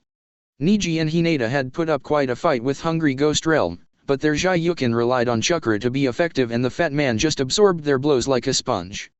Before long, the two had been drained of most of their chakra, leaving them weak and helpless. Kiba and Akamaru engaged the rotund warrior next, giving the weapons mistress and the Kekai master time to get the two Hyuga to safety. After checking their vitals, the two returned to back up the feral fighter of the group. Shino was worried. This body, no, this corpse, as his bugs had informed him, was making a mockery of everything they did. It stood there, with its ever-present scowl and grey, ringed eyes, not saying a word. It reminded him so much of the attitudes of many of his own family. For but a moment, he wondered if this was how the enemies of the Abarame saw them. But, even an Abarame tried to stir the emotions of their enemies in battle. This thing wouldn't even do that, and it infuriated him. Any bugs he sent to attack Pain simply fell to the ground as soon as they touched the time-stilled flesh. And Hinata and Niji had proven that hand-to-hand combat was not the answer. Even now, he could see Kiba and Akamaru slowing down, though they were fighting valiantly.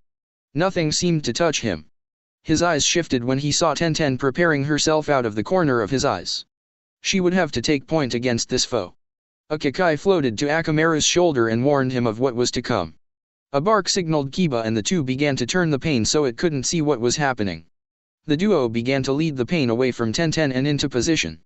Tenten waited until she was sure the peripheral vision of Pain was no longer focused on her and unleashed a barrage of Kunao at his back. The Konoha ninja all watched in shock as he evaded every weapon thrown without ever looking. In the shadows, Human Realm sat crouched, waiting for opportunity to knock. Hungry Ghost Realm had decimated this team. Of course, not many could stand against the chakra-absorbing ghoul. He could see the Aberame watching with hard eyes as the girl continued to chuck every last weapon she had at the fat body, only for everyone to miss. He let his chakra disruptor rods fly just as the Kakai Master came to his realization. There's another one. His warning was not fast enough, however, as a rod found its way into his back and the sides of Akamaru and Kiba, shocking them into submission as their chakra began to move about of its own volition. Tenten spun when she heard the shout and batted the rod aside, only to see Shino get taken out by a rod as well. The Aberame fell like a sack of bricks and his bugs swarmed out around him, agitated by the disruption of their host's chakra.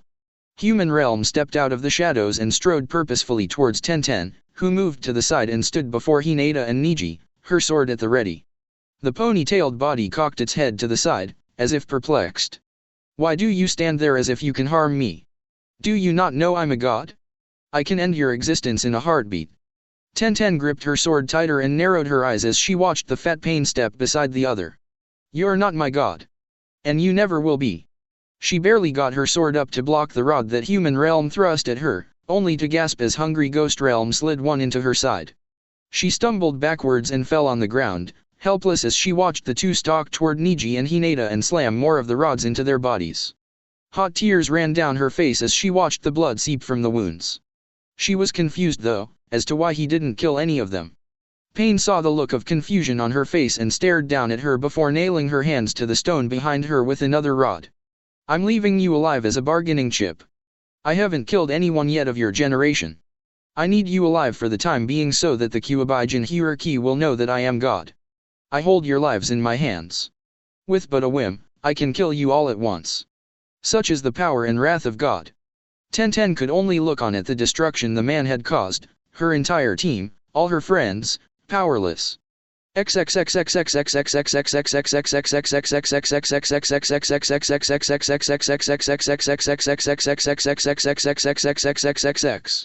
Zetsu melted out of the ground away from the battleground he'd just escaped. He was a high-rank ninja, but even he knew when it was time to retreat. The Suna ninja were bad enough, but the two summons made moving about incredibly difficult. It was almost like they knew where he would pop up. His body was littered with cuts from all of the various jutsu used and he wasn't sure, but he thought he'd been nicked by one of the boy's poisonous needles. His body was resilient, but nowhere near the level that Kisame's was. Vaguely, he wondered if his comrade was still bedridden or had decided to join the festivities. He couldn't remember being this tired after a fight in a long time. Not that he'd had many fights in recent years. Perhaps that was why his senses were dulled slightly. Perhaps that's why those children had gotten so many hits in on him. Well, he'd show them. If Pain left any of them alive, he was going to personally kill them himself. He'd rip their limbs off one by one and eat them while they watched, saving the juicy intestines for last. Perhaps the years of inactivity as a shinobi had dulled his senses somewhat.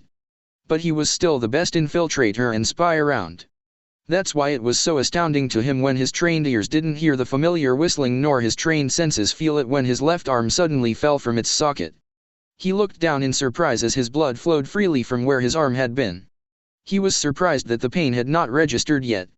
That's when he felt the breath down his neck and froze. I told you that I'd rend your flesh from your bones. Nothing in this world can save you once I have your scent. I'll follow you anywhere you go, and as injured as you are, you can't go far. Sanzoku's teeth shone as he grinned and began to grow larger and larger. Zetsu's yellow eyes widened in shock. Nothing he had ever seen had prepared him for a summons like the raccoon. Scream for me, bitch.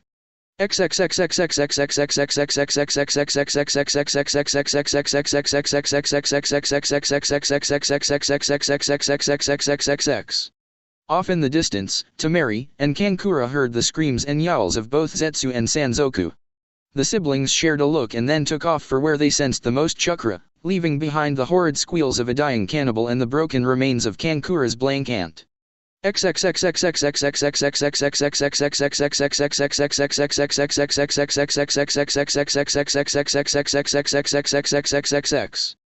Jiraiya watched intently as the Kumo shinobi once again rushed Pain in a wave and were again repelled. The Raikage rushed in for the 5-second interval only to find himself in a game of cat and mouse as God Realm backpedaled away until the round was up. Ma and Pa gathered the necessary energy for what was to follow and opened their eyes again. We're ready when you are, Jiraiya-chan. Good. Prepare yourselves. I don't know if this will work or not. Don't tell me what to do, little boy. Ma, not now. The three watched as Pain repelled and the two tiny toads immediately began to croak, singing their song. Pain heard the song and narrowed his eyes. He'd need to end this quickly. Jiraiya was too dangerous to allow the sage to live any longer. He carefully counted out the 5 seconds and just as the illusion was beginning to take hold, he cast his hand forward and pulled Jiraiya in. Jiraiya's eyes snapped open when he felt the tug on his body and the song stopped immediately as the trio flew toward Pain's outstretched hand. Jiraiya's eyes widened in realization of what was about to happen. He watched as Pain's hand stiffened so that his fingers were pointed forward. Jiraiya was about to be impaled through the stomach. Jiraiya hit the arm at high velocity, his innards rushing out his back as Pain's hand displaced them. Blood rushed from his mouth as the Kumo shinobi looked on in horror. Jiraiya's eyes glazed for a moment before the life shot back into them as he used his last strength to grip onto Pain's arm. Let's see you dodge while carrying all this weight, Nagato. I'll see you in hell. The two toads on his shoulder jumped free as his chakra faded, shouting out for him just as Tsunade entered the area with her group in tow. Her scream echoed across the expanse and Jiraiya smiled as he coughed up more blood, his voice coming out in a whisper. Heh, tears for me, Tsunade? And here, I didn't think you cared. Tsunade collapsed on her knees, unblinking as she stared at the sight of Jiraiya's now lifeless body hanging from Pain's arm. She couldn't believe it, another of her friends, her loved ones, gone, all because of some egomaniac with a god complex. Rage boiled within her and she rose to her feet, until someone clapped a hand on her shoulder. She looked up into the sad, blue eyes of Naruto. No, Baa-chan. No. Her rage immediately subsided and tears began to take over instead. The sadness and anger in Naruto's eyes seemed to wash over everyone present. Pain simply stood there, unimpressed as Human Realm and Hungry Ghost Realm landed beside God Realm and pulled Jiraiya off forcefully from the arm with a wet, sucking sound before casting the body to the middle of the open space. Jiraiya's body hit the ground hard and rolled a couple of times till it came to a stop, his face still smiling. Tsunade's tears redoubled and Sakura put an arm around her to support her as Naruto strode to his sensei's body. By now, every one of the invaders had gathered to help, but stood at the edge, not willing to interrupt. Silence roared in a megakur as Naruto kneeled beside Jiraiya. You didn't deserve to die like this, killed by a former pupil. He died by my will. That was enough. Naruto didn't bother to look up. Pain wasn't his concern at the moment. He picked up Jiraiya's body and brought it back to Tsunade, setting it down beside her. Just so you know, Jinhuriki, I am God here. I will bring peace to this land through my forced rule. There will be no war under my rule. It will be utopia. And those who stand in the way of my justice, my will, become dust. Naruto tried to ignore the obvious bait, but it was becoming harder. In the back of his mind, a presence stirred that he had long since thought was forever silenced. I have your friends, Jinhuriki. A simple pulse of my chakra and they all die of heart failure. No, they won't. I've already had my clones looking for them before we arrived. The rods are being removed as we speak and they're being taken to safety. A slight quirk of the lips was all that showed Pain's annoyance. Then I suppose more drastic measures are to be taken. God Realm's hand raised and Karui was pulled into his grasp, dangling above the ground by her neck. Kira, despite his weakness, yelled out to her and Pain turned in his direction. Give yourself to me or she dies. If you come voluntarily, I'll let the Kumo ninja go peacefully. Karui glared over his hand and spat into his stoic face. Fuck, you. Snap. Pain let her body tumble to the ground and wiped away the spittle. Too slow. Perhaps one from Konoha this time. Kira and the Raikage were mortified. Was the man that untouchable? Pain raised his hand again and Kakashi's eyes widened when he felt the pull on him. His hands flashed through hand signs as he was tugged along and his Raikiri was ready by the time he reached Pain. God Realm watched impassively as Hungry Ghost Realm stepped before him and absorbed the blow, sucking all of the chakra with it. Kakashi gasped at the pull on his chakra and Human Realm caught him by the forehead. Come to me or Hatake Kakashi dies. No. Pain turned his head to find Madara behind him, without his mask, and his eyes looking dazed. No, not yet. Give him to me.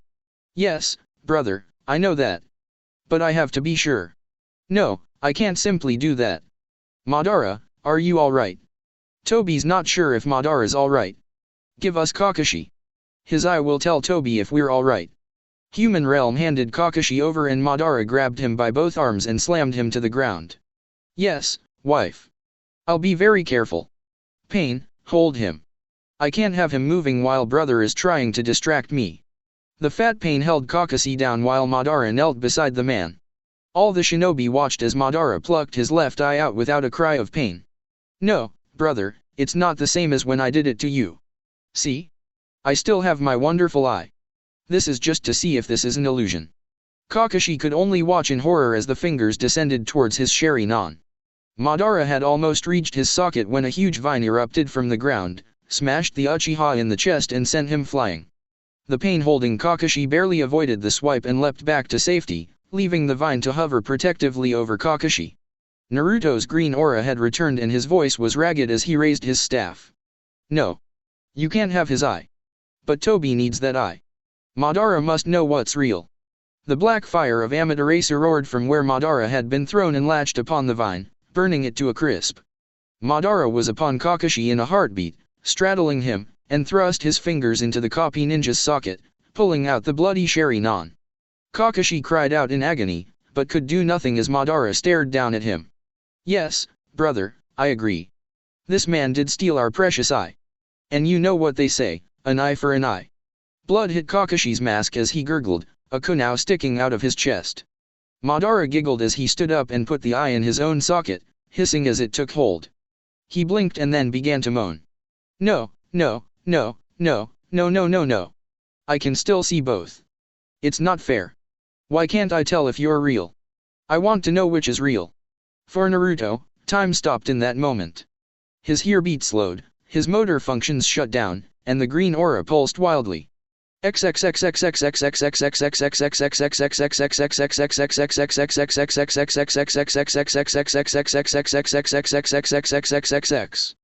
The blonde Jinhyuriki opened his eyes to a familiar sight and a frightening one. The cage of the Kyuubi was opened and the beast sat on its haunches in the light, its mouth open in what he was sure was a grin. Beside the massive beast stood a face he would never forget. It was the old man that had entrusted him with the power of the green.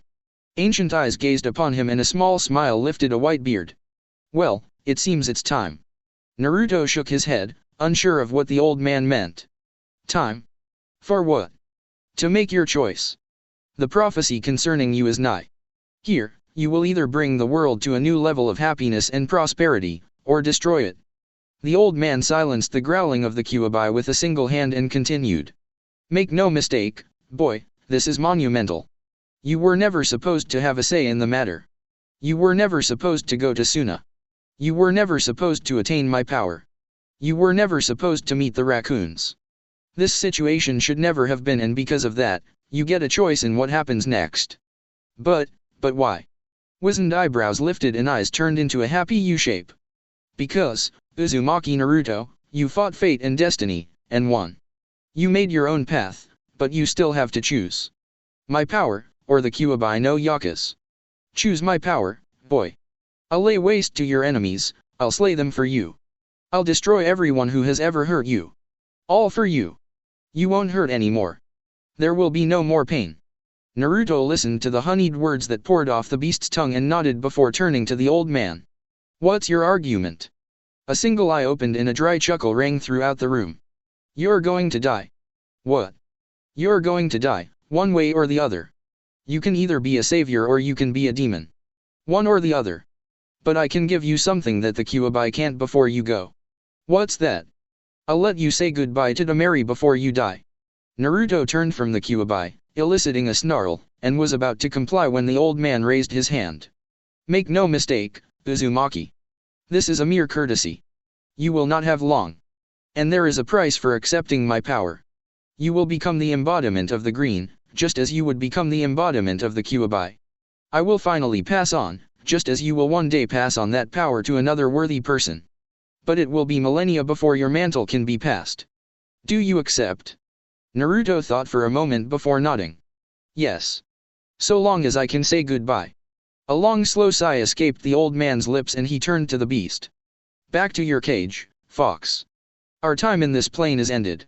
The Kyuubi ranted and snarled as the door slammed shut against it, throwing it back into the depths of the cage.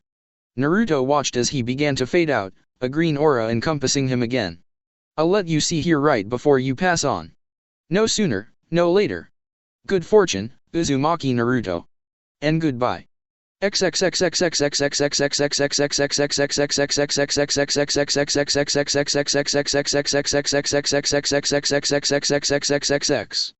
The ninja all watched as Naruto began to glow with an unearthly power. His voice rang of a deep timbre as the green tendrils began to slide off of him. Leave this place. Go to safety. You have little time. Temari took a step forward and Naruto cringed. Don't do that. Just go. He turned to look at her over his shoulder and gave her a small, sad smile. Make sure everyone gets to safety. Get out of Omegakure. I'll see you soon, Temari. Tsubasa leaned down low enough that his head almost touched the ground. Naruto, are you? Yes. And I will complete my end of the bargain. All I ask is that you take everyone out of here. It will no longer be safe. Goodbye, Tsubasa. It was an honor to serve you. Tsubasa nodded his head and summoned several members of his clan to assist in getting the ninja out. As all the living were transported, many under protest, he turned to the now glowing Naruto. You're the last, you know. There will never be another summoner for us. All I ask is that you take care of her. Take care of them all in the world I create. Hi. I can do that. Farewell, Uzumaki Naruto. May the heavens guide you to a restful slumber. Tsubasa galloped off after the others, leaving Pain and Madara facing Naruto, whose eyes were now totally green. Madara tilted his head to the side and blinked, his eye still bleeding. Why are you glowing? I can see it through both of my eyes. That's inconsequential. Tell me, Nagato, was it worth it? Pain nodded his head. To create a new world, the old one has to die. This is the truth. Naruto titled his head back as the power coursed through him. His life on Earth would end when things had run their course, but his responsibility would be eternal. Nature, Nagato. New life is built on the death of the old, but the old is not simply destroyed. It's used to help create the new. That's what I'll be doing. Instead of razing it to the ground as you would, I will simply build upon the old world. I would give them a utopia, free of war and strife, with a new god. What can you offer them? Eden. And the choice of how to best use it. Our sensei's teachings will be the model for the new world. Help others, treat people with kindness. These are things he taught us. You warped them, I embraced them. The weak don't live to serve the strong live to serve the weak. The words of a mortal fool. Naruto's green eyes became slits as the power built to its crescendo inside him. They were the words of the god of shinobi, the teacher of our teacher. Without warning, the power exploded inside of Naruto and his head and arms snapped back as a wave of green washed over everything. Wherever it touched, new life sprang forth from mud and rubble. Vines wove about the feet of Madara and Pain and held them in place, and lifted up the bodies of Jiraiya and Kakashi out of the muck reverently. Outside Omegakure's walls, the shinobi watched as the green wave passed over, leaving grass and flowers just outside the borders. Inside the city, trees began to erupt from the ground, tall trees of every distinct and beautiful kind. They marveled at their friend's power, but Temari sat with her brothers, her chin resting on her crossed arms. Naruto had said he would see her again. But it felt like he was saying goodbye. Naruto's arms fell as the power stabilized and his unearthly gaze settled on the men in front of him. They watched as he began to slowly stride toward them, every step taken bringing forth flowers that bloomed and then died. He stopped in front of Pain and brought his staff to chest level, aiming the end at God Realm's chest.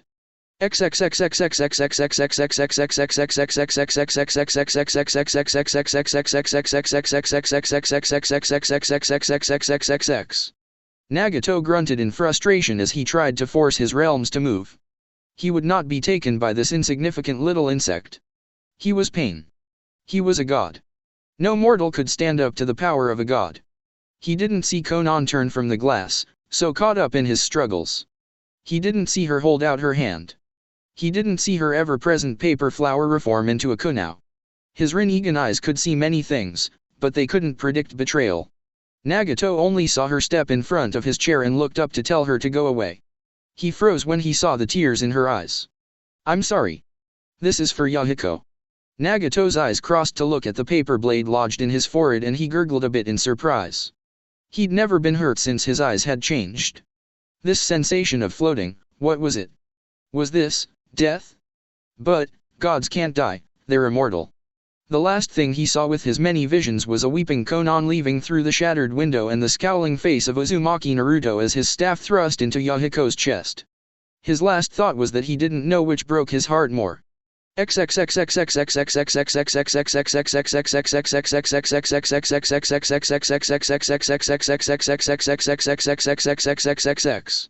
Naruto frowned when Pain's three bodies went limp and looked up when he heard glass shatter. The blue-haired woman he had heard about flew out of the window, her paper wings shaped like that of a moth. How beautiful! Yet, some moths were poisonous, and he couldn't let such a dangerous insect roam in the world to come. Madara watched through his hazy vision as Naruto held out a hand in Konan's direction and a huge Venus flytrap emerged from the ground. The giant plant grew to the woman's level and swallowed her whole, the acids in its digestive tract already working on her papery wings. It wouldn't be long before she was digested. He couldn't have her sowing poison in the new world. His gaze settled on Madara and the man squirmed. Are you real? Or are you a trick? Naruto leaned forward and beckoned with his finger. A rose bush grew behind the Uchiha and the blonde picked a particularly thorny rose, brushing it against Madara's face.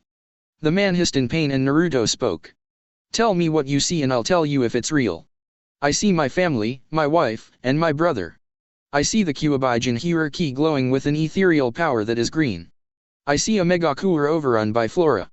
Your family is an illusion. Someone of your ilk doesn't get to see their loved ones when they die. Why? Because hell is torture. And seeing your family wouldn't be torture to you. The rose lengthened into a spike and Naruto drove it into Madara's chest. There would be no teleporting away, no phasing out. The man simply gasped and began to babble again. Wife, why are you fading? Don't go. Brother, don't go. Why is everything getting dark? Is this reality? Was everything a lie? Naruto closed his eyes and sighed. He didn't feel anything from Pain or Madara's death.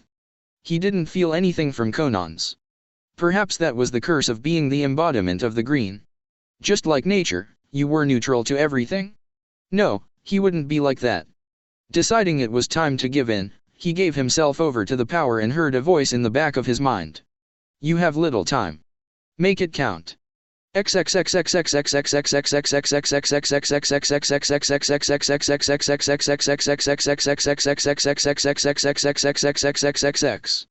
Tamari had her eyes closed as she prayed and had only opened them to see if anything had changed. To her surprise she found herself on a street corner in Konoha. It seemed very familiar, but she couldn't figure out why. Don't you remember? It's the first place we met. Tamari whipped around to find Naruto standing behind her, his hands in the pockets of his jacket. She ran to him and wrapped him in a hug, pressing herself into his chest. His arms wrapped around her as well and the two stood there for a moment in silence before she broke it. Why are we in Konoha? We aren't. Then where are we? Naruto gave her another small smile and motioned for her to follow. Come with me. We don't have much time. She walked beside him down the street, her ears catching the sound of feet shuffling behind them. A glance over her shoulder revealed an ancient man, leaning on a staff. Who's he? A friend. Don't worry about him. I have to tell you something. Sit. I'll push you. Tamari hadn't realized where they were going or when they got there, but they were in front of the Konoha Academy, at the swing set. She obediently sat down and Naruto began to push her. I'm not coming home, Tamari. She slammed her feet into the ground, stopping her momentum and leaped out of the seat. What do you mean? I can't come home. He gave me this time to say goodbye. I wanted to let you know that I love you and I'll miss you. She shook her head. No, you have to come home. We have a life to build together. Naruto shook his head sadly and put his hands on her shoulders. Leaning forward, he placed a kiss on her forehead. I'm sorry. Promise me that you'll find happiness, Tamari. My happiest times were spent with you. Just promise me that you'll be happy. Tears stung her eyes as she glared at him. How can I be happy without you? Take me with you. He turned his head to the side. I can't. Where I'm going, you can't follow. She whipped around to the old man, her teeth grinding. You. Don't take him. Please. And if you have to, take me with him. I can't do that. I don't get to say who stays and who goes. I'm only here to guide him. Tamari's shoulders shook and tears began to roll down her face. But, I don't want you to leave. I want you to stay. I know you do. And I want to stay. But I can't. This is part of my sacrifice, Tamari. She looked into his blue eyes, locking them to her teal ones. Haven't you sacrificed enough? Naruto smiled at her and wrapped her in a hug once more, crushing her to him, before leaning back and kissing her deeply. Tamari tried to make the kiss last as long as she could until Naruto gently pushed her away and the old man touched his shoulder, not daring to look at her. It's time. Naruto nodded his head and gave her one more gentle kiss as he began to fade out. I love you, Tamari. With all my heart. Be happy. Tamari jolted out of her stupor when Kankura shook her shoulder. Tamari, you okay? You started crying. Her response was to sniffle and then to launch herself at him, wrapping her arms around his neck and burying her face into his chest. Kankura, not knowing what to do, awkwardly patted her back as he looked to a Megakure when it happened.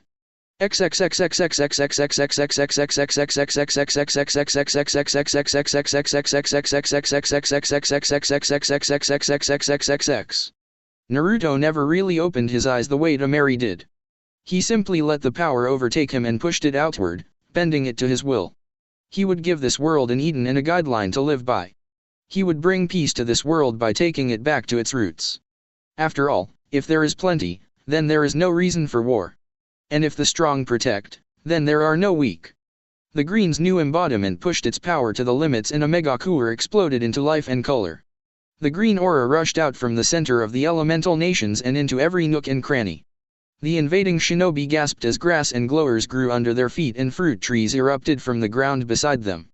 The people of Iwa were astounded when their barren soil bore vegetables and fruit they had never seen began to grow. The people of Kumo watched as their rocky terrains began to flower and bloom and vines began to grow on their tower.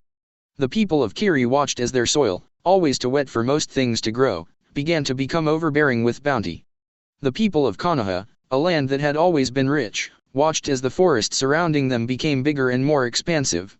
The people of Suna watched in awe from their walls as the desert surrounding them became one massive oasis. They cheered, for this could only be the doing of their own Uzumaki Naruto. Tsubasa and his tribe watched with both excitement and sadness as the green once again covered the earth. This was what they had wanted, but the price was so high. He hazarded a glance downward to Tamari, who had a smaller Sanzoku nudging her with his nose out of sympathy. A deep, rumbling sigh escaped his lips and he ambled off back toward a Megakure. Come on. We should go see what happened.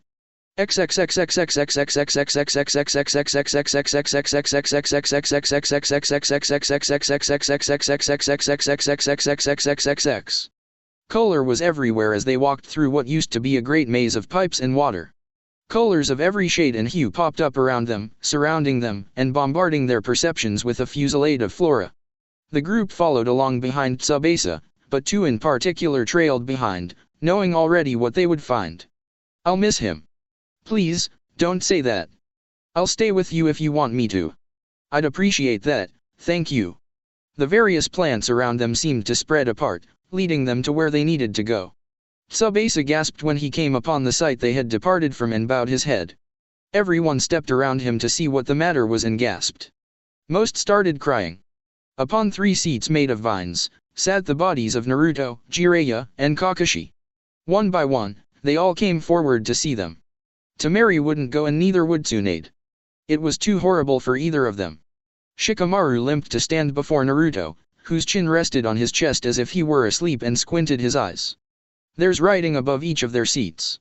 The others all calmed down as he began to read, starting with Jiraiya, then Kakashi, and then Naruto. I believe in a better world. Those who abandon their friends are trash. The weak do not serve the strong serve the weak. Words to live by. It's their legacy to you. The shinobi all turned to the Raccoon King, their attention given. They sacrificed everything so that you would have a better world. Do not waste it. Do not make their deaths be in vain. Hakikira, in a rare moment of lucidity and seriousness, turned to where the 3 shinobi were seated and knelt down. I swear on my life that this world will be better. I'll bring about change with my own 2 hands. And one by one, the others followed him, swearing to change the world for the better. Tamari looked up from her spot, her cheeks and eyes red from crying, as she whispered to her departed lover. But what is a new world when my world is gone? Dear Naruto. It was so very hard to get out of bed this morning. It's been a while since I last wrote, but then, as the years went by, I somewhat forgot the purpose. I'm sorry for that. I know you must have been lonely without me writing. I know that sounds silly. Let me fill you in on what's happened since I last wrote. We now live in a world without war, one where everyone lives in harmony. Oh, there's still little minor hiccups every now and then, but there have been no major battles or skirmishes in decades. Everyone heard of your sacrifice and chose to honor it. I was sad when you left, even though now I understand why you did. You didn't have a choice. I'm proud of you for being as brave as you were. I don't know if I could have done that in your place. I miss you, Naruto. I've missed you every day since that dreadful, horrible day. I tried to be happy for you, I really did. I tried to move on. I watched our friends get married, have children, and be happy. I watched your legacy grow, even when you weren't around. I've tried to uphold that legacy. I know you still watch over me. I know that, because the gardenias grow thicker in our home than they do anywhere else in the world. And there's that particular yellow rose garden outside the bedroom window that always grows in the shape of a heart. I miss you, Naruto. The few years we had together weren't enough. I want to hold you. I want to kiss you. I want to just know that you're there. I'd storm the gates of hell if I knew you were there, and I'd do the same thing to heaven. I never had any children of my own. I tried to find someone else to love, because you said you wanted me happy. There was this one boy from Kusagakure that I thought I loved, but no one could ever compare to you. My heart belongs to you, Naruto. It always has, it always will. You were my happiness. It's been years and now our friends are passing on as well. I'm one of the oldest, so I guess I'm one of the next to go. My yellow hair that you loved so much is white now and I can't hold my fan anymore. Haven't picked the damn thing up in years. It's disheartening actually. I've chronicled your life into a book and titled it The Legend of the Gutsy Ninja 2, in honor of Jiraiya. It's popular amongst the children. Speaking of children, your class all graduated, just as you said they would. The Chunin exams are more of a spectacle now than they are a simulation. But your kids swept the whole thing. By the way, your 2 top students ended in a tie. They couldn't beat each other and they dedicated the match to your memory. It was sweet and creepy, in a hero worship kind of way. Tsunade passed on a couple years after a Megakure. I'm sure you've run into her up there. I'm sure that you're still getting onto her for gambling. I'm sure she's still wrangling Jiraiya away from bathhouses. And I'm sure Kakashi still reads Jiraiya's porn. That's their heavens. Want to hear what mine is? You and me. That's heaven. At least, for me. I know I've done some bad things in life, but you did so much for me. If I do end up going to hell for some reason, I hope they let angels visit. Just a kiss, that's all I'd ask for. Just one more kiss. It was so very hard to get up this morning, Naruto. So very, very hard. Do you want to know why it was so hard to get up this morning, Sabaku no Tamari? A wrinkled face turned to the voice from where she sat at a desk and white eyebrows rose. An old man with a staff stood before her, an old man that she would never forget. It's because you never got up. Hello, Tamari. It's good to see you again. Tamari narrowed her eyes and turned back to her letter. You're late. A gray eyebrow quirked and hands rubbed on the staff. Beg pardon. You're late. You're 57 years late. I told you before, Tamari, I don't get to choose who goes when. I'm merely here to escort you to your fate. The old woman stood to her feet, her bones creaking and huffed. Fine. Let's go and get this over with. The old man nodded once and tapped his staff on the ground. Tamari blinked and next thing she knew, she was in a hallway with 2 doors and a robed figure between them. She gasped when she looked at her hands and found the skin to be soft and smooth. A few slaps at her face and she found no wrinkles. A happy laugh escaped her lips, causing the old man to smile. I thought you would appreciate being at the age when you last saw Naruto.